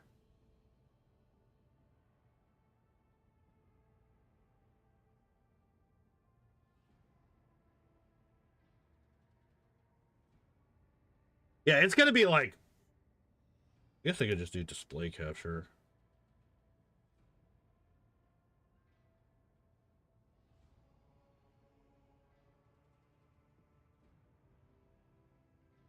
Properties. Wait, what? Why did it minimize itself?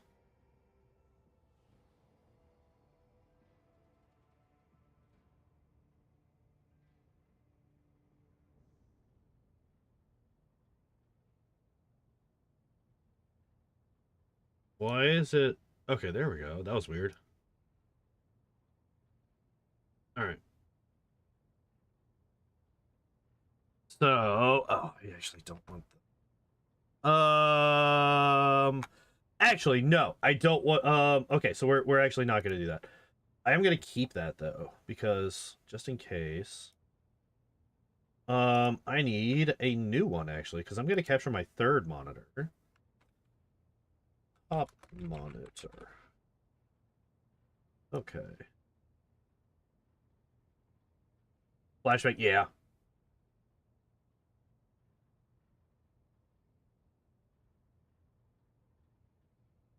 Okay. There's that one, and then Excel. Yeah, because I don't have a way to do that. Okay, so faction. So let's just start with the factions, right? So we got Drusians, Explorators, Caspalica, the Void, and Imperial Navy. Okay. So how do I want to actually... The first question is, how do I want to actually organize this?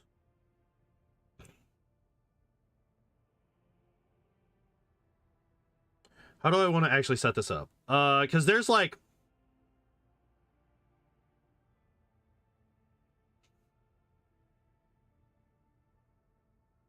Right, but it's like, by what they want, it's like, okay, so do I want to just like go down? So what I could do is I could do like, here, let me insert. And then this would be...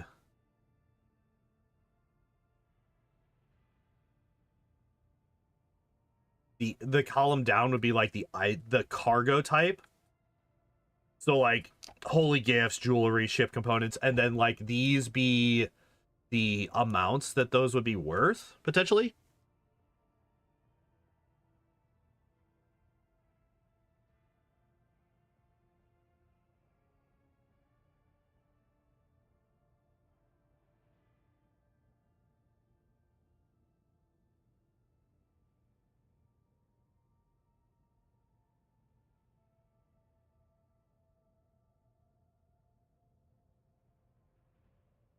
I think that's probably the best way to do it. Okay, so we're just gonna go down. All right, so I have the Drusians pulled up. Holy gifts. Get you copy of the display from the game. Yeah, it's just like I'm trying to figure out, like, do I want to like prioritize keeping things that hit 500 up top? Do I want to prioritize, like, do I just want to do it quickly and just like go holy, like just go down the line? Ship components, uniform kit, armor kit, provisions, melee weaponry, fuel, misc. Right. Because that's all that is shown on the Drusians.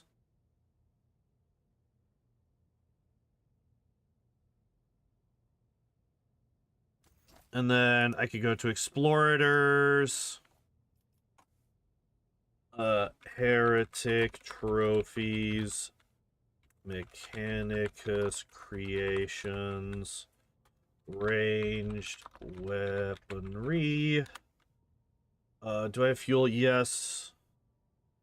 I have provisions. I have fuel. Yes. Okay. The problem is that, like, I doing it this way, there's not really a good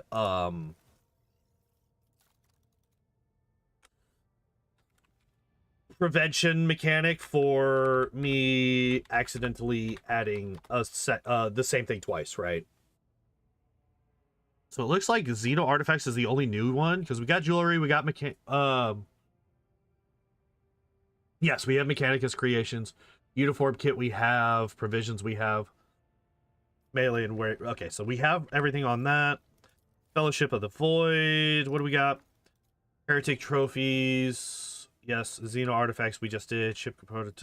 Okay, so we got all of those. Okay, so Void Eldari trophies. Void Drukari trophies. Void Heretic trophies. Void Pirate trophies. And ship components of fuel. Make them red or something? Yeah, I could. But it looks like these are all of the different things. Sweet. Okay. Make a rule for all the gifts to highlight the repeat. Yeah, actually, let's do this. This, because I don't really need...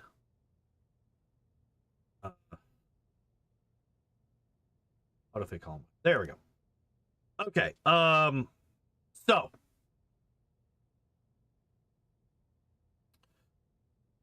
since we are on Imperial, since I'm on Imperial Navy right now, so we start off with Void Eldari trophies. That's 500, 400, 400, 300. Okay, so that is the amount that we got on those, and then I need ship components, which is here, just 200, and fuel is 100. Okay. Everything else is 0 for the Imperial Navy. Fellowship of the Void. Heretic trophies is 100. Xeno artifacts is 500. Jewelry is 300. Ship components is 200. Armor kit is 150. Melee weaponry is 100. Ranged weaponry. Fuel is 100. Miscellaneous. Okay. I wonder if... I don't think anybody gives a shit about miscellaneous. I think it's at most 50. Alright, Kazmalika. Heretic trophies. Now, here's the fun thing. We got Void Heretic, and then we just have Heretic. So, I'm curious if, interesting. Starting off very, very similar to the other one. Except now we have this. Yeah, I wonder if there's a difference between heretic and void heretic. Right? Maybe for things that don't give many points for a faction, you could write something like ignored or just pay attention to the worthwhile stuff. Yeah. Like I feel like miscellaneous is only ever going to be 50. Yeah, because it's 50 on this one too. But wait. I skipped. Uniform is 150. Provision is 100. Hey, our first provisions. Melee and ranged weaponry are both 100. And then miscellaneous is 50. Okay. Explorators. What do we got? Okay, so holy gifts, 500. Heretic trophies, 500. Ship components, 200. Mechanicus creation, 200. Armor kit is 150. Provisions is 100. Ranged weaponry is 100. Fuel is also 100. And miscellaneous is 50. Okay. So it looks like fuel doesn't ever really get above 100. See, we got one more. All right, so we got... The fun thing is this one, because it's the first one, I could just go straight down. So 500, 300, 200, 150, 150, 100, 100, 100, and 50. Okay. So fuel is only ever 100. Same for melee. Same for provisions. Armor kits and uniform kits are only ever 150. Ship components are always 200. Jewelry is always 300. Holy gifts are always 500. Heretic trophies are always 500. Mechanicus creations are always 200. Ranged weaponry is always 100. Xeno artifacts are always 500. Okay, so there's not... Okay, so anytime... So there's never anything that is a different amount for a different faction. That's kind of what I was hoping to see here. I was kind of hoping that there would be. I feel like that would be kind of interesting, you know, because different factions would care about different things to different extents. But instead it's literally just these guys and these guys want this thing, therefore they will give you this amount for this thing.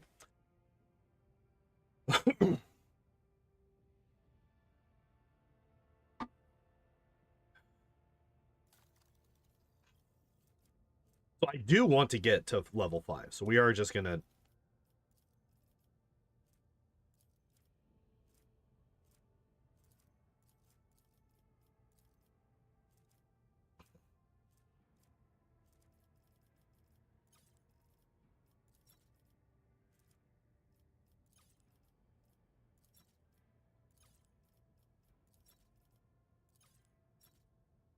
Why is fuel first?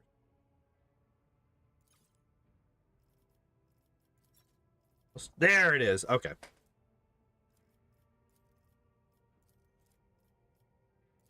Because I feel like multi-key cloak. What does this do? Each enemy killed by the wearer's area attacks increases the wearer's damage by 3% of the until the end of Holy shit, that's actually like this is actually like insanely good on like Cassia or Adira, right? Or hell, even Cabela. Armor of the final threshold. While the wearer has 75% or more wounds, their deflection is increased by 3 and their parry is increased by 6. Base armor property, +1 deflection against melee attacks. 40%, +1, dodge penalty 5. Interesting. Good. +10 to willpower, +15% damage to psychic and navigator powers, but inflicts a -10 to weapon and ballistic skills. So this would be like really good on, again, on Cassia or Adira. What the hell? It's just a hacksaw. It's just a saw. What the fuck?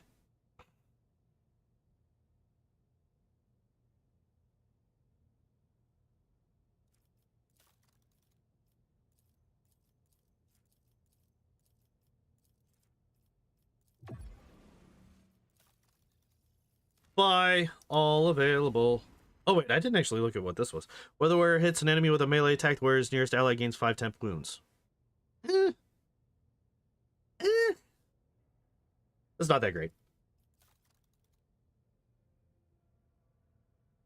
What do I need? I need like 200 and okay, so we'll just do this and then just fuel, I guess. Gets us to 6.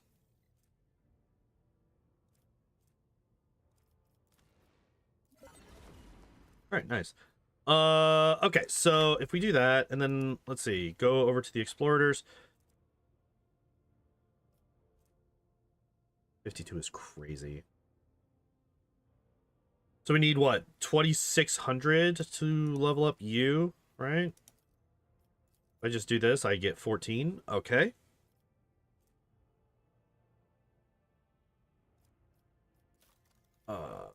But also, I level this up, and I don't get anything, right? Because it's 52. Which is weird, because this axe doesn't actually seem that strong. Right? It's a one-handed axe that does 12 to 19 with some bleed damage, which the bleed damage is just normal bleed damage. I feel like that's just bad. I feel like that's just like a shitty thing. Interesting. Caspalico, I already gave them every... Oh, I did not give them everything that I could give them.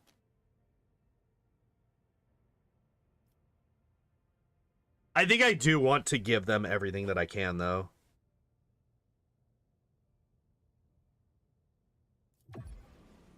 Yeah, everything that I could give to the Caspalico mission, I'm going to give to them because I really, really want their fucking, their shit.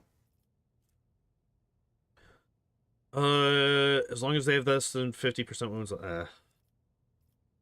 industrial hammer. There's a basic bitch fucking hammer.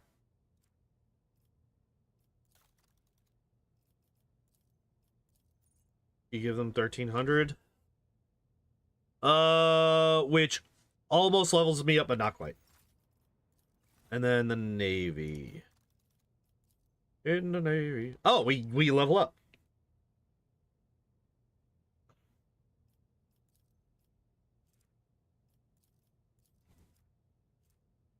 I mean, hell, even with this, we level up. Fuck it. We buy all available. Yes. Yes. Oh, that's how that works. Okay, so you can fill your flagship's arsenals with various ammunition, then enhance the capabilities of the flagship's weapons. The flak ammo arsenal shows you, or allows you, to use special flak projectiles with macro cannons. These projectiles have explosive warheads that deal area damage in a well-set radius around the silicon cell. Okay.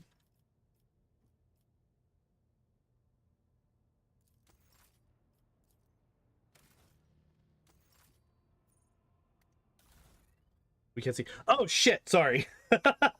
Shit. Sorry. I've just been going through and doing this shit. My bad. Okay. Oh, I could upgrade the prow. Or I could upgrade the ram. You want to repair though?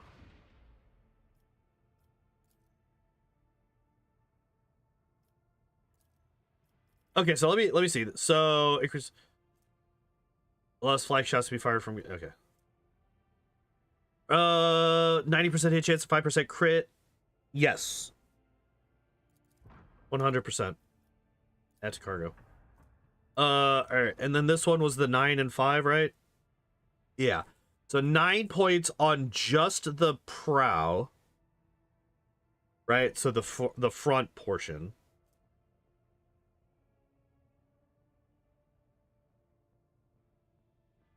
And then 5 on all the others. Whereas this one is 7 and 3, right? I think I do want that though, because it is overall better.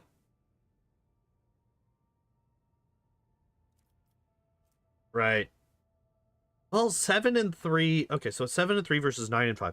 So 7 on 2 sides and 3 on 2 sides. So that's 20 points total, right?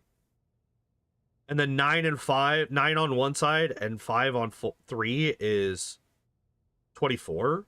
So it is more health overall.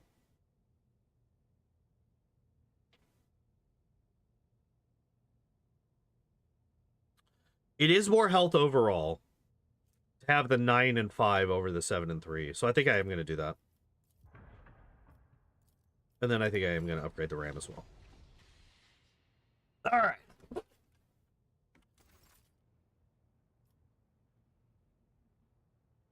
Okay. So I can't get the what was I doing?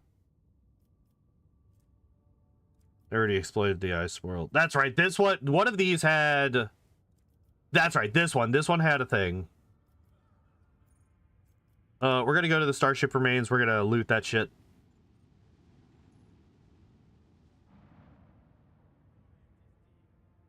Or not? Well, let's check out the Hulk. The augurs have detected wreckage in the void ship's vicinity, but the exact nature of this wreckage remains unclear. Look for the source of the wreckage. The augur crew reports that it has registered no evidence of a disaster that could have produced such debris. Pick up several pieces of wreckage. Some of the wreckage is made of plasteel, the rest is some unknown material. Studying the fragments further is nigh impossible due to severe corrosive damage. The non-metallic fragments always bear burn marks. Continue on your voyage, I guess? I don't fucking... Okay, sure, why not?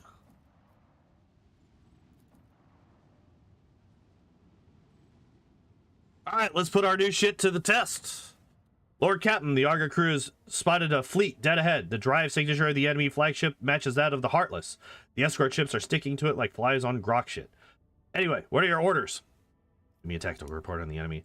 The enemy frigate is heavily armored and boasts a fighter launch bay, which for sure won't be empty. As long as the escorts are around to defend it, trying to board the vessel would be a death sentence. My advice is to take them out first, then attack the Heartless itself. Once the frigate is damaged, we can close in and board it. Delvigdus dispatched me through the captain. Ah, the illustrious rogue trader has arrived at last. Let me guess, you will now graciously offer me one chance to surrender?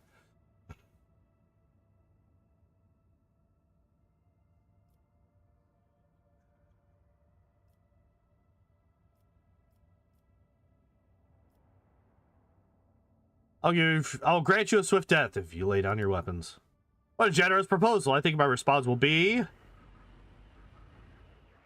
Did you hear it? That's all Heartless's lance weapon. I invite you to parley with it. Okay. Who is she? Don't know. I kind of forgot. I kind of forgot why we're doing this particular quest, but this is part of the quest, I think. Yeah, this is the quest for this area. Let our weapons be true and our resolve unbreakable. That's actually quite a bit of health. Where am I? Oh, I'm way the hell up here.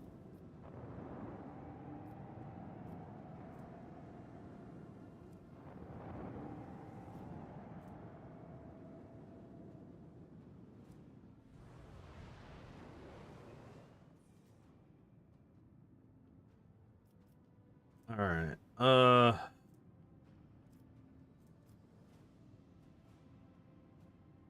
Let's see. What all can we do? So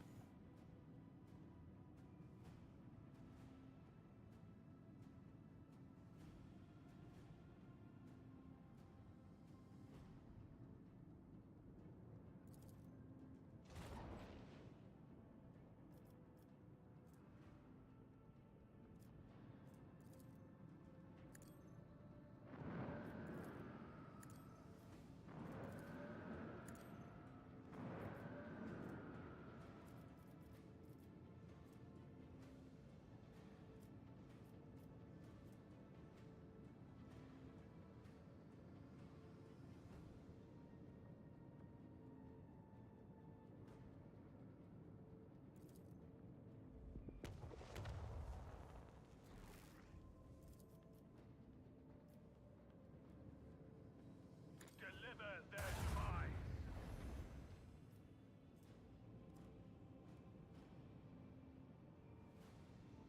ooh, if I do this... If I do this, I can hit these guys with one side and then come past this guy and hit them here.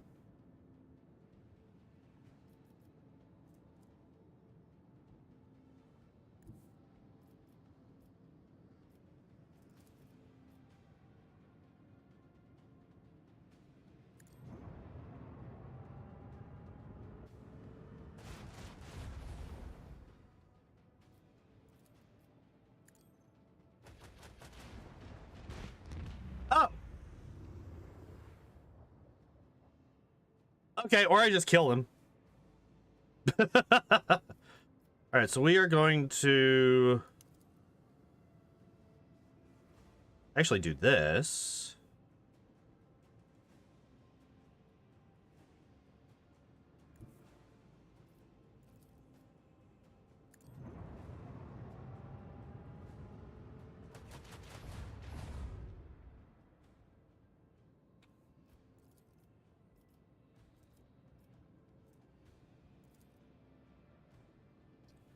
All right.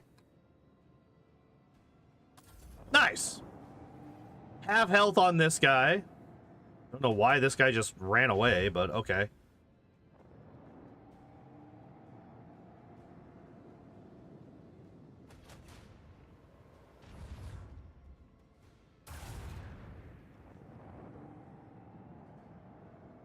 I love that these guys are all staying right here. It's so nice. Okay, how do I change my how do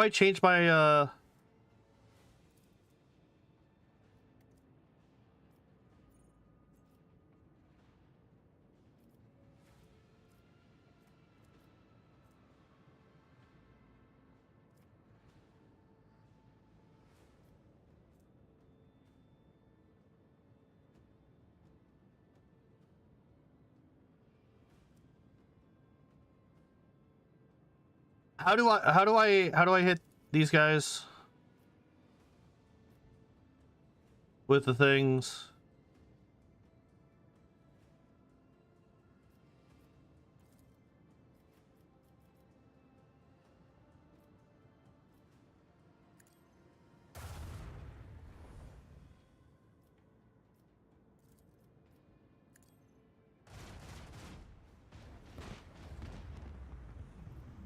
Okay.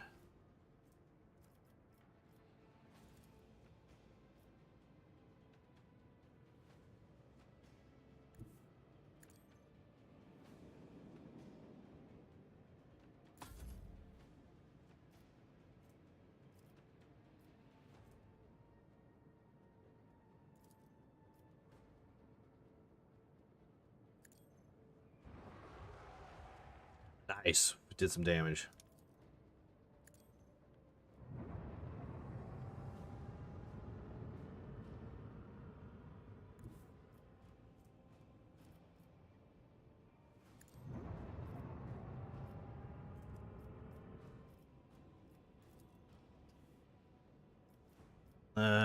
I can hit you.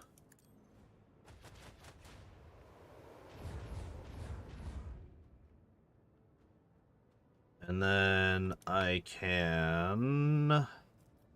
We'll do the front. We'll do the front. That seems fine.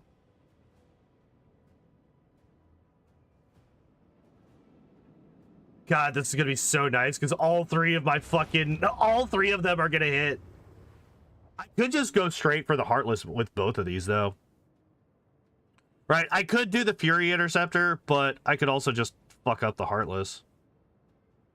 These guys only have 4 health. Like, what the hell are they gonna do?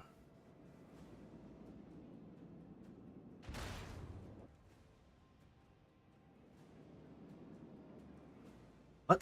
Hello? Why did you... No, it came up against it? Oh my god, I hate this game.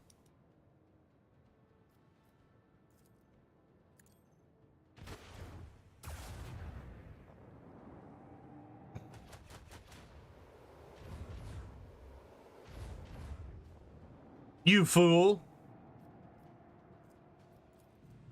Or this is inside this cloud. It's also aiming and fire. Okay. Evasion plus 30, maneuverability. Okay. I see how it is. So we will do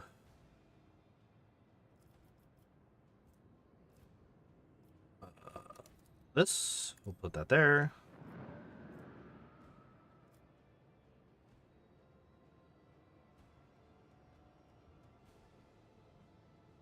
Okay, so if I do this, that puts it in range. Okay, so that puts it in range of both of these.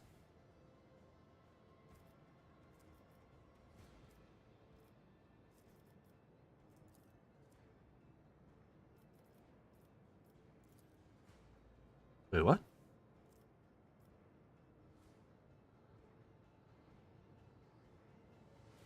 Lock on and launch. All right.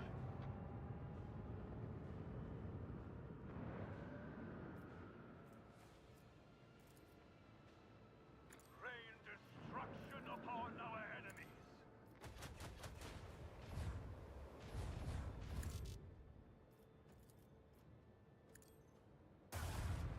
Our enemies are weak, so are their defenses. I agree. Weapons are...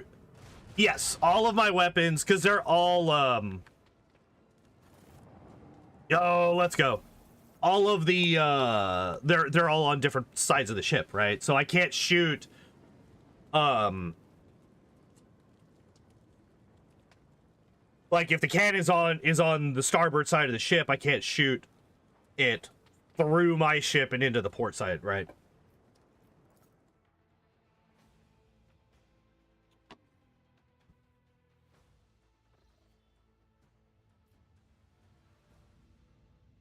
Lord Captain, the boarding teams are raring to go. The Heartless's Geller fuel generator's cooked, so no warp diving for them now. And we set off fireworks in their primary drive too. That rust bucket isn't going anywhere. We can begin the assault on the ship right away, but experience tells me this would go a lot smoother if we delivered just a couple more precise strikes. How about we flatten a few heretics between the bulkheads to make the fighting easier for you, Captain? Your lordship, I must remind you that the Heartless has been promised to you as spoils. Every new blow to the ship would also be a blow to the dynasty's treasury.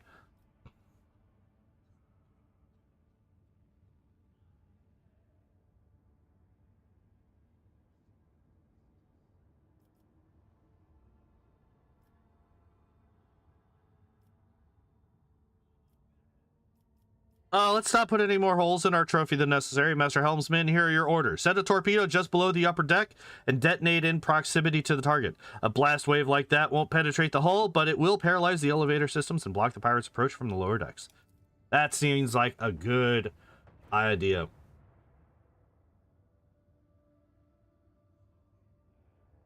Yeah.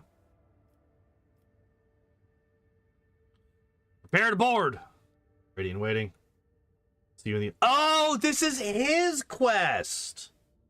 I completely forgot. I forgot that guy existed. I'm not gonna fucking lie. I completely forgot that guy was a thing. Oopsie daisies.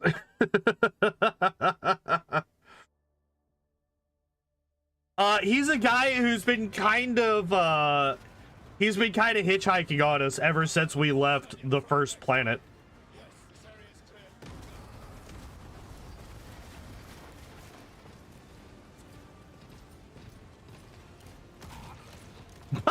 Just fucking blasts him in the face. I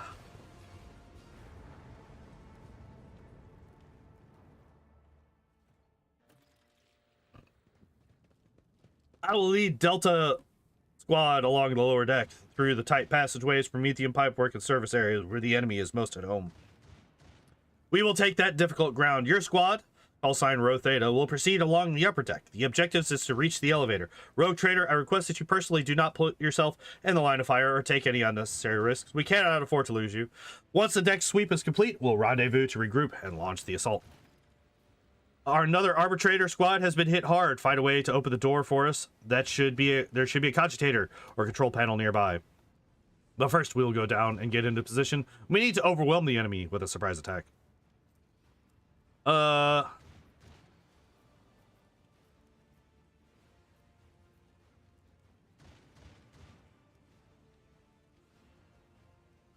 Be careful. Don't risk your life on my account. If you encounter especially stubborn resistance, summon me. I will come to your aid.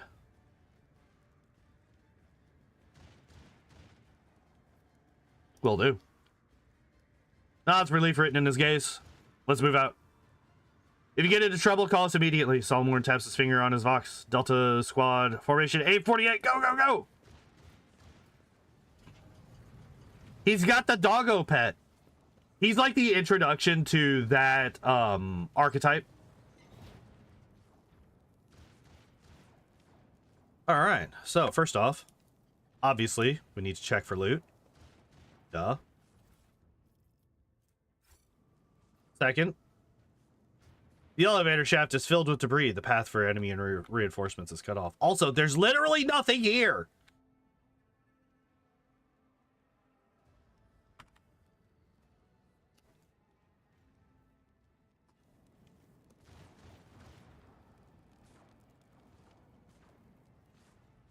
Wait, where am I supposed to go? The divine watches over us. Oh, am I supposed to go through that door? I thought they just went through that door.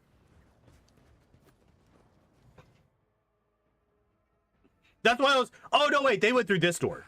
Another cruise deck under my boots. The flare of emergency lights. It has been a spell since I... They're here. Help. Oh, God. Run away. Heretics. Heretics, the lot of yous.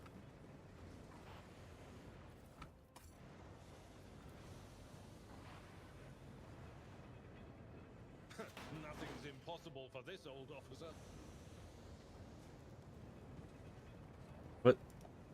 What was the point of that? Wait, what was the point of that? Let the faith guide my path to glory. A note on the pipe reads, explosive. If damaged, report to the nearest Infernus Brigade immediately. I feel like that there is a target.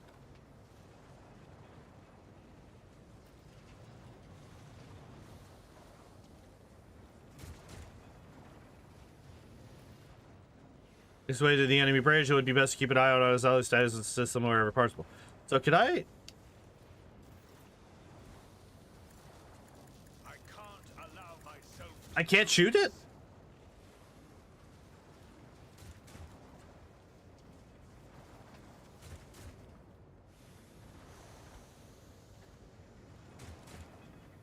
Wait, can I shoot these guys?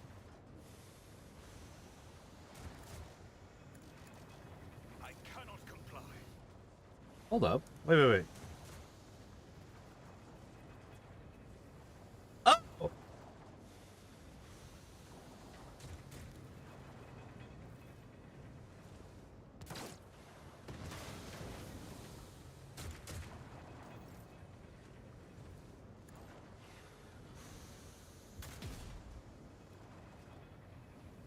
Okay. I guess not. Wait, they just wait, what the fuck? They just ignored him? Interesting. Okay.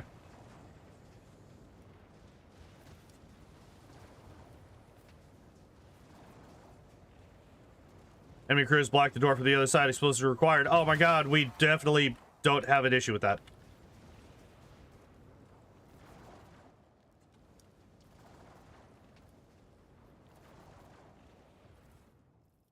Hello? Wait, this is for... Oh, no, wait, because I have the Raven, not the Eagle. Insulator shield. The wielder gets +1 deflection and +6% parry. Their incoming energy, fire, and shock damage are reduced by 35%. Crescendo. Parries an attacker hits 2 or more enemies with the shotgun's raised area attack. They gain +1 attack until the start of their next turn. Does not stack. Ooh. Be really, really good for...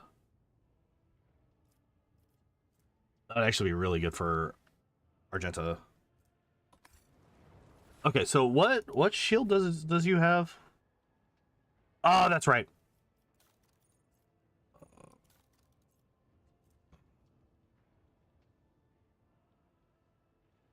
+1 deflection and +12% parry. Was it stat? What is this? Weapon spec, weapon skill. Gotcha. Okay.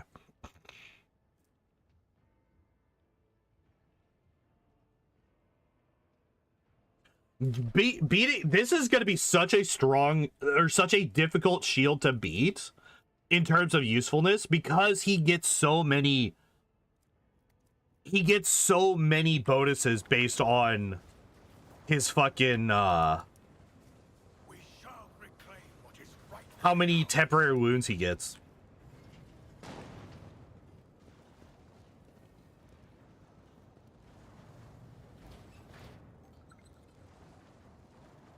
And done.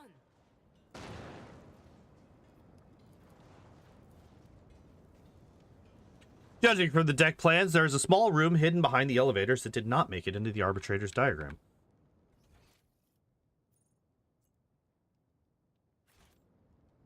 Interesting. We are bound by the blood of martyrs.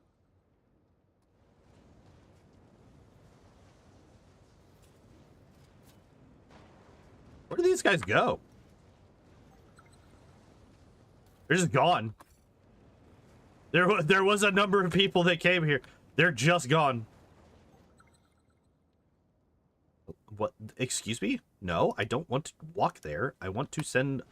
No, I... While perusing the Lord Captain's library, I discovered the memoirs of the greatest quartermaster who has ever served the Von Valancius dynasty, Silverto Diono. His sly tactics will be of great help to us during this boarding operation. Why did that just happen? But there is not a book in existence that can describe the full spectrum of things that typically go wrong on a boarding mission. It is better that At least it's just one wound. Or one injury. It's not that big a deal. Alright, so we're gonna blow the thing up.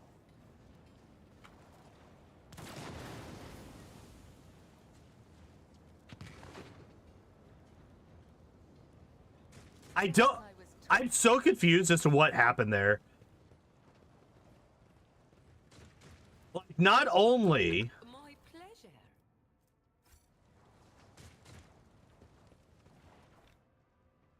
Oh, wait.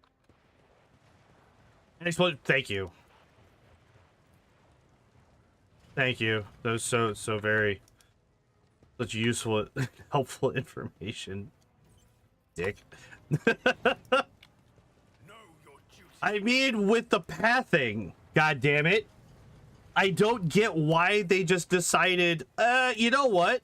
I know that you told us not to do the thing, but we're gonna do the thing. They fear to look at me because of my appearance. I fear to look at them because of their rotten-colored souls.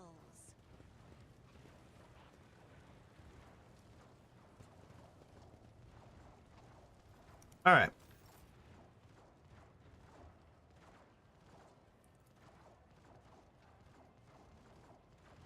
I mean, I'm just gonna shoot the fucking explosive.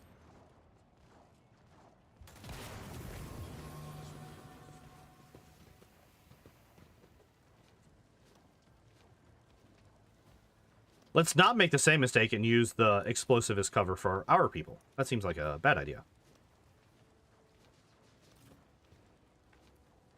Did? He did. I'm actually surprised. Abelard, I need you to get the fuck up here. What is this, actually?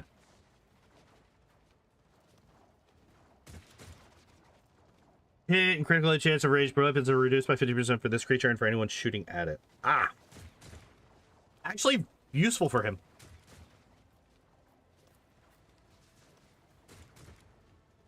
We're gonna put you... right here, probably.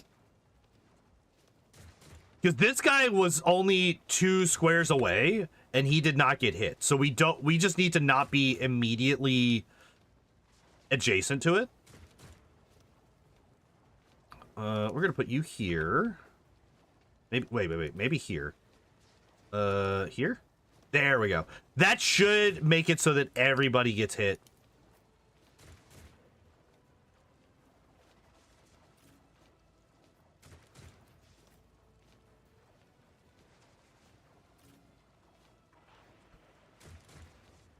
Okay.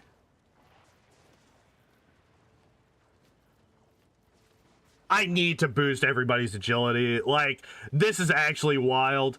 I mean, like, hell, even the people that I am boosting, Cabela has, like, really good agility. Still fucking going 1,000 years after everybody else.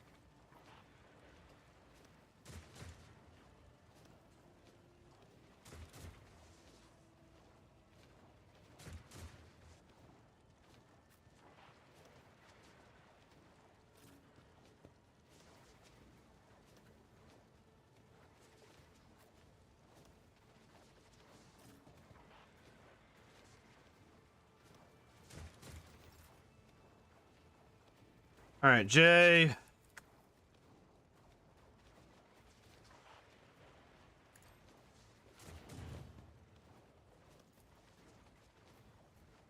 I'm actually gonna do Cassia.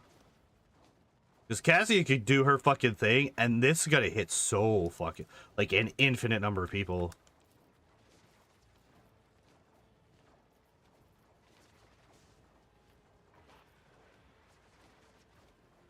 Like, look at this.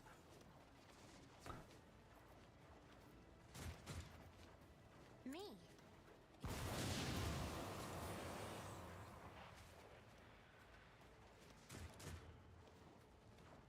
Yeah. Okay.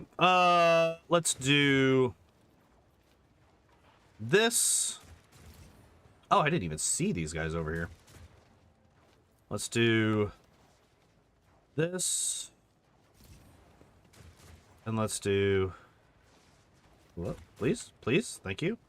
This.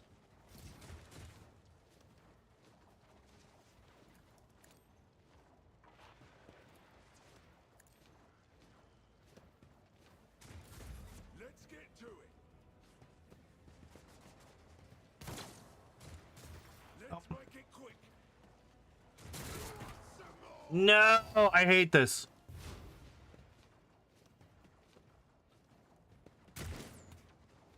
Here we go.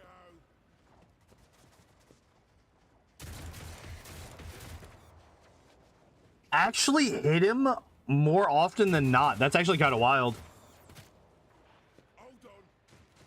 These guys are like consistently hitting Abelard, despite the fact that he's in the mist, isn't he? Yeah. What the fuck? Excuse me? Reduced by 50%. And these motherfuckers were hitting consistently. Okay, so first off we do this. Second off we do this. Third off we do this.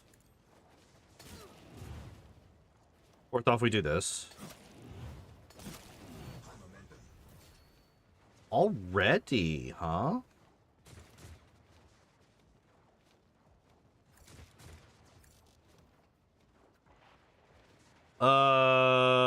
Then we do this. And that's that. Okay, cool. Beautiful. So Cassia.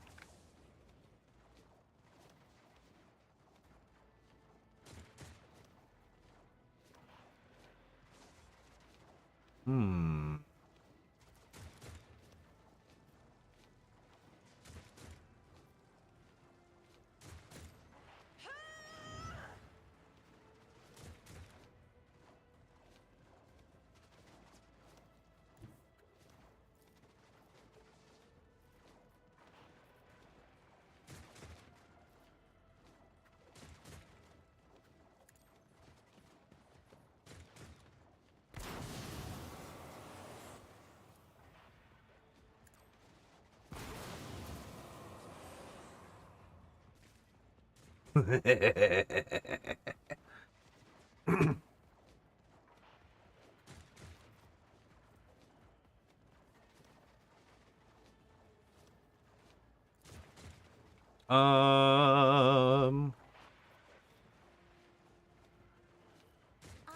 am a navigator, not a servitor.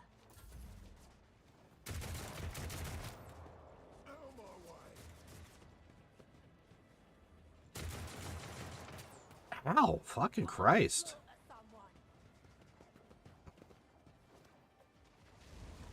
Let's get to it.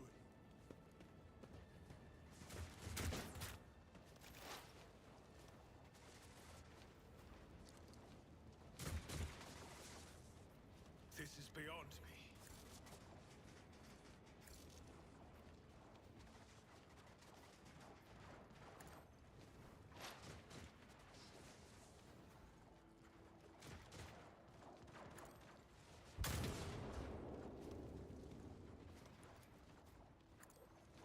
Okay, wait. What did I have a 13% chance to hit this man? Hold up.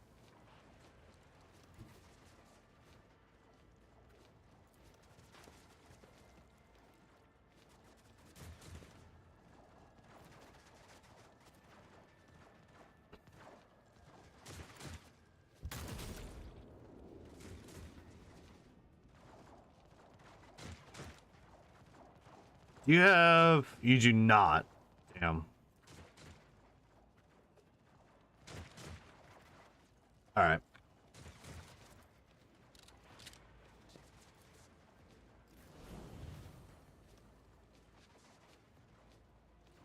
The camera was like, it couldn't figure out where Abelard was. It had to like fucking think about it for a second. That was weird. Wait, what? Why can I not?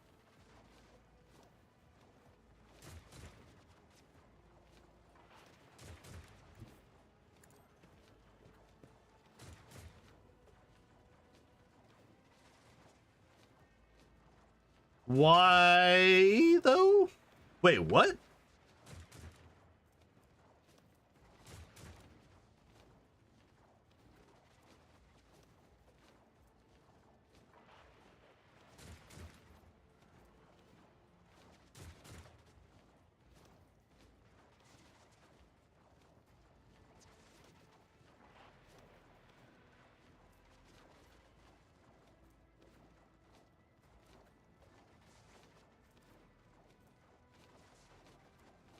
That's weird. I don't get what happened here.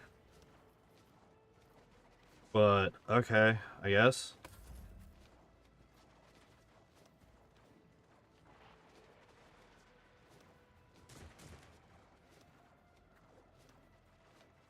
Wait, are these people stunned? Why are they stunned? Or like...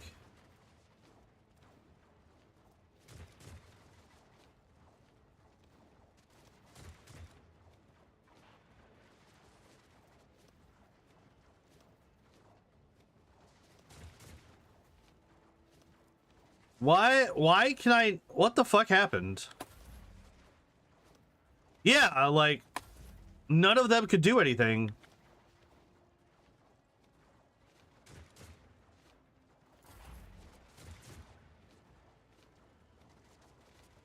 My entire team is incapable of moving. What is happening?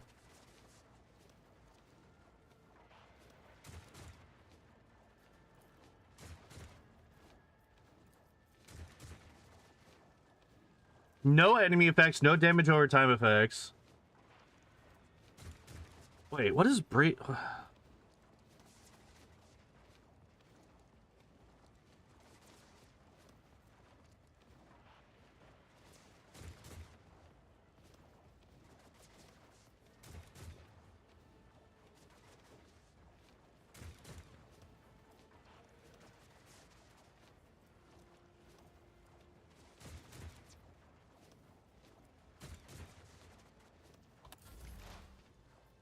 I have no idea what's happening. At least Adira can fucking move.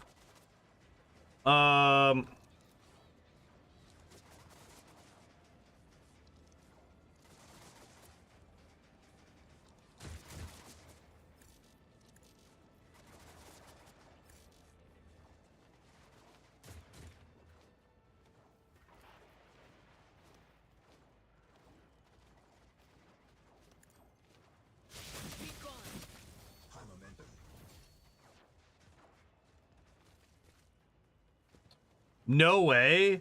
The instant I did that, I got another fucking...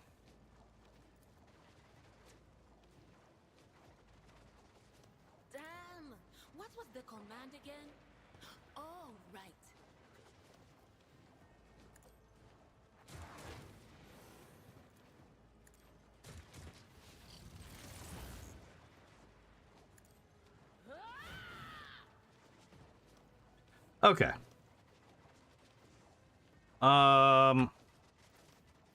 Anything is. What just happened? Wait, what? Wait.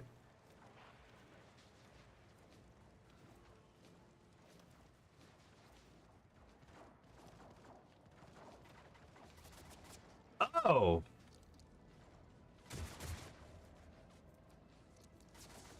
Wait, what is pain channeling again? What does this do? I know it's an ability that I got on her archetype. I don't remember what it does though. What is pain channeling again? There. Whenever a psychic kills an enemy with a psychic power, dealing more damage than the target's wounds, the excess damage will be Oh, and because the thing was like damn near dead. Okay. I get it.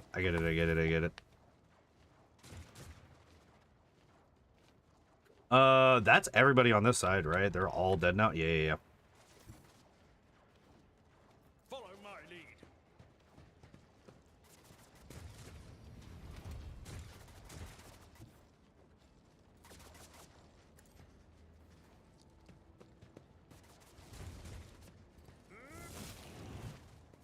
Nice.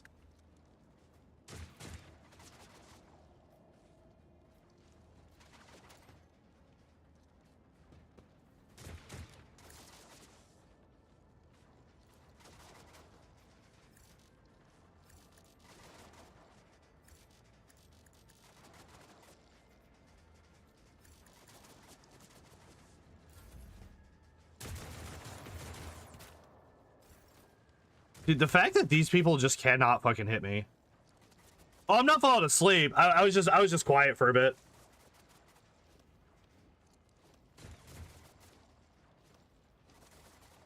I've actually kind of hit a second wind, honestly. What do we do? I could just give Abelard a full turn with no attack limit, and I think he just straight up kills everybody.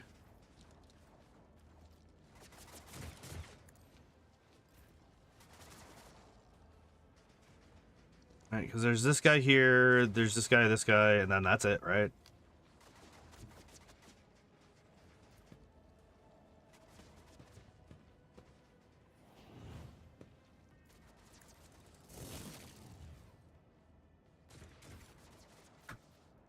Indeed.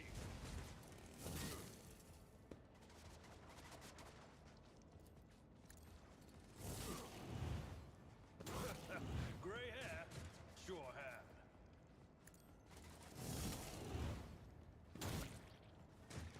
No way this man survived that.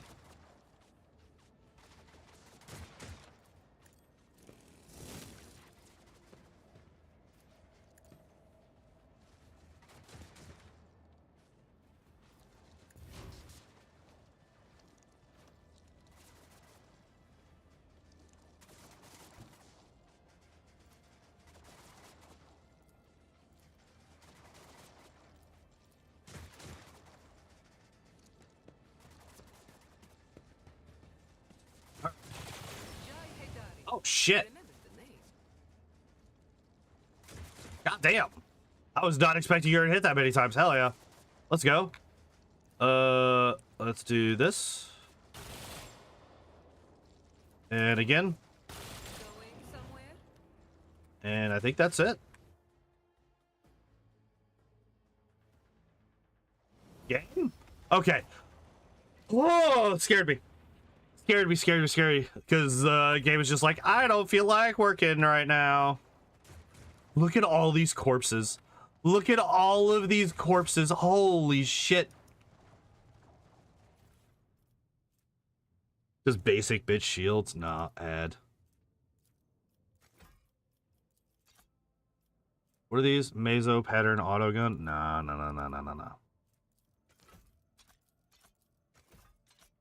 To cargo.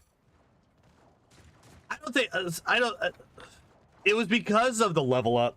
The level up, for whatever reason, the level up in this game just like freaks the entire game out, like hardcore. I don't know why. I also have no idea what we just got, but okay. Oh, hey, some stuff. What are Xenos? Flooding the greatest liquid is Drukari Medusae, a dangerous parasite that absorbs its victims' emotions. Oh, that's fun. This vessel must be nourished with the blood of the Domin's enemies, for such is his will. Let the blood-spun web stretch across its bowels. Let it sever the apostate's threads. Just to load all the new options you get, like it unlocks a lot of stuff. Maybe. A clutter of Xeno artifacts, many of them drenched in the blood of their former owners. Yeah, because I just fucked them up. Hello, do the thing, please. Thank you.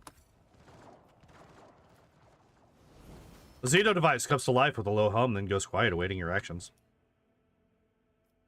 Can I? Oh, I can? I can turn it on?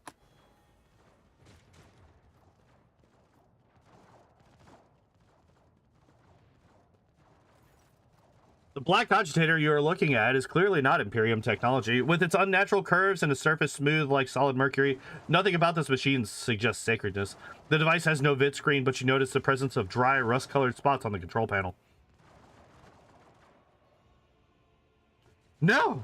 Breathing heavily, Cassia covers her eyes with her hand as crimson tears seep through her thin, trembling fingers. Such rotten, rusty colors cannot possibly exist. It's all madness and lies, a mockery!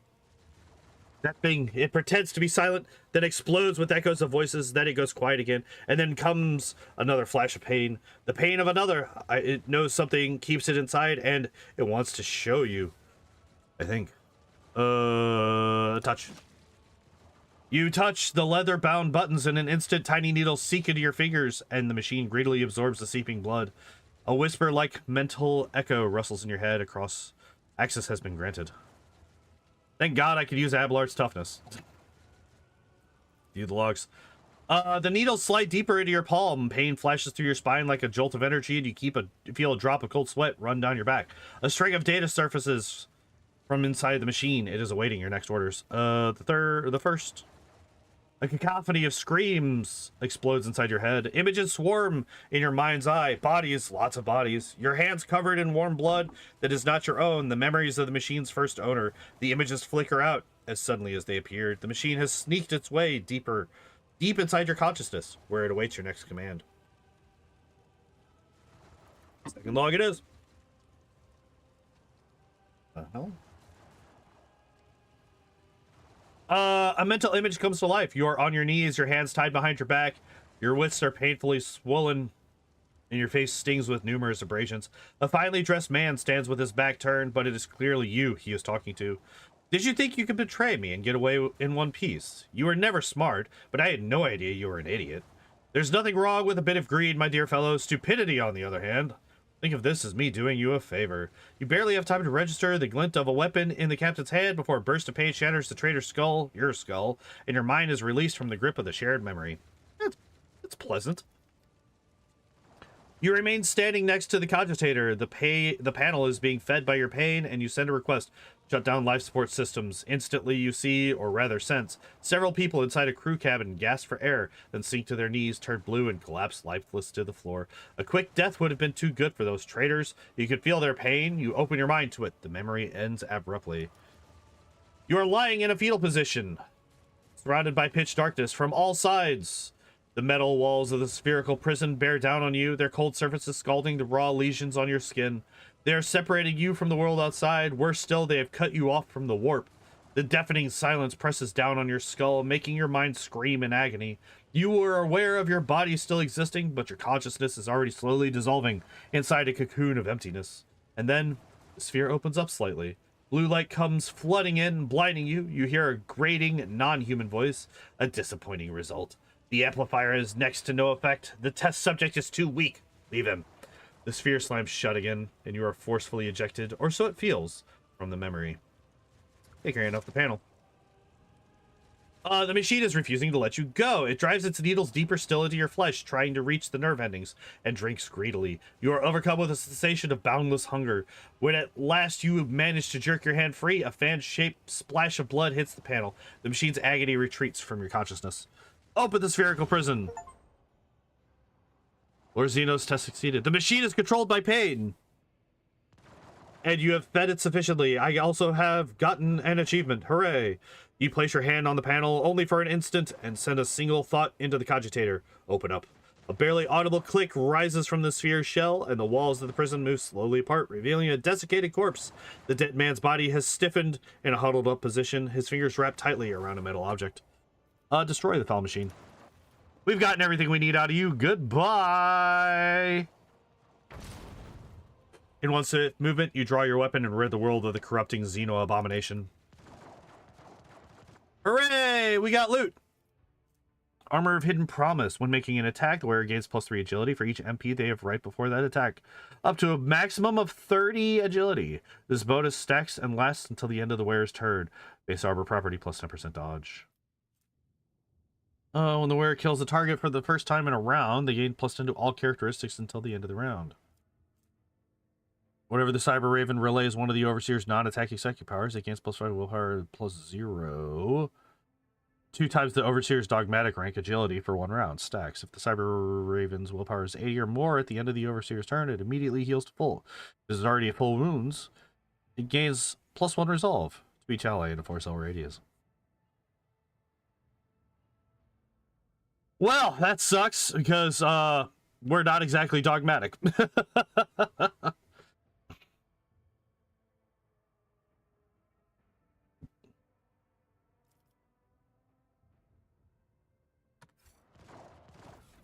Oh shit, wait, I got like a better fucking armor for me. Yeah.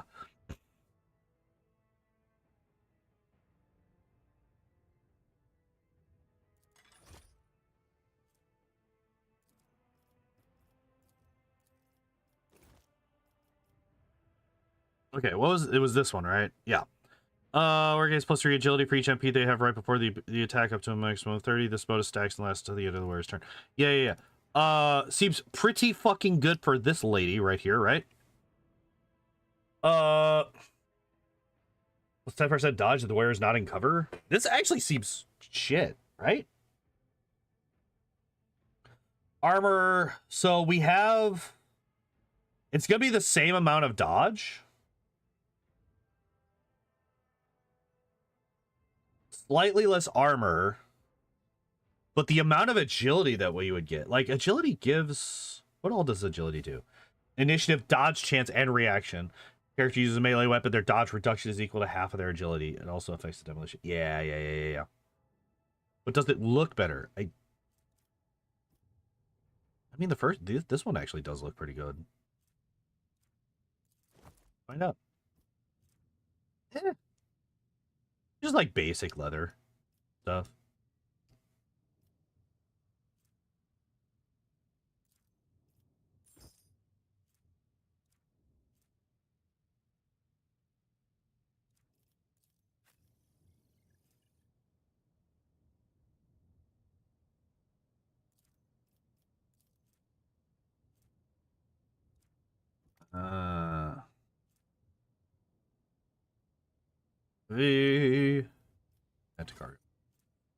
Seneschal's trusty carapace, that's just bad at this point, unfortunately.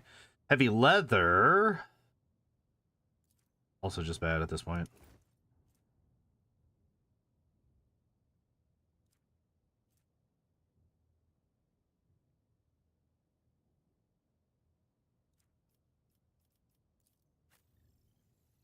Okay, let's see. What is this? How is this against?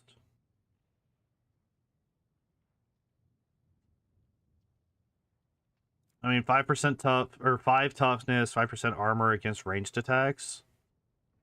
I mean, so that basically gets the armor back up to where it's supposed. Oh no, wait, she already had. So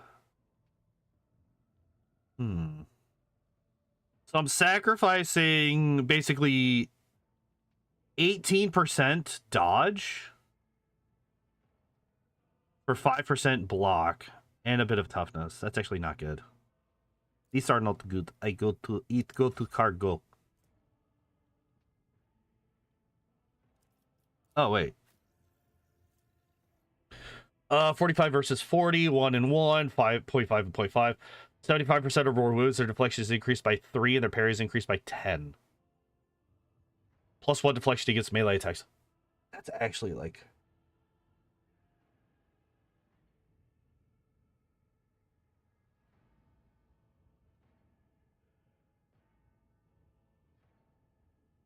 Like armor.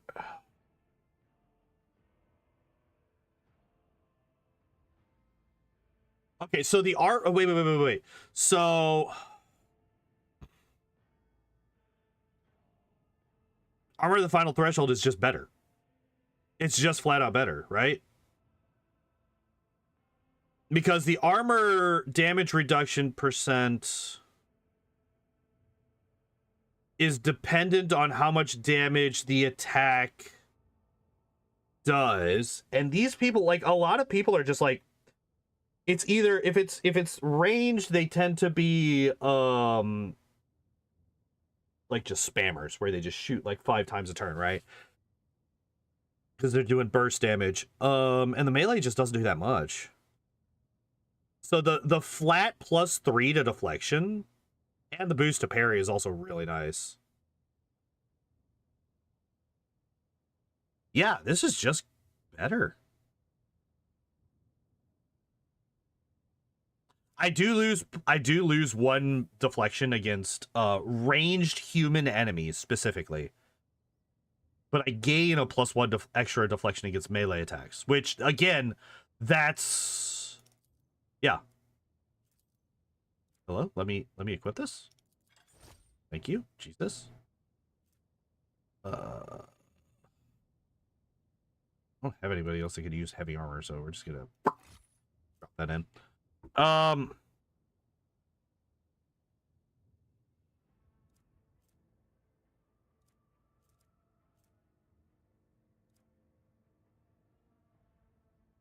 Okay. Nice. All right. Hell yeah. Level up time. Oh, wait. So until the end of combat, the target dispatch loses half of its current armor and deflection. Ooh. Okay, so what does dispatch do again? Makes an attack with the current weapon against an enemy. Oh, that's right. Deals additional damage equal to 45% of the target's missing wounds instead of 25. Till the end of combat, whenever the assassin hits an opening, they gain lethality, temporary wounds. I don't really care about that. The dispatch attack kills the target. All enemies in a 3-cell radius around the target gain +2 stacks of the disturbed effect and must pass an edge resistance test or become staggered. What's disturbed again? -10 to fellowship and willpower. That doesn't really matter, right? I think literally it's going to be these two because like the whole point of my guy is I want to murder you. So I think we're going to do this for him. I think that's the play. This literally doesn't matter because right till the end of the next turn, the Vanguard cannot die. Until the start of the next turn, all damage suffered by the Vanguard is reduced by 7, which scales off of what? Toughness. Yeah, that makes sense. Each attack made by the Vanguard makes them a priority target for the enemy hit by that attack. To the end of combat, all allies in a 3-cell radius around the Vanguard suffer a Vanguard toughness bonus to over 2 less damage. To the end of combat, the Vanguard gains +3 momentum for each attack that hits them. That requires it to be hit, though. That requires him to be hit. That requires him to be hit. I mean, well, we actually got hit a fair number of times in this past combat. It's just like a bunch of them didn't do any damage. So actually, that would just be a bunch of momentum for free. Yeah, you know, fuck it. We'll grab that. I think that's a decent benefit. Whenever the familiar becomes the target of the enemy's attack, the overseer, whether the overseer uses overcharge, their familiar gains 30 to its key characteristic. Whether the overseer uses their archetype ability, the overseer and their familiar gain +1 deflection for 1 round. Stacks. What is the fucking ability? Immediately heals to full. Blah blah blah blah. The overseer's next 3 abilities cost 1 AP less. Till the end of combat, an overseer can relay attacking psychic powers through their cyber rave. Yeah.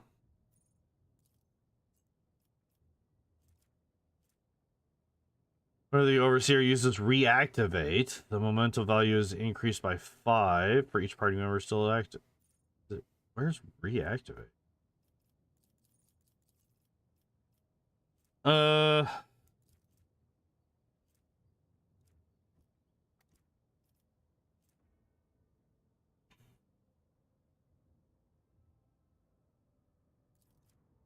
We'll do that. Executioner. Misery for any target that has suffered and will suffer damage from the executioner of this combat, both prior to and after this ability is used. Their armor does not reduce damage dealt by damage over time effects. Wait, armor normally does? Wait. After the executioner uses Carnival of Misery, for any target that has or will suffer damage from the executioner this combat, both prior to and after this ability is used, their armor does not reduce damage dealt by damage over time effects. I did not realize that that did. Most of the time, damage over time effects are not affected by armor. In like almost every game that I've ever played, damage over time effects bypass armor because it's an effect that's been applied to the person, usually. Like, armor isn't going to stop you from bleeding to death if you've already been cut.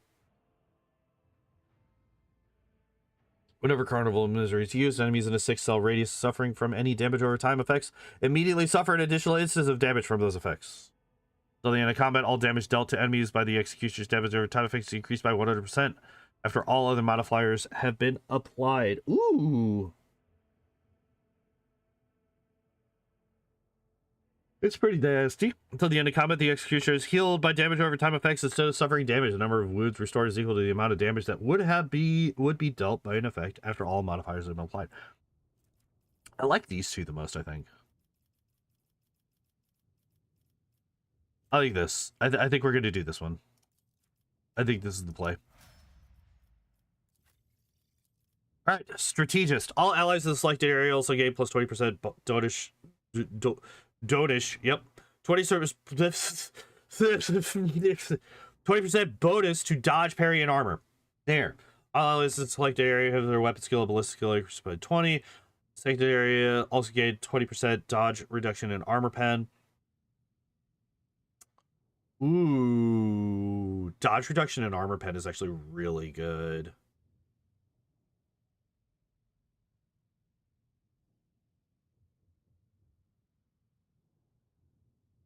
Okay, wait.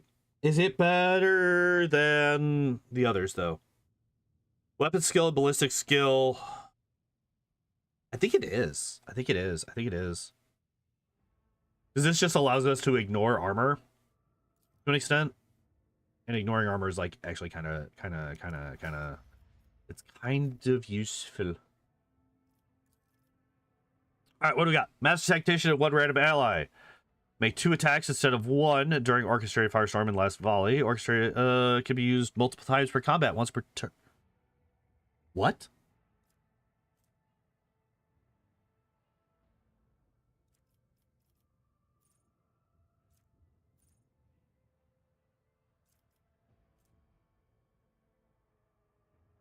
All allies, including the Master Tactician, that have a weapon capable of burst attacks, use burst attack instead of a single attack against enemies as part of the Orchestrated Firestorm and Last Volley. Until the beginning of the Master Tactician's next turn, all allies automatically dodge all friendly fire. Oh. All allies, including that have a weapon capable of area attacks, use these area attacks instead of a single attack against enemies as part of blah, blah, blah, blah, blah. Gain plus 35% armor until the end of the Master Tactician. Oh. This is actually kind of... This is also, like, insanely good. Right? Because, Abelard has that ability that whenever somebody uses a heroic attack, or a heroic ability, he gains something. I can't remember what it is. I think it's strength or something. But being able to do this multiple times for combat, actually quite good. Like, the vast majority of the time, I'm not going to run into a combat where I can't, where I'm, like, going to run out of heroic abilities to use, right? Like, that's just not going to happen. But, actually, I think because of that, I don't take this now. I think I take this later.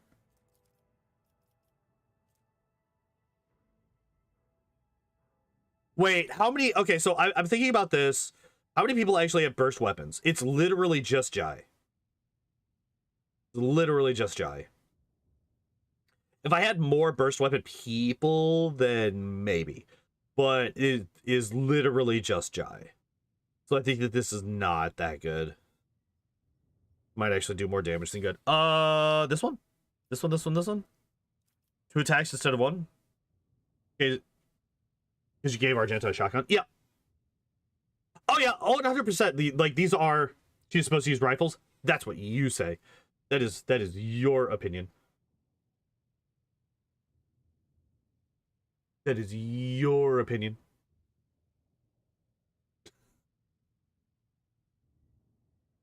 These are the things that happen when you're playing a game without any notion as to what is the best thing to do. All right, so we did that. We have this. We can go over here. Where is like the actual way? Looks like the way is like this way. Okay.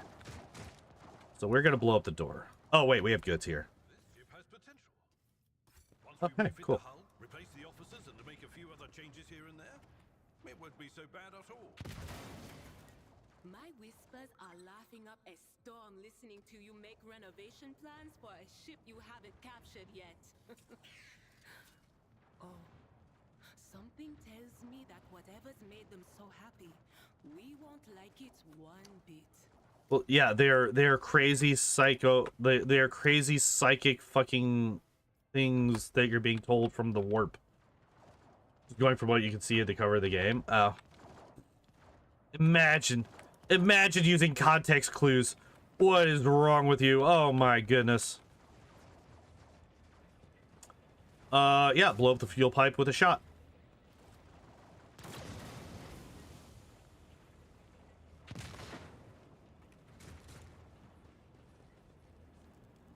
All right, we got loot.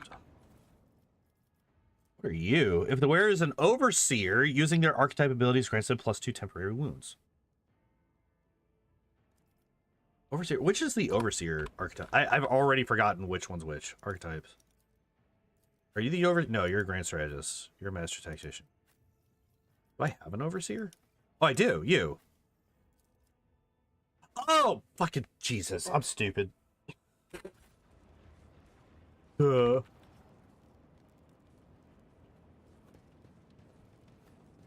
is this glowing blue?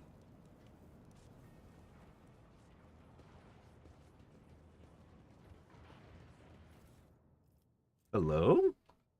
Jukari equipment. The wearer gains +15 coercion. Okay. Oh, hi. The servo skull projects a hololithic image of a man boasting a slew of exotic augmetics and an ostentatious jacket. Are you enjoying yourself on Valancius? I see you and your pet arbitrators are crawling all over my ship like little void rats.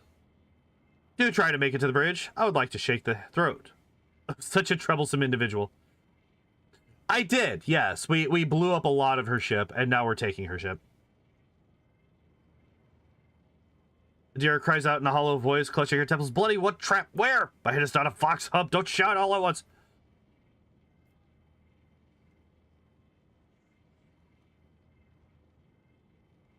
How is she alive?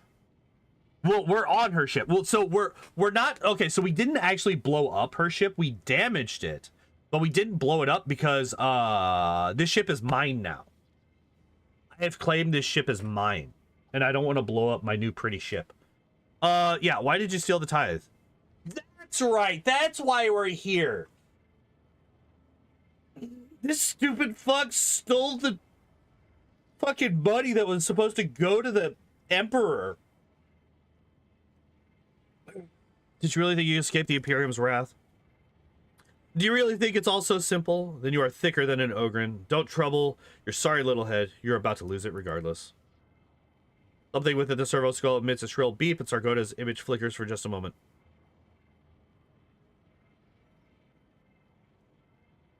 You talk too much.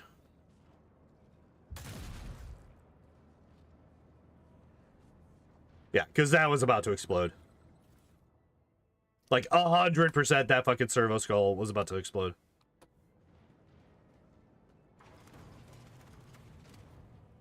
Hello?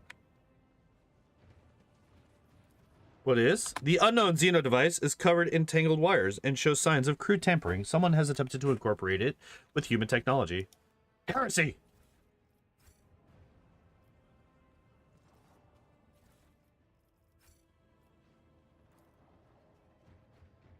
This place vaguely resembles a chamber used for rejuvenate treatments. The sinister appearance of the devices installed all around the tub suggests their Drakari origin.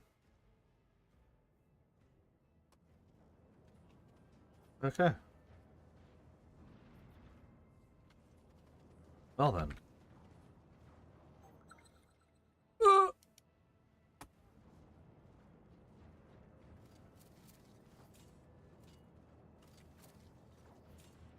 I do what I must. Same. Speaking of doing what I must, I gotta pee real bad, and also I'm almost out of drink again. So I'm gonna go send you guys to the break screen again for just a minute. It's not gonna be as long as last time. I will be at it. Bye.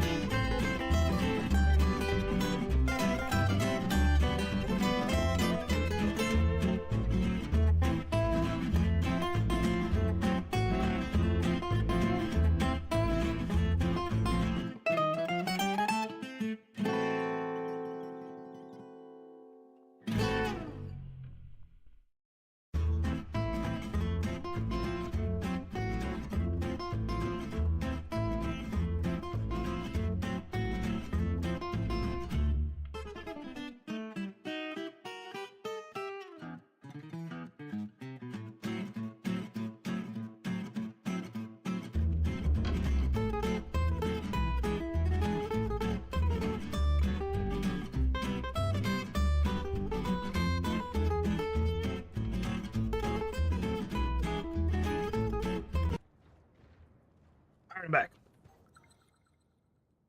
Jesus Christ. Traps. Okay.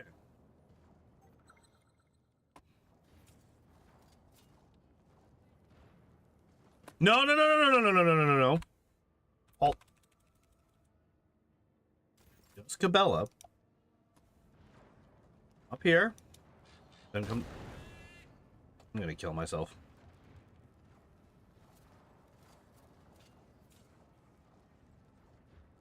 How How did that even happen? Whatever. The space from which the captain addresses the officer is far more modest than its counterpart on the rogue trader's vessel.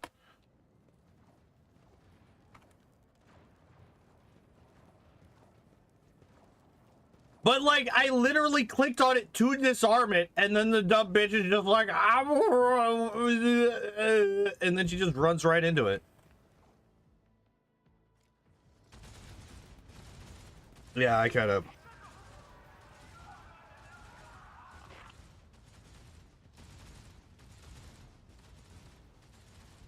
She also wants to die? No, she wants to, she enjoys pain, I think, or something along those lines.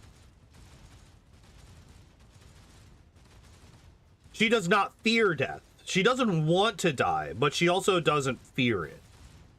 Okay, so what are we doing? Can you help? No, heroics, I need you a lot.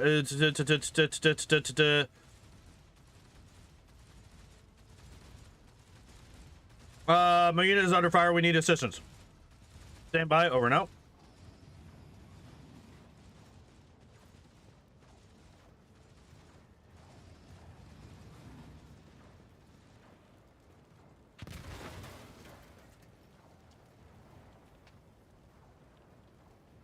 Oh. Okay. Wait. Oh, I can't. Okay, so.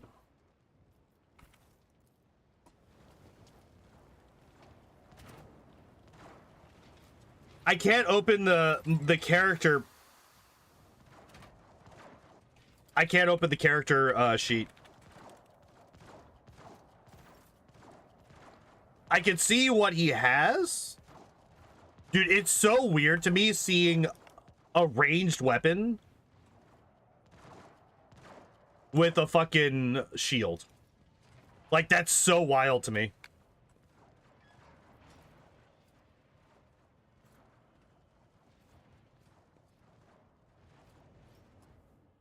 Wait, what's 7?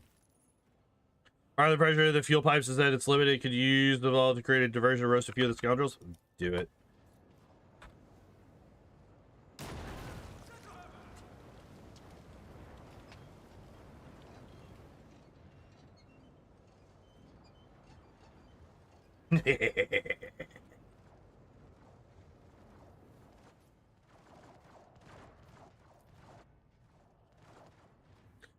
Arc is in the other direction. Okay. Yeah, we have 2 Scott Summerses.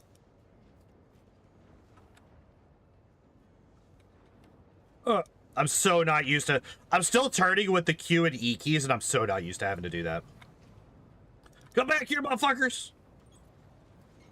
Cowards. A lot of you. Every fucking one of you. Cowards.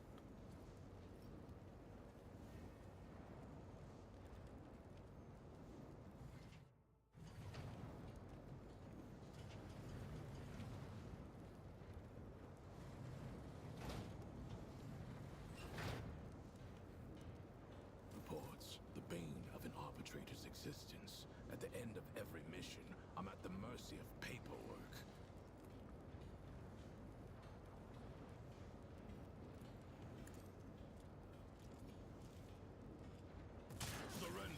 Why did the dog run in front of me as I shot him, you stupid piece of shit?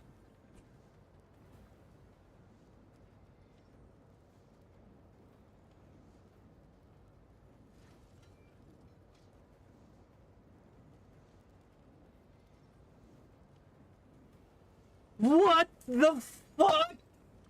Literally the first thing I do in combat with this motherfucker and his stupid shithead dog is like, I want to be in the way. You fucking dumb fucking, rage. Actual fucking rage. I'm so fucking mad right now. Alright, what do you do? You have, okay, so you're a melee.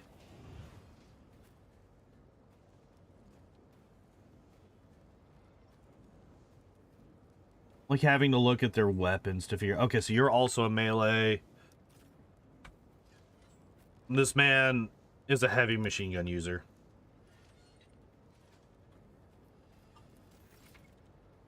Subductor. An arbitrator with a subductor specialization has the passive ability Ruthless, the familiar immunity to critical hits, and increase the... Wait.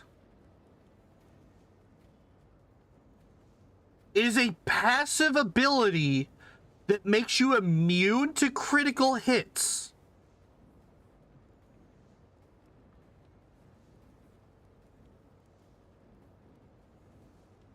Okay. It's kind of good. Increase the arbitrator and their familiar's critical hit chance that there are 2 or more enemies in the 2-cell radius around the arbitrator. Whenever an enemy adjacent to the arbitrator gets up from being prone, enemy provokes an attack of opportunity from the arbitrator. Subductor's active abilities are only available with a shield equipped. The assault onslaught ability allows the arbitrator to dash through allies and enemies in a straight line for up to 5 cells without provoking attacks of opportunity. Each enemy they pass through must pass an agi resistance test or fall prone until the start of that enemy's next turn. Subductor's Shield Bash deals more damage to prone or immobilized enemies and scores guaranteed critical hits against them. Enemies affected by the Subductor's Stalwart Defense deal less damage and suffer more damage from the Subductor's counterattacks. Okay. So what the hell are you? So Forceful Strike, where melee attack pushes the enemy away. Distance of the push is equal to 4 cells. Ability cannot be used with a heavy rock saw.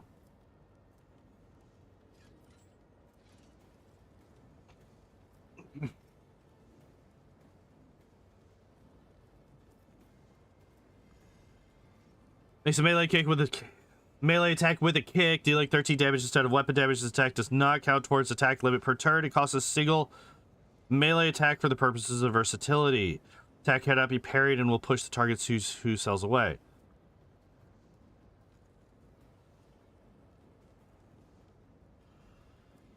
Okay.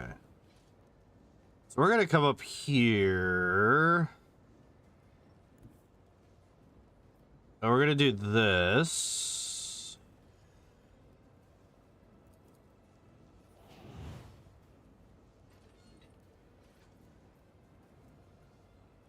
Understood. Executing order. All right.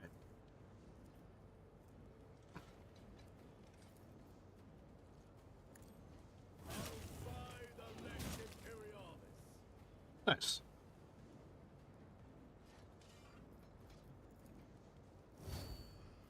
What is this?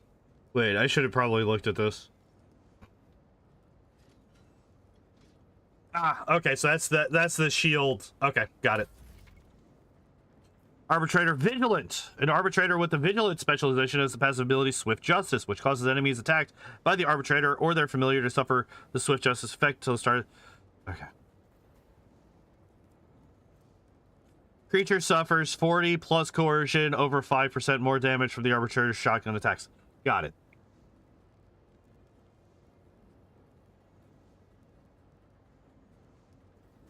With a shotgun equipped, the Vigilant gains access to a unique shotgun attacks. Each of them costs 2 AP and does not spend ammunition.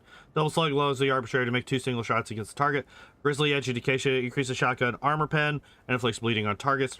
Fulminating Shot deals less damage but reduces dodge, parry, and block of targets in its area of effect for 1 round, regardless of whether they were hit or not. Oh, okay.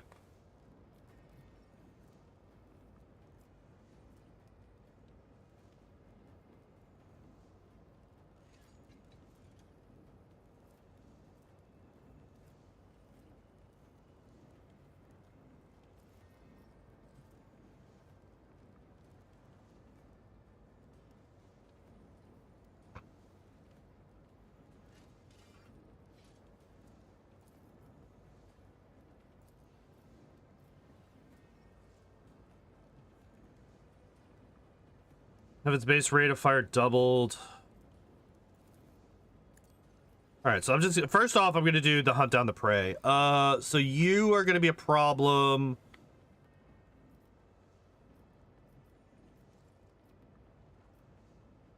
You are gonna be a problem.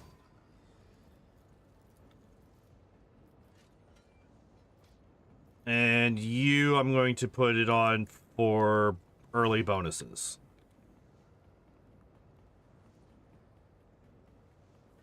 All right, so then we do this. All right, so what next attack this turn will have additional effects, deals additional +7 damage, target's armor will be reduced against all the bounty hunters attacks to the end of combat, target's armor against this. Okay.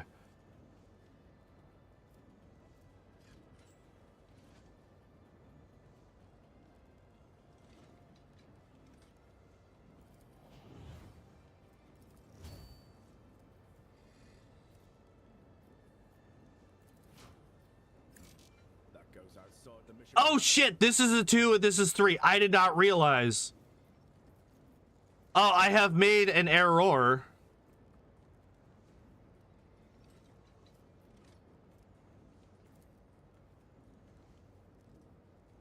Okay, well, that's unfortunate.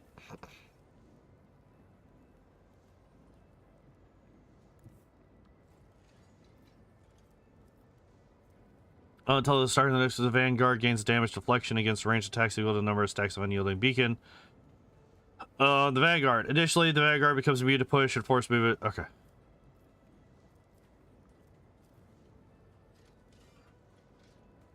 Wait, what is 4?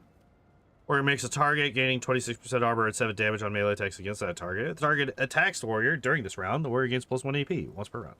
Okay, so we're going to go up here, I think. We're going to go up here. Wait, no. First, we're going to go here. And then we're going to do this.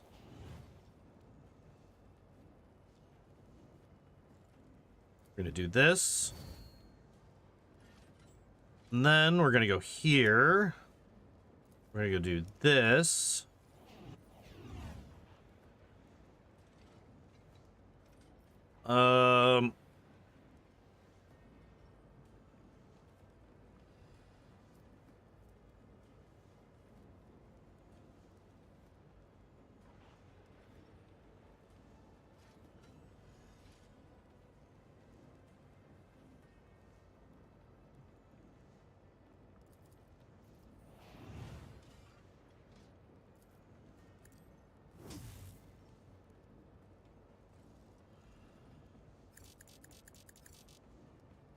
Okay.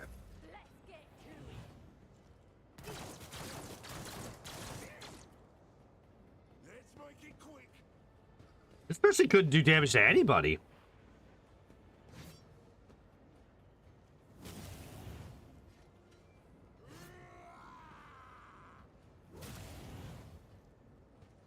Very nice.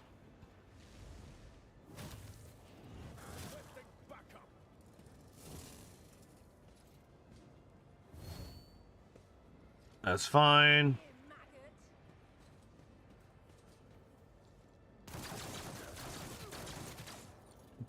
Almost killed this one. All right, the Cyber Mastiff is a tough and powerful familiar. Its main purpose is to follow the designated target, be it ally or foe. The Apprehend ability allows it to chase and isolate enemies. It is especially efficient against targets using ranged weapons and psychers. While the Cyber Mastiff is adjacent to the apprehended target, it will attack it each time the Overseer attacks that target.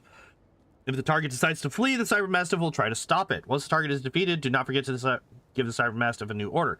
It will be waiting. The Protect ability turns the Cyber Mastiff into a dependable bodyguard. It will follow the protected ally and strike anyone who dares to hit them. If you do not want to control the familiar directly, use the battle mode standby. The Cyber Mastiff will strike the nearest target itself. Growl will weaken enemies in an area, reducing their damage dealt, while Bite and Run provide mobility and help break the enemy lines. Got it. All right, so go get this guy. He's a ranged character and he's very far away.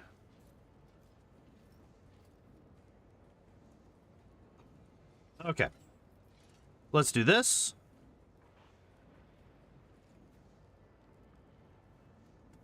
Okay, wait. What is this? Shotgun attack is 10% additional armor pen and inflicts 20 levels of bleeding on target's hit. Holy shit. Shotgun reduces the dodge, parry, and block of targets in its area of effect by 27% for 1 round, regardless of whether they're hit or not. Yeah. Okay. So we're gonna do this. I could hit like a whole bunch of these. Like, I'm just looking at this, and this is just like, give me all of the things. All right.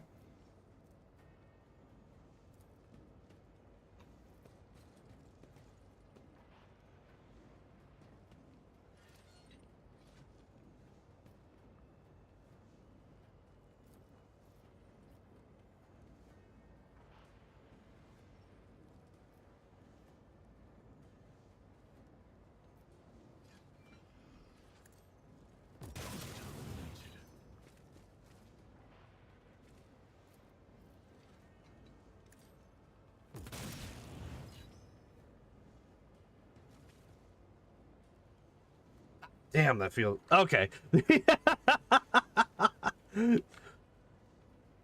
Dude, that was wild. That was just like 8 people dead in one. Get them all later as companions and just the bald one? Or do you think they will all die before the quiz? So Solomord is a party member, as far as I can tell. The rest of them might like story die as this goes on. Ooh, ow, ow, ow, ow, ow, ow, ow, ow, ow, ow, ow, ow. Show me what you've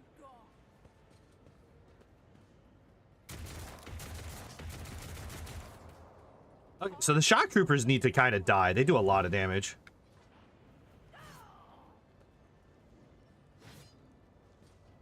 Let's get to it. We need to regroup. I'm in, maggot. Dude, this Mastiff is getting fucked up.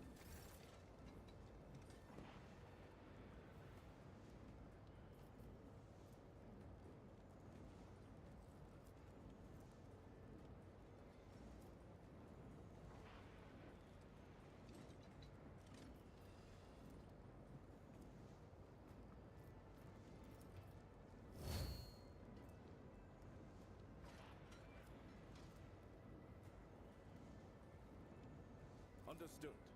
Executing order. Is fine.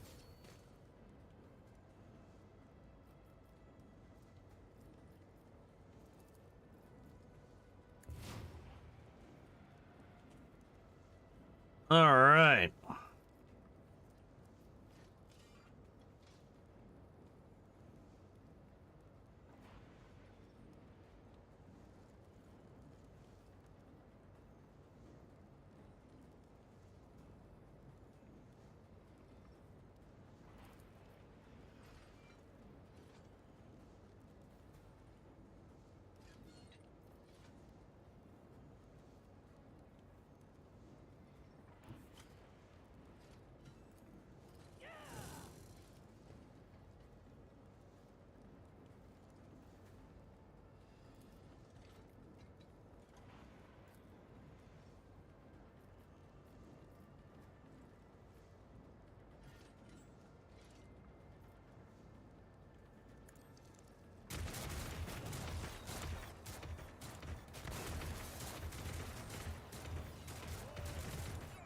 Taking fire.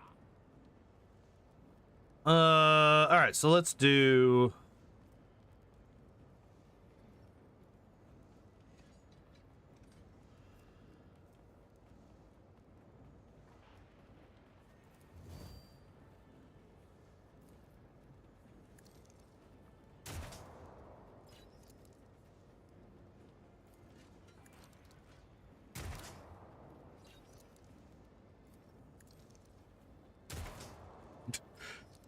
I'm just like doing no damage to this thing now.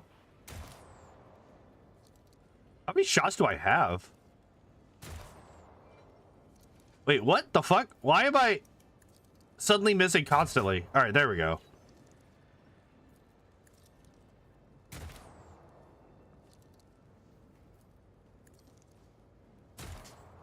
All right, there's another tink.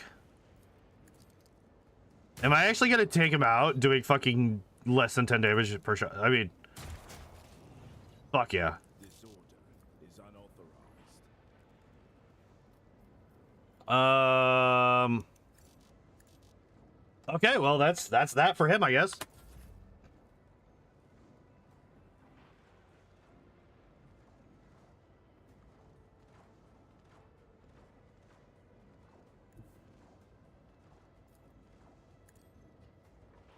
We're just gonna smack you in the fucking face.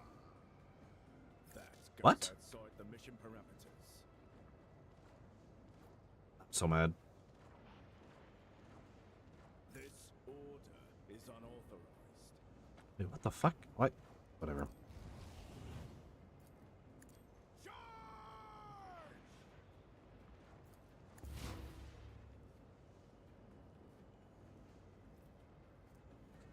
Immediately heals to full until the end of combat. The Cyber Mastiff deals additional damage equal to 5%. The target's maximum wounds. Okay, so first off, what? God damn it!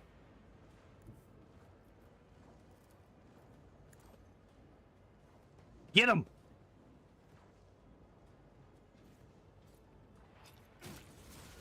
Oh shit! That actually did do a lot of damage.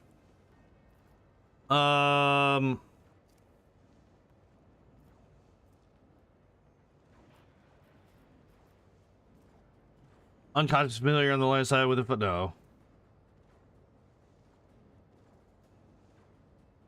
Oh. Wait, can I just keep telling it to bite?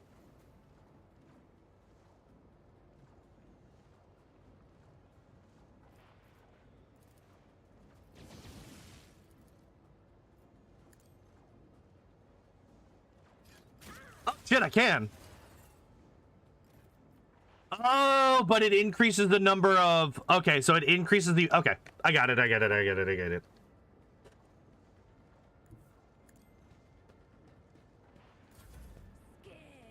Oh, shit, I forgot about this guy.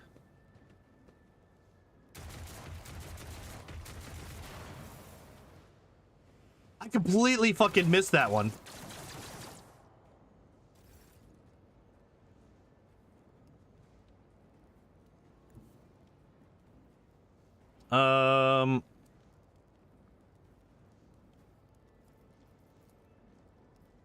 So we're gonna do this, and we're gonna do the Reckless Strike, because I want to kill this man. There we go. The bald guy? I don't think so. No, I think they're all soldiers. Maybe.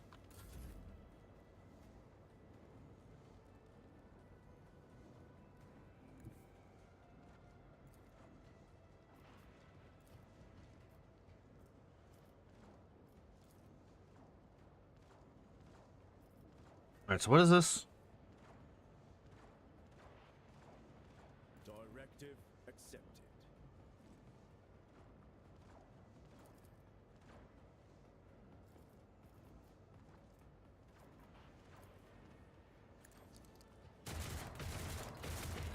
How the hell did I hit Solomon? Are you fucking kidding me? I'm gonna fucking kill. Okay.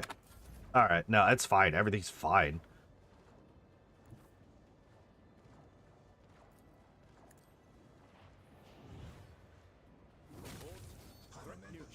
So mad. I'm so fucking mad, dude.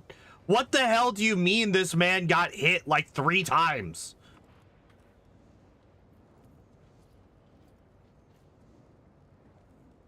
Remedium tubes are connected to the fuel tank. Hooray.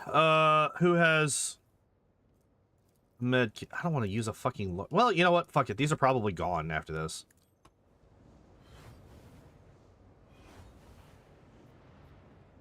Oh, because it's not a fucking injury. It's a fucking... it's a trauma. God damn it. I hate this game. Game sucks.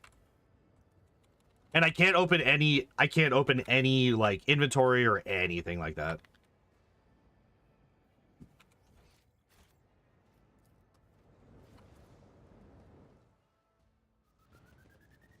I have to use a bullet magnet? Fucking apparently.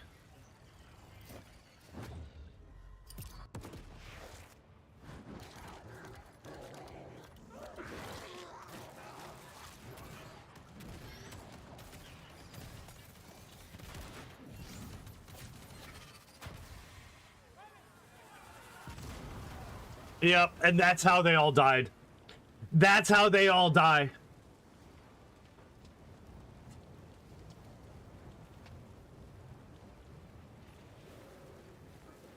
Yep.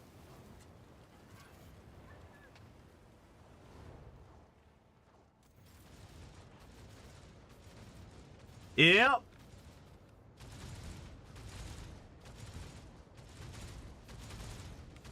I mean, like, we kind of knew that that was going to happen.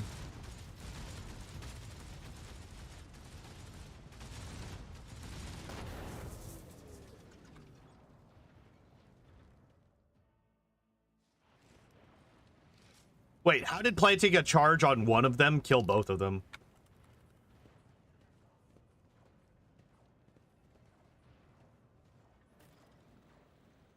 Good job. I destroyed the turrets. Yep. Me as the rogue trader. Despite multiple wounds, Solomorn stands firm. The Proctor's eyes are burning bright, like he's gotten a second wind. My squad is down. We need to regroup. Here's what we do. I go with you, and one of your retinue stays behind to take charge of the defense, along with the surviving arbitrators. With your permission, Lord Captain, I'd prefer to remain at your side. Yes. The Proctor's expertise is indisputable, but he's not your seneschal. I'm your shadow, Doman. I'm your blade and shield. Do not cast me from your side. Not when you're about a step away from the abyss.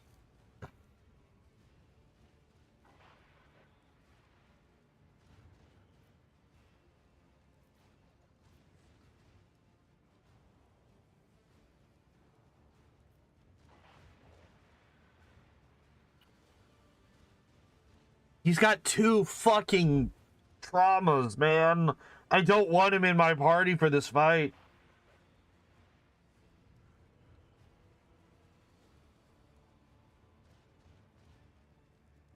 We'll surprise Dargonus with a small army. Put us at a tactical disadvantage. The Heartless is still full of hostiles who will try to storm the bridge. We have to set up a defense at the elevator to avoid being shot in the back. Fine. Sounds reasonable. No, it ain't Jay. It's probably gonna be Cassia, honestly.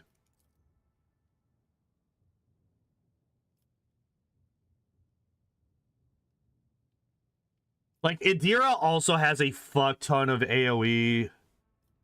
So Cassia's isn't as important.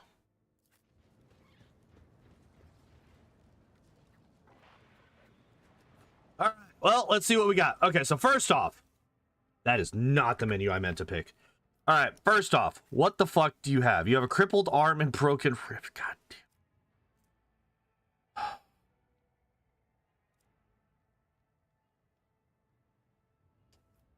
All right, archetypes. Yeah. Okay, so soldier. So what do we have on soldier?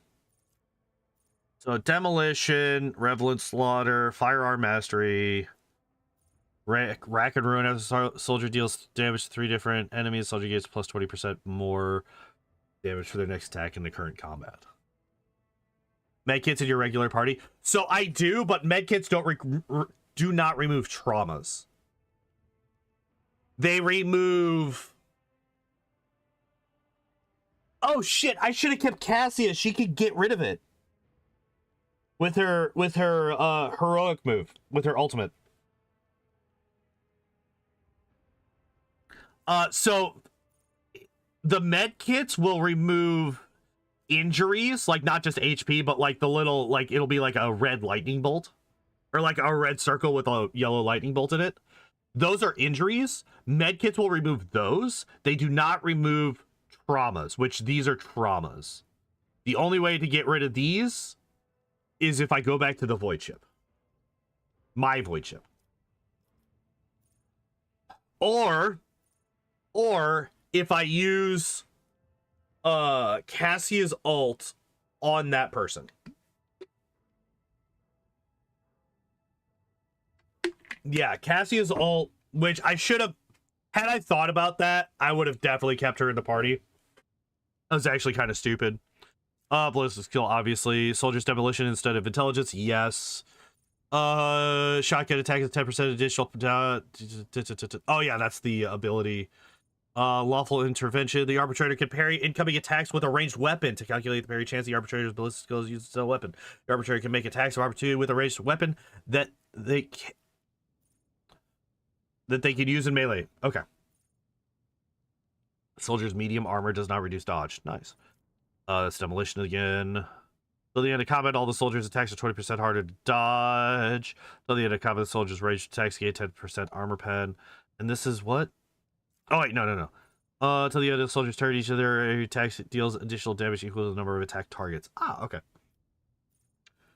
20% armor pen and ignore 2 deflection when used against enemies at a 3-cell radius around the soldier. Concentrated fire, yeah, we know that. Arbitrator successful attacks reduce enemies' armor by 18% for 1 round. Ooh.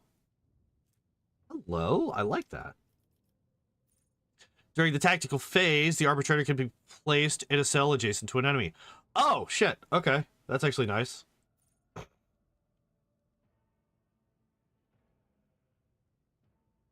Gain 16 to coercion and 3 to block until the end of combat. Got it. Okay.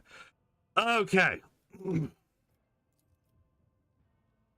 And then we have this. Advanced tracking each cell. Yeah, we saw that. Apprehended enemy takes 8% more damage from the overseer. Overcharge. Till the end of combat, the cybermastiff deals additional 6. Okay. AP increase and okay. And there we are.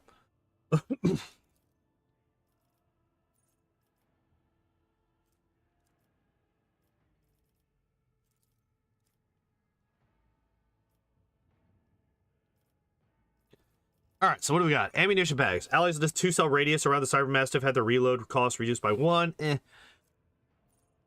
Attacks against the familiar have their critical hit chance reduced by 12.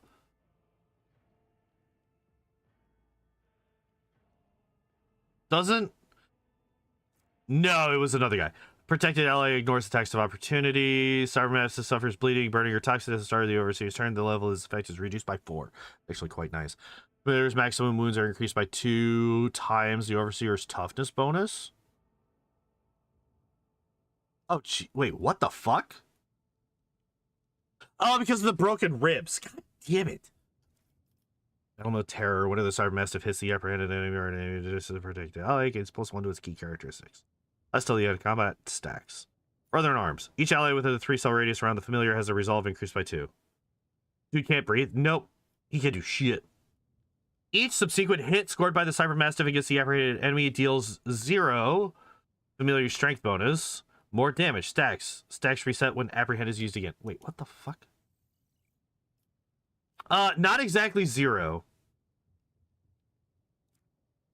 But, okay.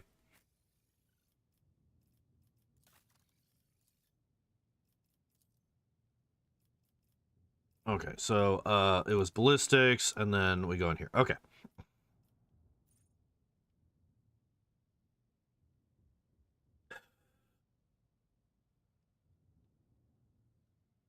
So wait, let me, what exactly, okay, so apprehend. The overseer chooses an enemy in their line of sight. The cybermastiff immediately attempts to run to that enemy. If it does not have enough MP, it moves as close to that enemy as possible. Upon reaching the designated target, the cybermastiff makes a melee attack dealing 50% more damage and inflicting the apprehended effect, which lasts as long as the enemy and the cybermastiff are adjacent to each other, or until another order is given. Okay, what does this do? Makes an attack. Whenever the overseer makes an attack against this creature, the apprehending cybermastiff makes a free melee attack against it, dealing 50% less damage. This creature tries to move away from the cybermastiff gains a percent chance to cancel this creature's movement. If the creature moves further than 1 cell away from the cybermastiff follows during this creature's turn, spending 0 MP, and attacks it. Ooh, okay. Actually quite good. Okay, I think Chainmaw is actually quite nice. Can I do something? Wait. Let me look. So we got solid projectile weapon expert, which just gives me a +2 minimum damage.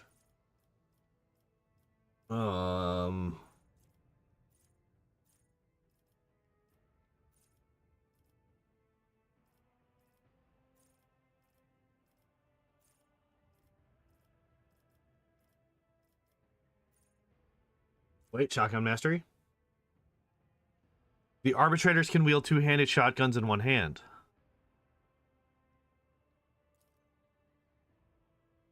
That's so broken.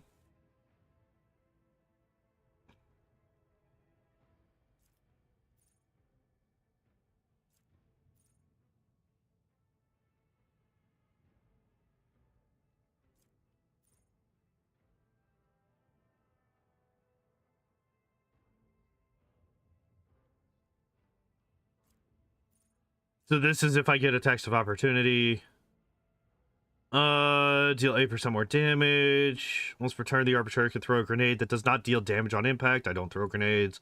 Whenever an enemy adjacent to the arbitrator fails a willpower resistance test for the first time in a round, enemy provokes an attack of opportunity from the arbitrator. If multiple enemies fail this test at the same time, attack of opportunity is triggered against one of them randomly. I think Shotgun Mastery is still the best. Like without even a little bit of questioning. Shotgun attack allows the arbitrator to make 2 single shots against the target.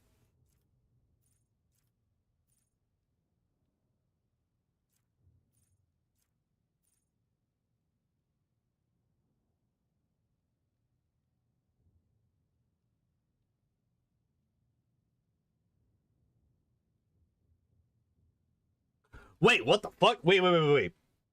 Depending on the familiar's number of wounds, the overseer or the familiar gains a special benefit for 1 round. Less than 50%, the next 3 hits against the familiar have their damage reduced by blah, blah, blah, blah, blah.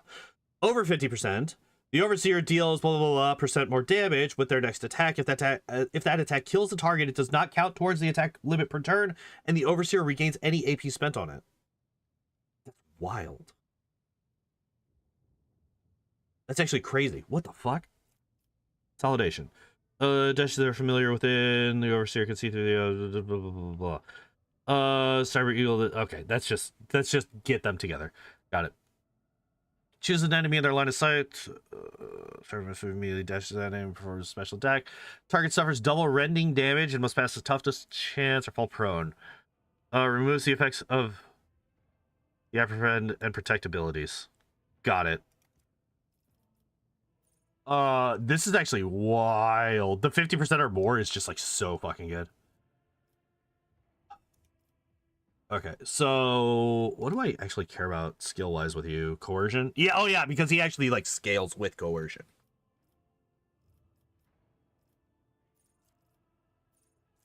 Okay, so let's come back down here because this is all like these are all like completely new to me. Hi. What's up, Key Cat? What's up, buddy? Public sentencing. Whenever an enemy adjacent to the arbitrator fails a willpower resistance test for the first time in a round. There we go. Yeah, I'm just reading stuff for a minute. We could settle time. Multiple enemies fail this test at the same. Oh yeah, that's right. We read that. With one-handed shock baton, one-handed power maul. No, we do not do that here. Let's return of arbitrary control. Yeah, that's right. 9% more. Wait, what? Why? Oh, because coercion. That's actually a pretty big fucking radius.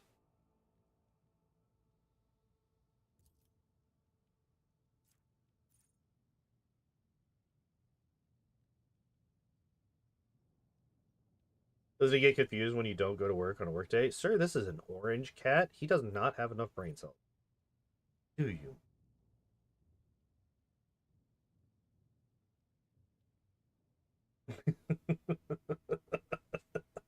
This is an orange cat, sir. Toughness equal to half their equipped shield block.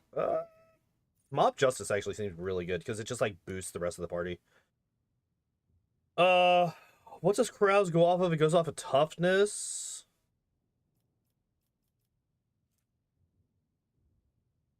My boy.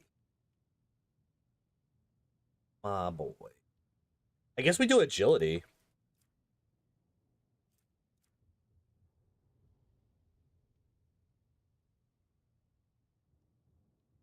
I'm actually really surprised that we don't have toughness available. It's something that we can boost. It's just really fucking weird.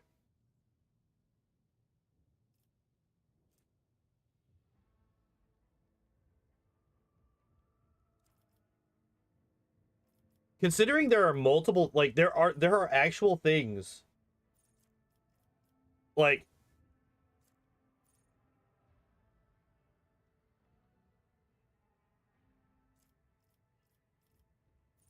he uses oh no, wait, coercion.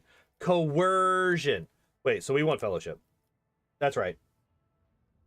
I was getting the cars mixed up. Okay. I'm doing my part.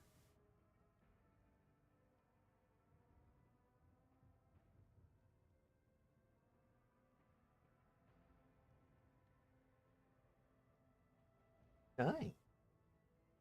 I got you.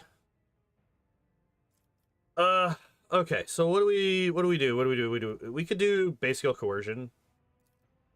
We could just do that.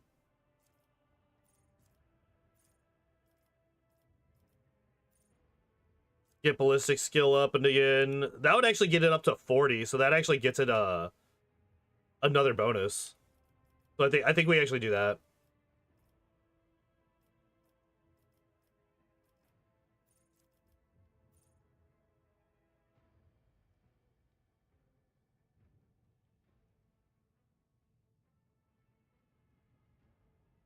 Master's Patronage. At the start of the Overseer's turn, the familiar gains 6 temporary wounds. Ooh. Text is used on the Overseer. The Cybermaster's MP is doubled when moving to them. The first use of the Overseer's ability in combat costs 1 AP less. That makes Apprehend free, right?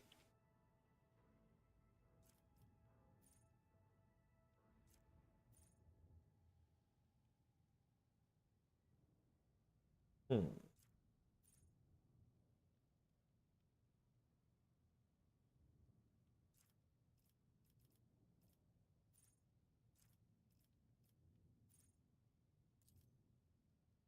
I like saving AP, especially since I was like I ran out of AP like twice while using the last guys. So we want fellowship.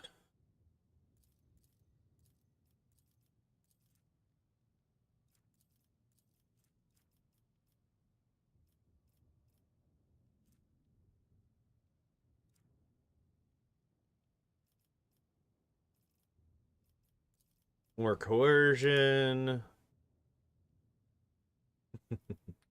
No, he's just coddling. When the familiar becomes target of an enemy's attack, the Overseer has their damage dealt increased by 2. Affects stacks and lasts until you get a combat. Wait. Becomes a target. Okay, so wait. Does that mean that when they're hit, it's not when they're hit? Because if it said, if it meant that, it should say that, right? So when they become a target, so when they are actively targeted, the Overseer uses Overcharge. Their familiar gains plus 30 to its key characteristics for 1 round. The next round, the bonus becomes 10 and lasts until the end of combat. The Overseer uses Overseer and their familiar gain plus 1 deflection for 1 round. Stacks. The momentum value is increased by 5 for each party member still in combat.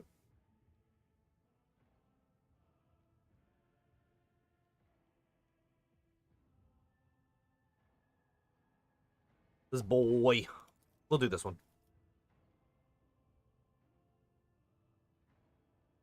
Oui. Oh, Overcharge upgrade 1. It's just like, oui. Hooray! He is now infinitely better than he was before. Yay. Unfortunately, he still has 2 fucking... Alright.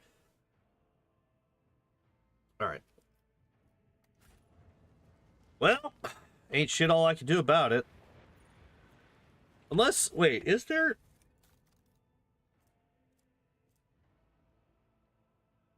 Deals 1 fresh injury, or if none, 1 old injury upon a successful Medicaid test.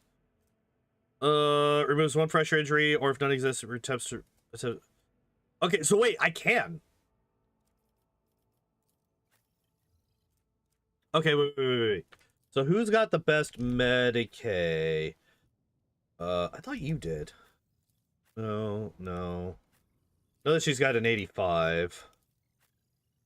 You also have an 85. Oh, hey.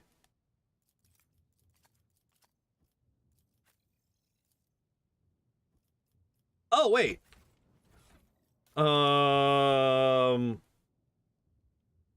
Where's the doggo one? Okay, so we have these. Cybermaster gains plus 10 weapon skill, deals 100% more damage. Literally doubles the damage. Cybermassive hits the apprehended enemy. The Cybermassive gains a stacky plus 14 bonus to strength for 1 round. Wait, does this scale? No. 2 times weapon skill bonus. Okay, and what does this do? Plus 10 and deal 70. Not even close. All right, so we just doubled his damage. That's fine.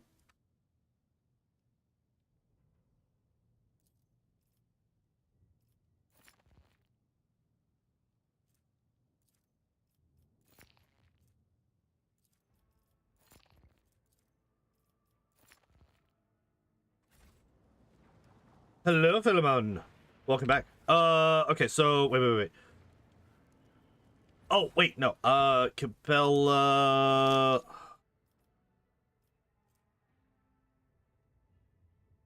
Yeah, okay, so we need to do this, we need to do this, and this. Right. Oh, I have 2 of them. Hell yeah. That's right. Okay, so we are going to... Which is better? This one?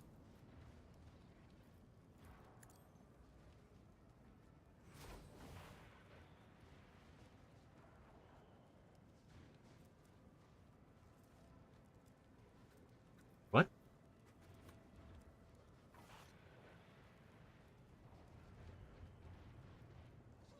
Wait, what? Why did it reapply it? Oh, fuck.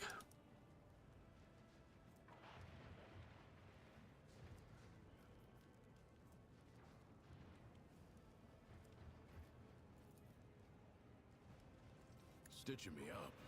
Thanks. So that does not actually do it. Wait, what the fuck? It's not even rolling. Wait, what? Wait, what? Wait, what? Wait, what?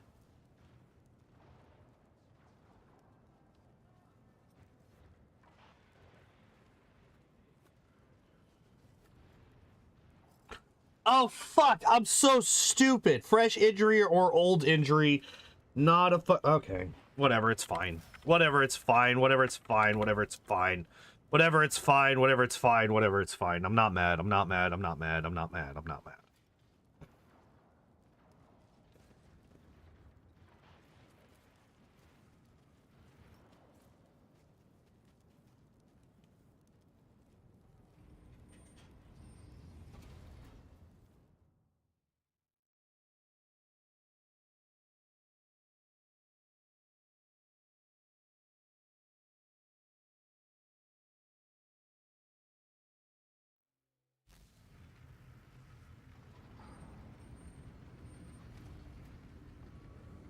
Hi, friends.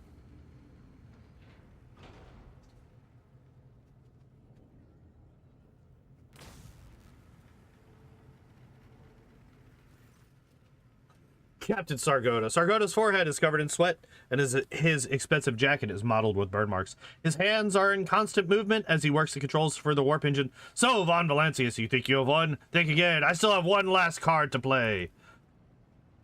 The Heartless has lost his Gellerfield Sargota. A warp jump without it would be worse than death. Even you're not crazy enough to... Wanna find out? Sargota's tongue darts out to wet his lips, and his voice drops from a shout to a whisper. What's that thing you Lominois say? Any last words?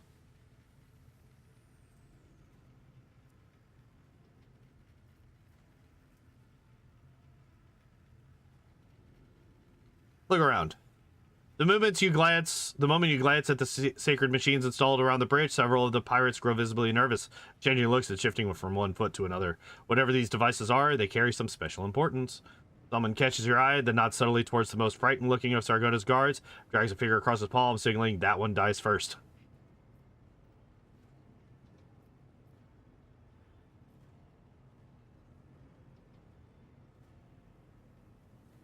Whoever brings me Sargota's head will receive a pardon and a spot on my flagship's crew.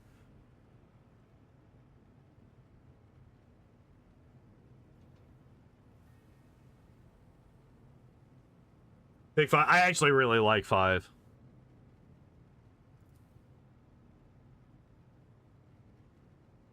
Yeah, I was about to say, like, of course they're gonna do it. They're pirates. The captain of the Heartless meets your gaze. You see in his eyes the desperate courage of one who knows he is doomed. He sneers and pulls the warp engine lever. Let the gates open. We are headed for the abyss, Von Valancius, and you and I have front row seats.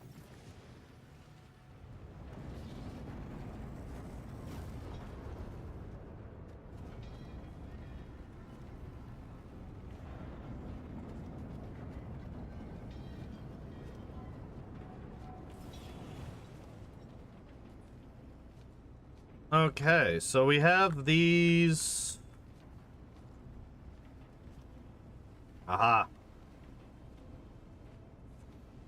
Fortunately, I am a sniper and can do damage very quickly from a long distance. Jai is actually in a decent spot. Like, actually... Okay, so we have Glyto. You can go here. We have Abelard, which I do not want in the back. Abelard! I wish for you to be up here. Cabela, you too. Because, duh. The Birdman, we're gonna put him here, because he can hit everybody. Terry, I'm going to put back here, because I want him to be shooting these back here.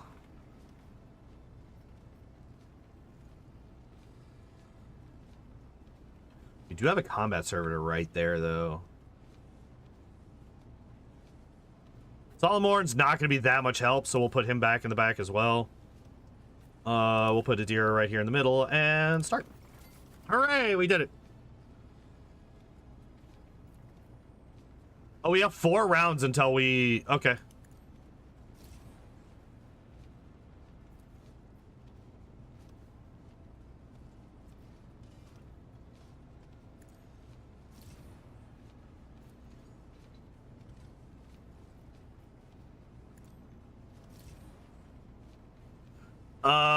We are going to do this with Terry, I think. And then we are going to give Adira another turn so she can get us all buffed.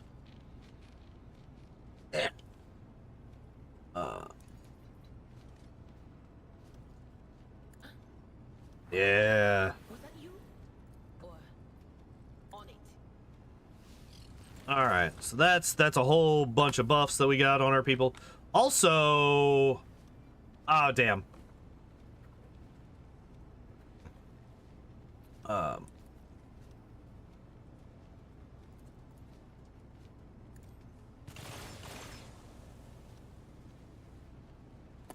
There we go.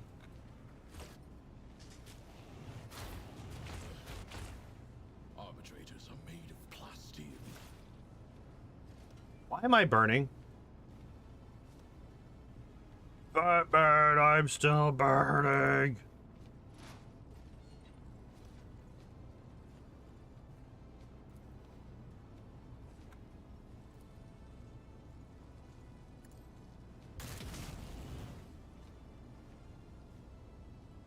All right, 1 down.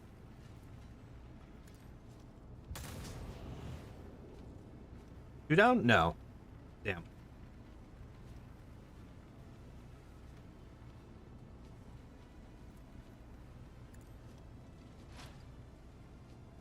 I should just be shooting him, I feel like, actually.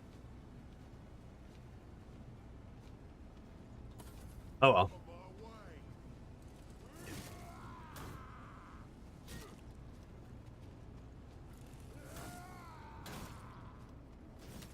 The bird is on fire? Yeah, the bird's on fire. That's fine.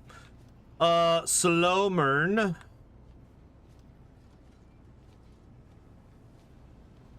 Actually, if I come over here, send the dog. Wait.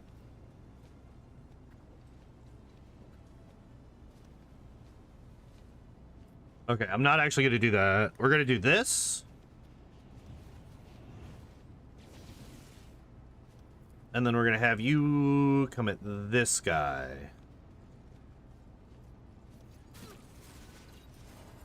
Nice.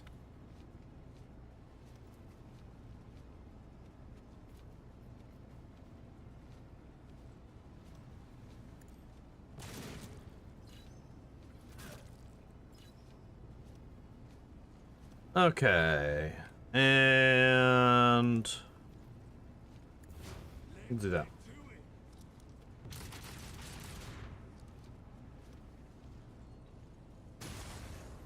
What the fuck was that? Let's get to it.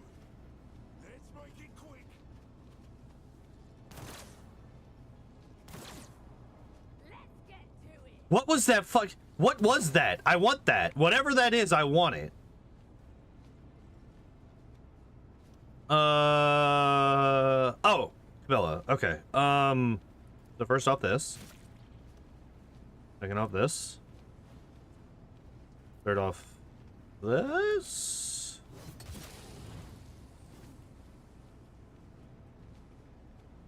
Wait, what? Why did... Is she just not capable of determining who's on her side?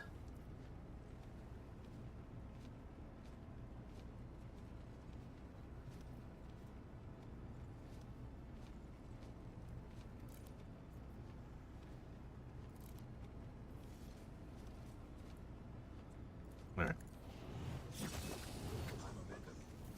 There we go. Okay.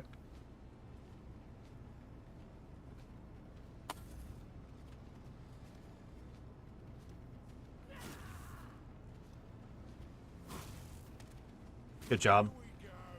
Good job, genius. Dude, like, I don't... Who's almost... The dog is already almost dead. Can I fall back now? You just got started, woman. I don't even want to hear it.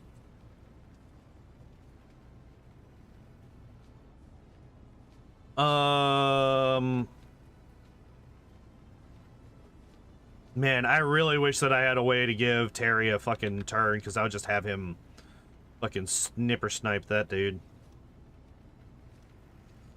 Hi again. Come on. Do something about it. I can't. I could now, actually. But the bird's actually kind of fine.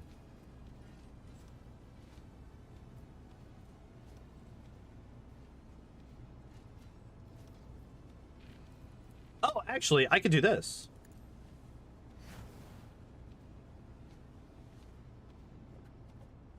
Use her magic and summon demons on the first try. Yeah.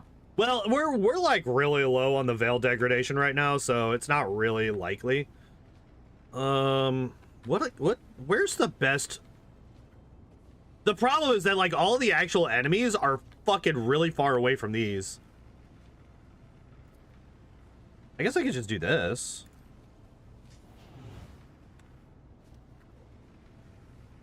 What?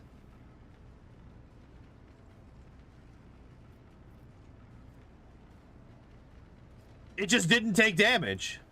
Excuse me?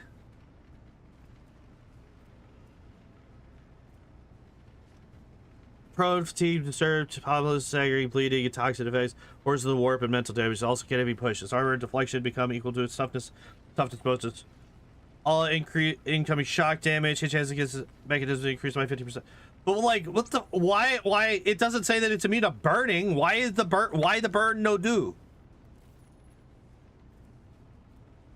Are you?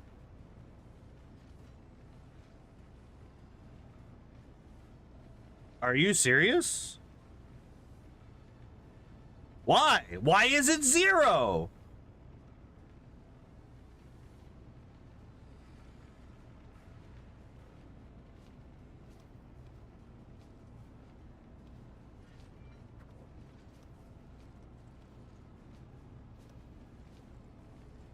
I'm so fucking confused, dude. What does this do again? Removes one. Oh, that's right.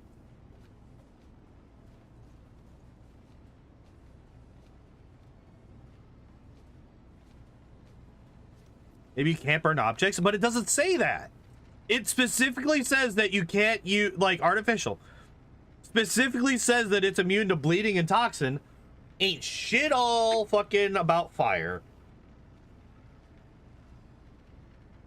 Also, if you set electronic equipment on fire, it does take damage. But whatever. It's fucking stupid. I could still do this. I could still do this. Within a 6-cell radius. This could... Wait, this might actually hit him up here.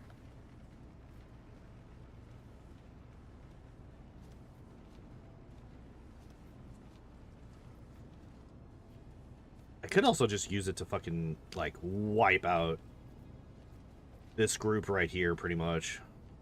Oh, wait, this is like, that's right. There's like 2 actual bosses. Or there's like 2 other fucking like actual people. Hi. Hi. So that would kill that one. That would kill those 2. We could just do this. That's fine. Oh, hey, reach down here. Got this guy too. Hell yeah. You fuck nerd. You stupid fucking nerd. Alright. That'll be good for her turn. Oh, Abelard really can't do anything now, huh? We like swing through it? Probably, right? Okay, or not.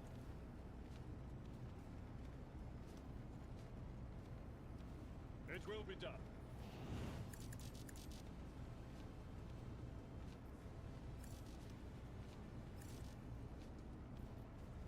I'm not interested.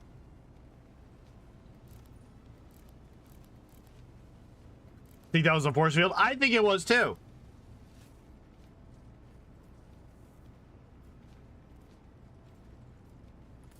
All right.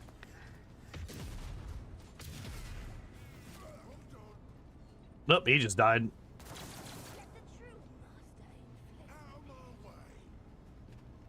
Hit these things. I want to get out of there. Let's get to it. Y'all are fucking useless, man. These are literally just meat shields. Let's make it quick. Making it so that these guys, everybody isn't just attacking me. Well, I mean, like, I could just, like, do this. And then do this. Or I could come over here. Hit this dumb bitch.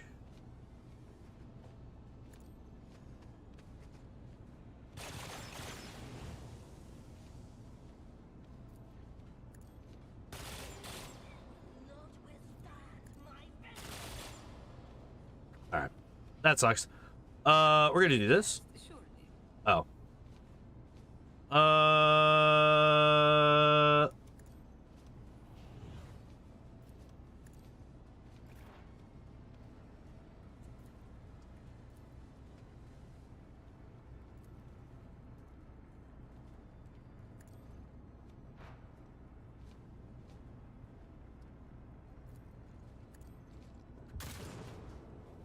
What do you mean I missed? It's an 82%, you bitch. There we go. So we got him this time. What? Oh, you're a fire. Whenever any hits with a melee weapon, the cast says one stack of fire barrier causing an explosion. That pushes adjacent enemies one cell away. It deals from 12 to 18 fire damage, completely ignoring armor. Pokemon rolls all over again. Literally all the time. Forever and always. Literally never anything but. I swear to God.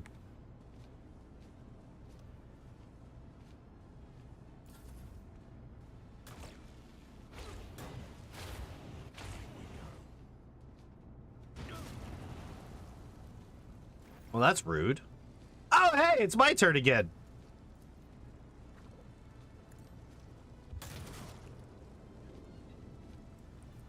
I will not be deterred.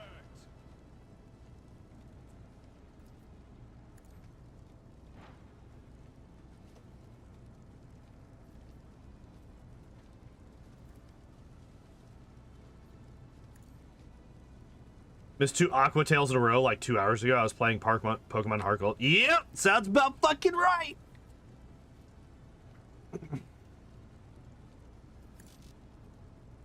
Oh.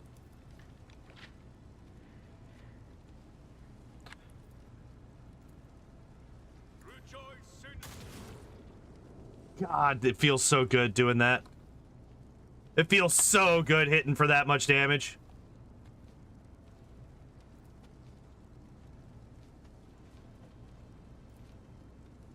What is this?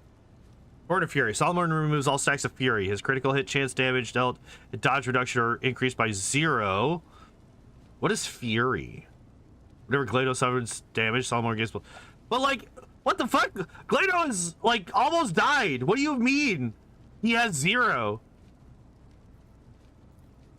What, are you too fucking injured to get mad because your dog's getting the shit kicked out of it?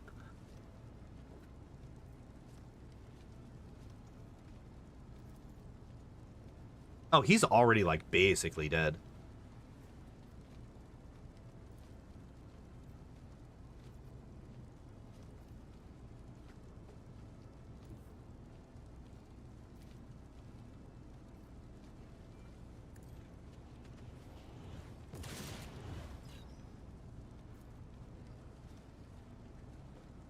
The order is clear.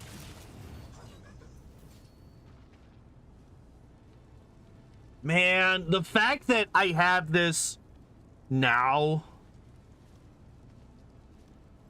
sucks a lot. If I had it with Terry, oh my god, it would have been so nice. This guy'd be dead. Sargoda would be dead.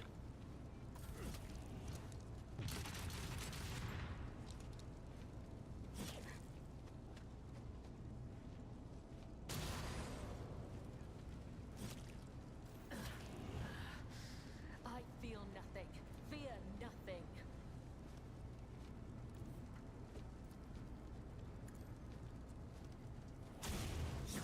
Yo, Cabela breaking the fucking encounter. As she fucking does. Let's go.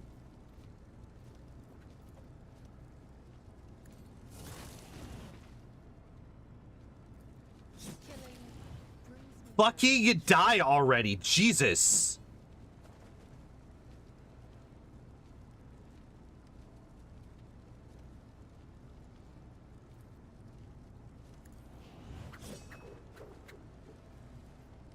And I mean, Aim for the heart next time. no way. That did not. No way.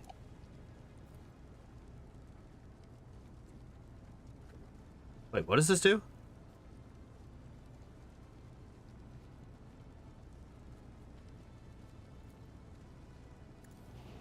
Caught by the web.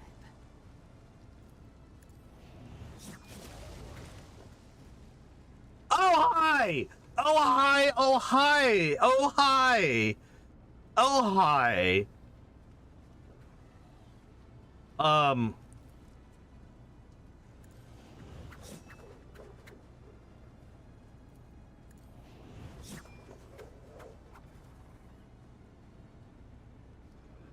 What is your fucking...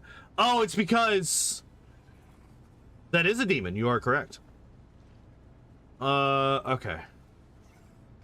It's how many stacks of fatigue do I have on is the thing.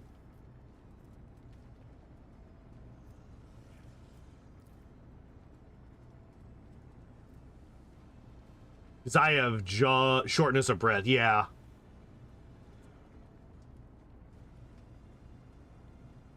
Well, no, because that doesn't hurt.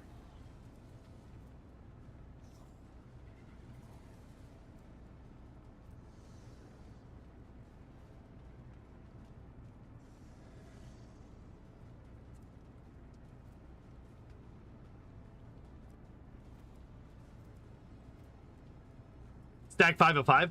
Yeah, but it's only strength, perception, and dodge. It's not like it's damage, it's not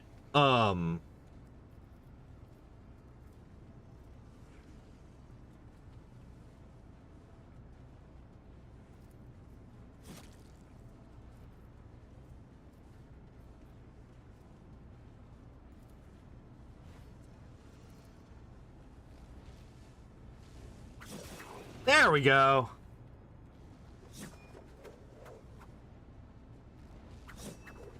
Damn it.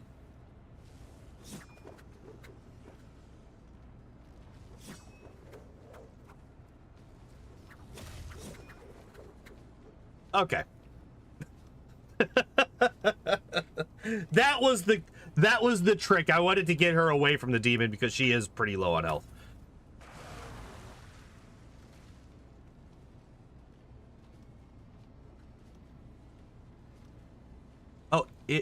Interesting.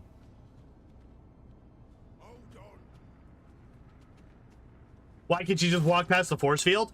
I jumped over it. Oh! There be demons in these here halls.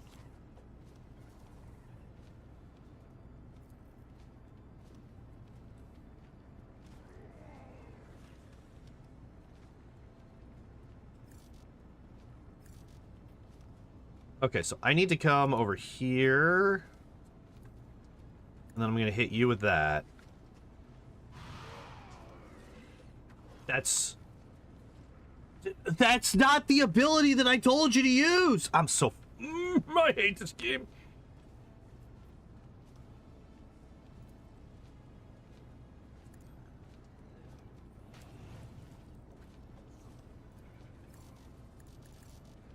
No way.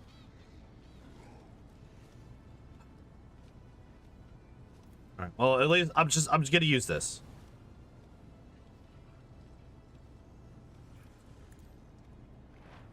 I can't believe that it didn't use the fuck. It held that. Wait, I could still use this, right? Yes. Okay. Hooray! She's now a 6 psi rating. Holy shit. Wait, what is warp conductor gloves? What do they do again? A psychic phenomena or perils of the warp. Oh. Okay. Abelard.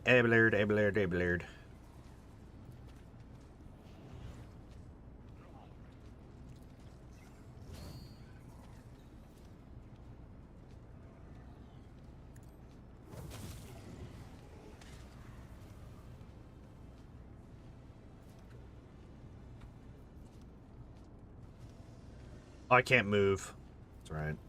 Oh. Hi. Welcome back. Welcome back, kitty cat.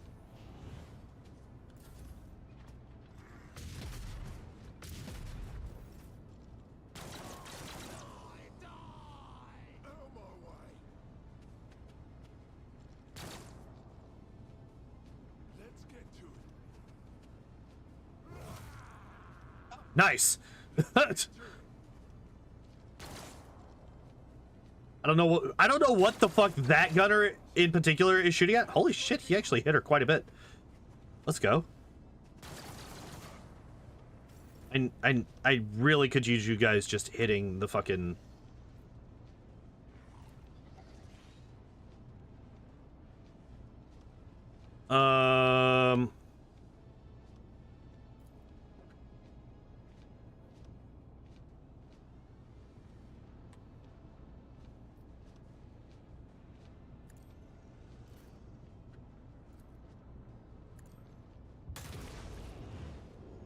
okay.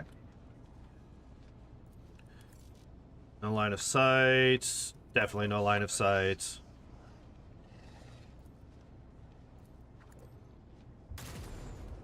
I missed? No fucking way. No way. Oh my god, I hate this game. This game sucks. This game sucks. This game sucks infinitely.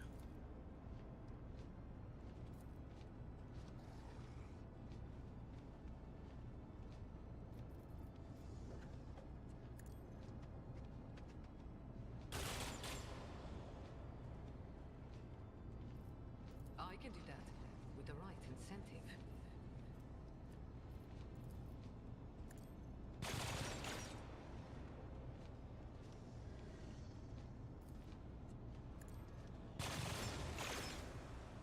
All right, cool. So that's that one done. It's just this one now.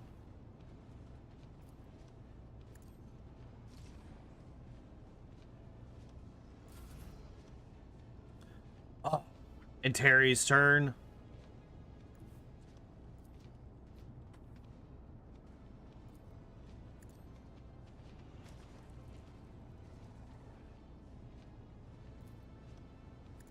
Die. Okay. I am immediately okay. So first, wait. First off, let's do this. Good. Let's do this.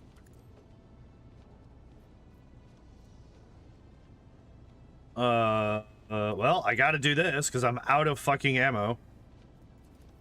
And then this. That does a ton of fucking damage because that lowers his, that there lowers his, oh, Jesus, why? Oh, because it can teleport. Okay, that's good to know. That's rude. Hey, stop that. Get him, doggo!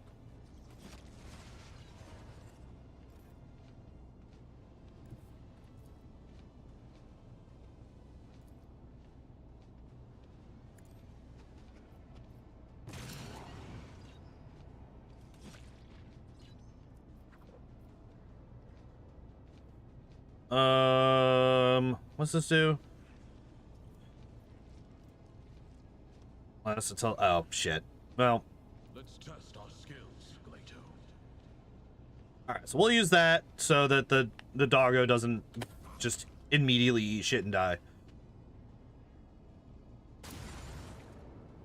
Damn! Dude lived on one, didn't he? Yep, lived on one.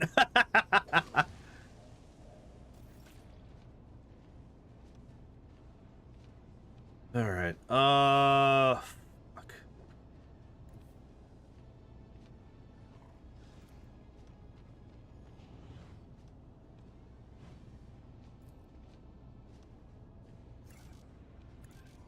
What? What do you mean target is too far? What? You've got to be kidding me. Literally 1 square away.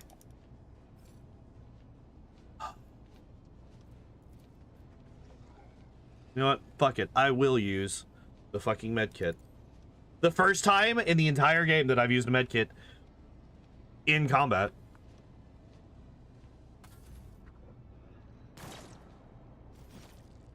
Yeah, literally 1 tile too short.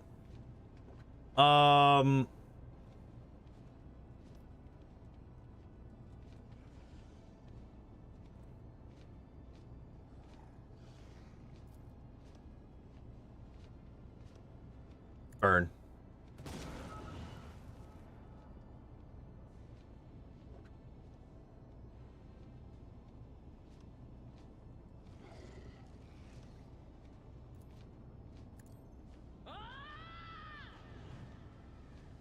All right.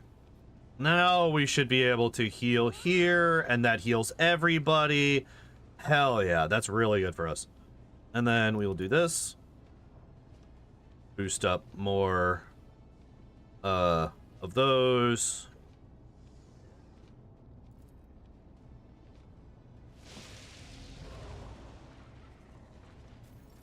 Well, that's just not very nice, is it?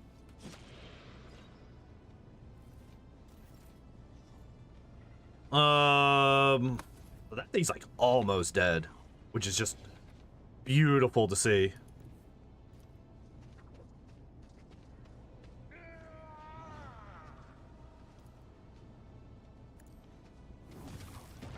And there it is. Hooray, we did it.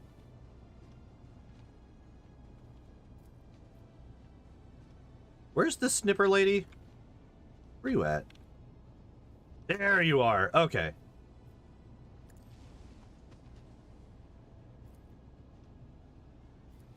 Victory is imminent.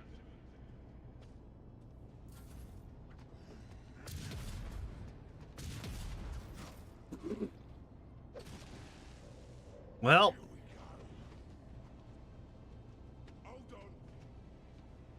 I was about to say, oh, they killed him. Or somebody killed him.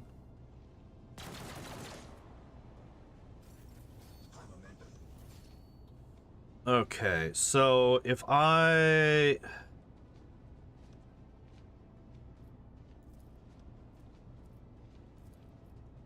Both of my guns were entirely fucking out of ammo. That's wild. I'm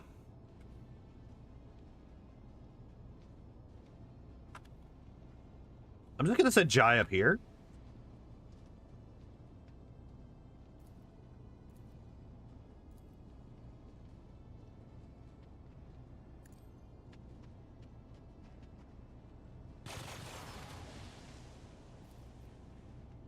too close. Excuse me? Are you fucking kidding me? All right, fine.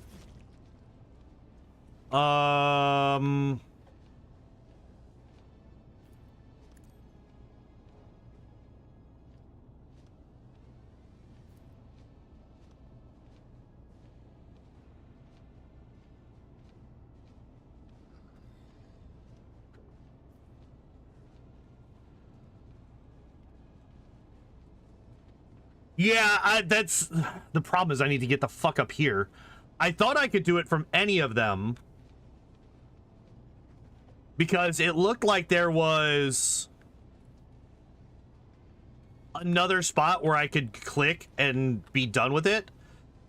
But apparently it's just up here, which is not good. 'Cause I don't think anybody can get here in time.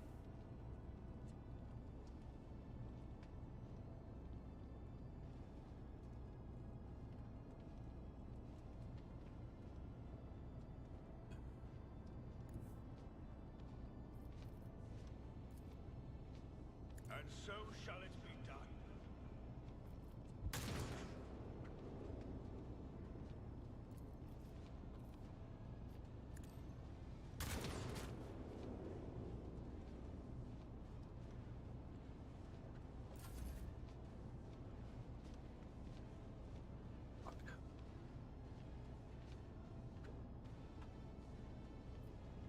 Wait, there is one down here. God damn it. Wait, I might be able to do that from somebody.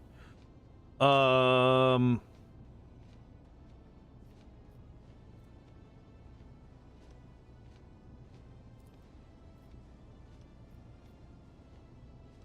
far can I get?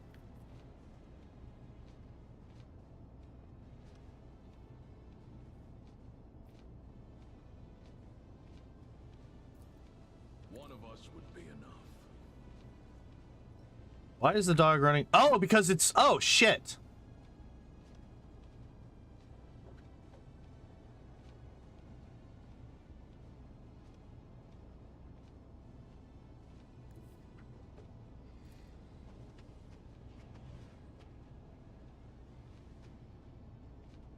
Wait, Abelard can.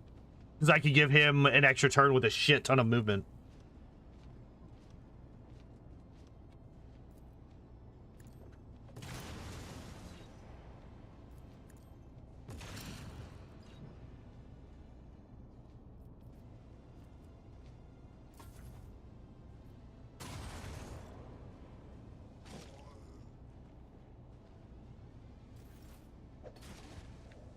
Oh shit, Abelard's over here.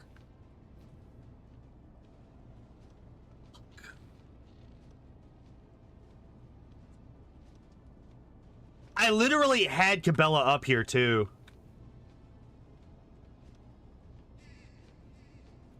I need to get Abelard down here to this one. That's literally all I can do.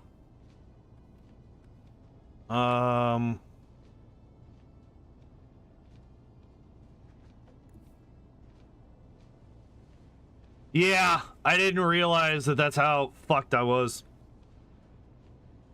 And again, she can't quite get there.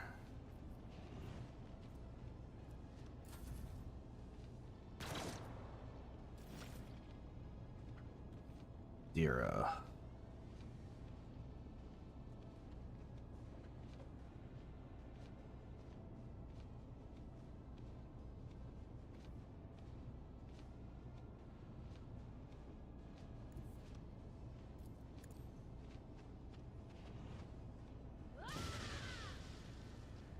What?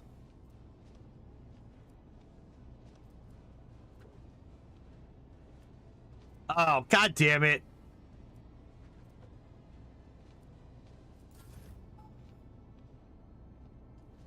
All right. So we're going to go here. We are then going to charge here. And then I'm going to do this.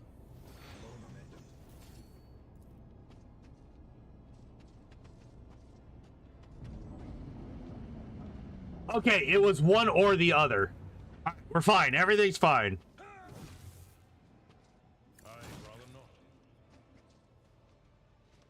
Oh. Okay.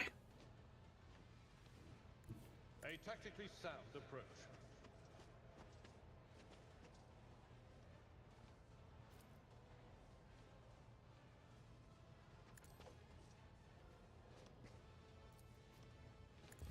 Out of my way. Oh. Okay, that was horrifying, but we got there somehow. Yo, boss. I don't think I actually killed any of the bosses. Oh, no, wait, I killed this one twice. Like 20 movement points, what the fuck? So his ultimate gives him a second turn, refreshes all of his movement points, and gives him bonus. I can't remember exactly how many bonus. So, like, when if I really need to get somewhere, Abelard's the person to do it. Especially if I have his ult up. Because he has his normal movement points, and then he has charge, which he can then move, I think it's like an extra 5 squares or something like that. And that I've never actually paid that much attention to like, how many squares I had access to. Joy.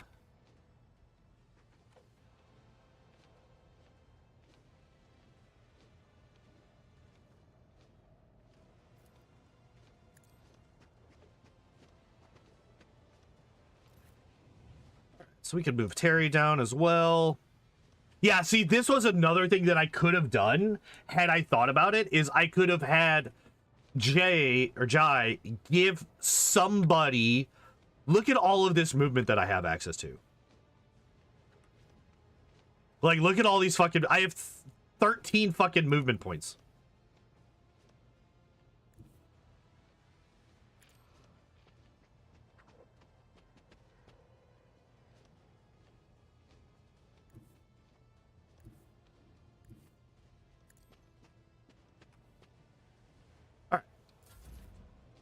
And then I could do this.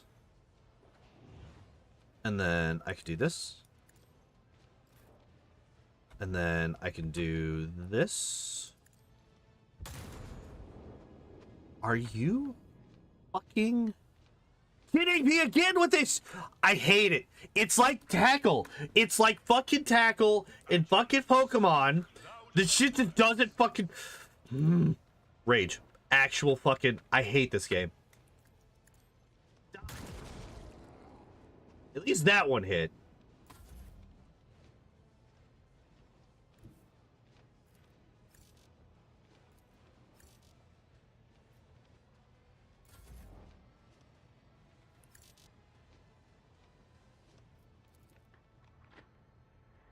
Just roll higher. That was the problem. I need to roll lower.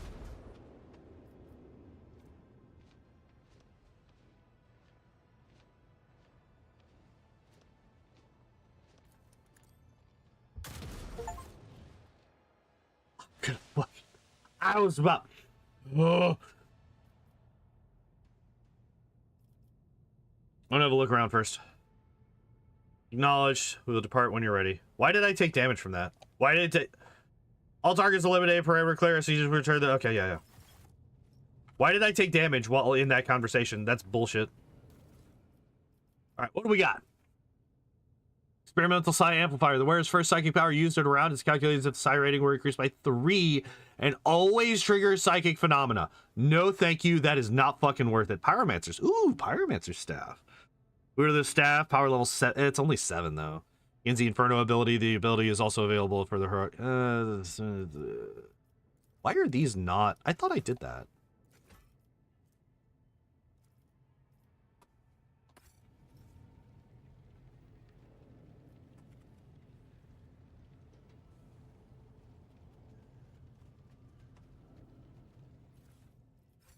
You know what the funny thing is? None of these guys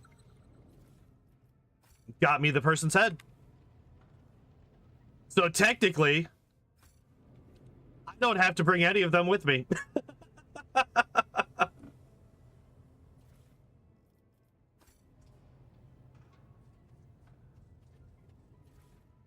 The deal was, you bring me this man's head,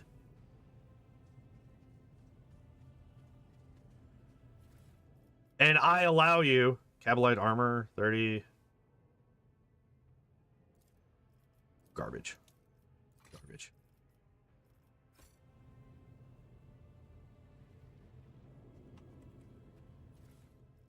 Well, what are you? Dark Swiftness grants 40% dodge until the start of the next round. User suffers. Oh.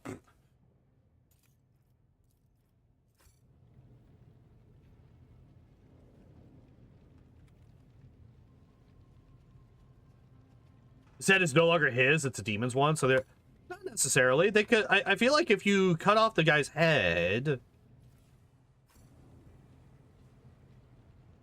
Imagine leaving immediately upon finishing this fight. And you just don't get.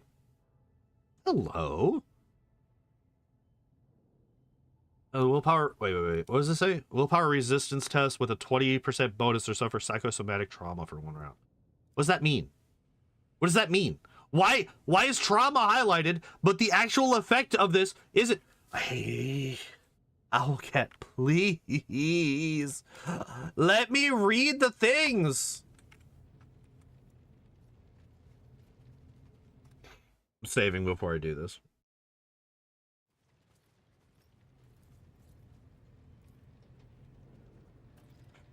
Cogitator obeys and reveals Dargonus' secrets, including information on a hidden cache in one of the systems of the Expanse. Hell yeah!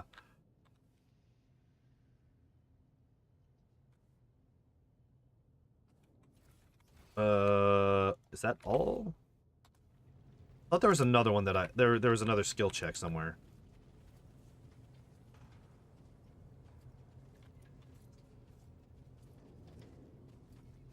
There's this. What does this say? A map on the vid screen shows the movements of Dargonus' fleet. According to the data, the captain was roaming between trade routes while constantly going back to systems where the Drakari had been sighted.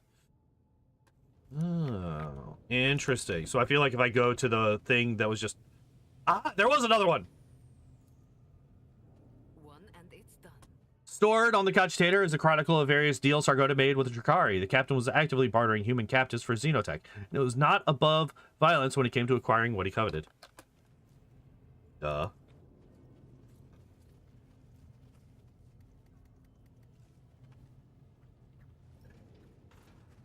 It looks like that was actually the end of it. The divine watches over us. All right. Goodbye. Just leave them all to die. Blow up the ship. Oh no, wait. This is my ship now. That's right.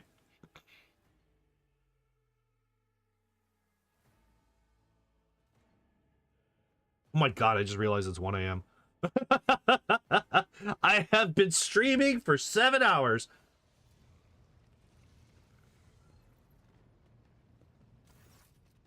Congratulations on the mission completion, Rogue Trader. On behalf of the Adeptus Arbites, I extend my thanks for your cooperation.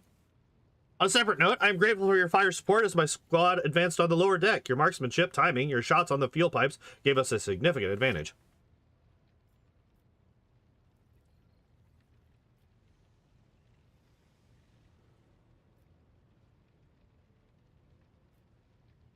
Let's say you and I make a good team. Arbitrator nods. Yes, we do, but we could return to this later. The Heartless now belongs to you, as agreed.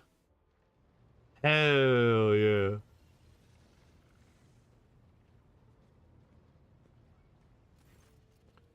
Hello.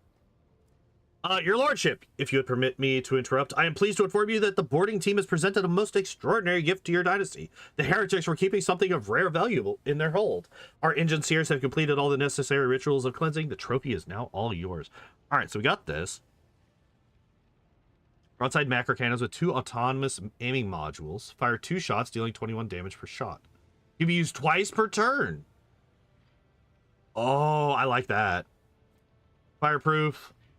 Ceramite plating protects the vessel from harm and negating 5 damage on each side and reducing the damage dealt by internal fires by 50%. That is not as good.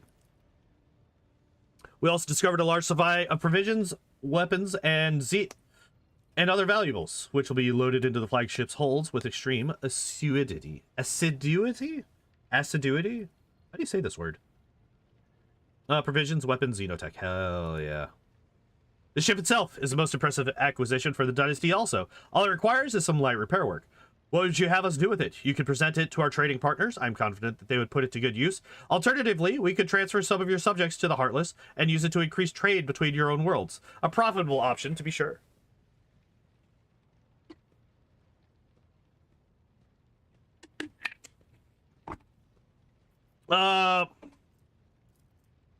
Gives me scrap 1250.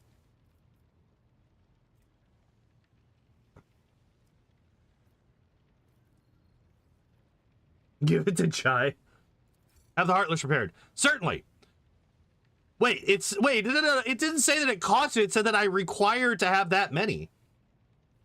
Did you promise her a ship? No, I promised her a whole ass fucking colony, and she already has it. Certainly. And what'd you have in mind for the ship afterward?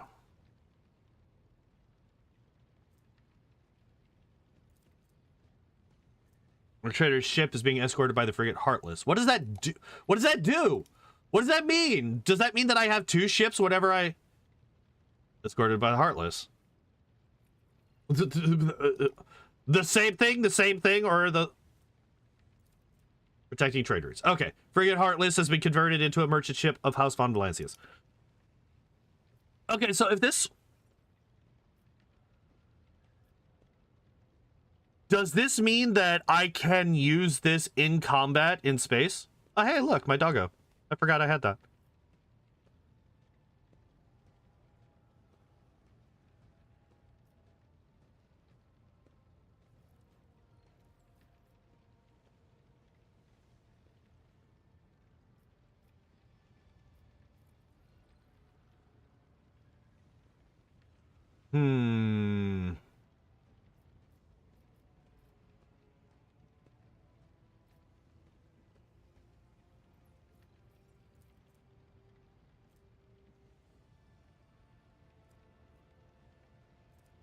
Like, what is it?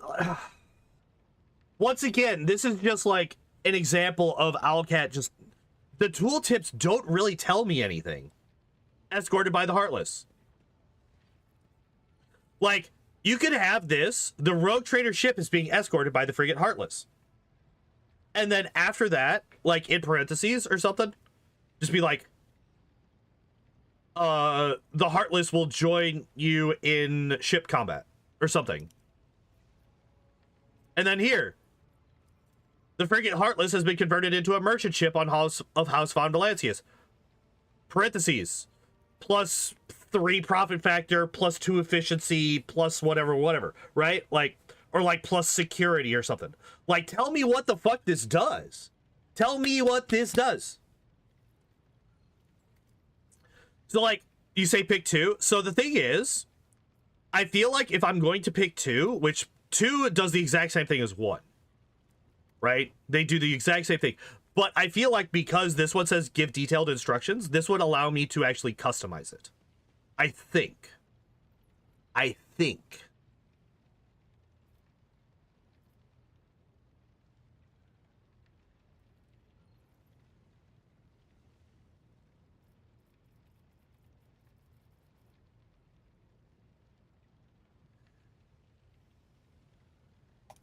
We're going to do 1.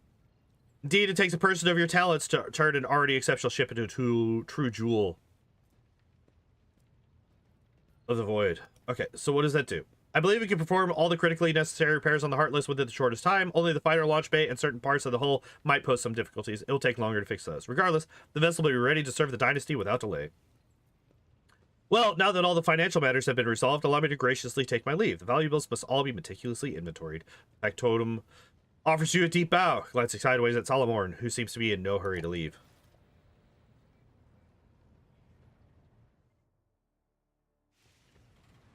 Okay, so if I... Why is there more? It's fine. There's one more thing, Rogue Trader. Your performance aboard the Heartless was highly appreciated. As an additional token of gratitude from the Adeptus Arbites, I will be joining your personal security detail, at least until we arrive on Dargonus to meet with the Marshal. He has business to discuss with you, and I have a mountain of reports to write up about this operation. Dude, dog, that's... What the fuck? I think oh yeah, the game really wants me to romance this guy. Like, every single one of the conversations that I've had with this man, there has been, like, some blatant flirtatious options. I'm like, no, stop it. I'm with Jai, god damn it.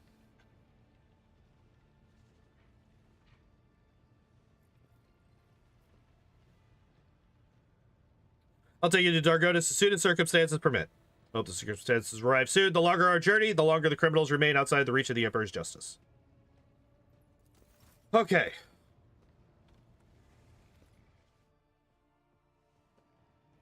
It seems kind of gay. A little bit. Wait, ship management.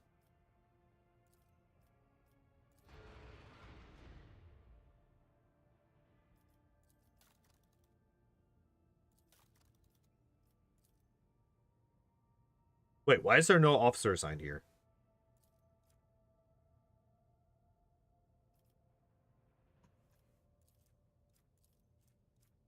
Oh, shit.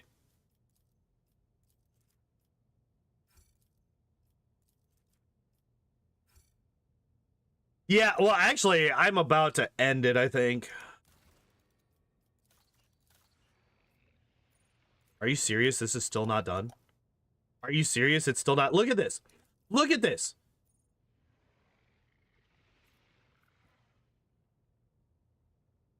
Absolute nonsense. Okay, so I want to see... Okay. Still literally tells me nothing. But yeah, I do think that I am going to call it there. We ended up not making it to Dargonus at all, which is wild because, I only went to, like, 2 systems. I was not expecting things to take quite as long, especially since this was a long fucking stream. I mean, I did have that one point where I just, like, fucking was unconscious for, like, 20 minutes. Apologize about that. But, yeah, so we're gonna call it here. I do apologize for not making it to Dargonus, but I do think that that's, like, literally the next thing.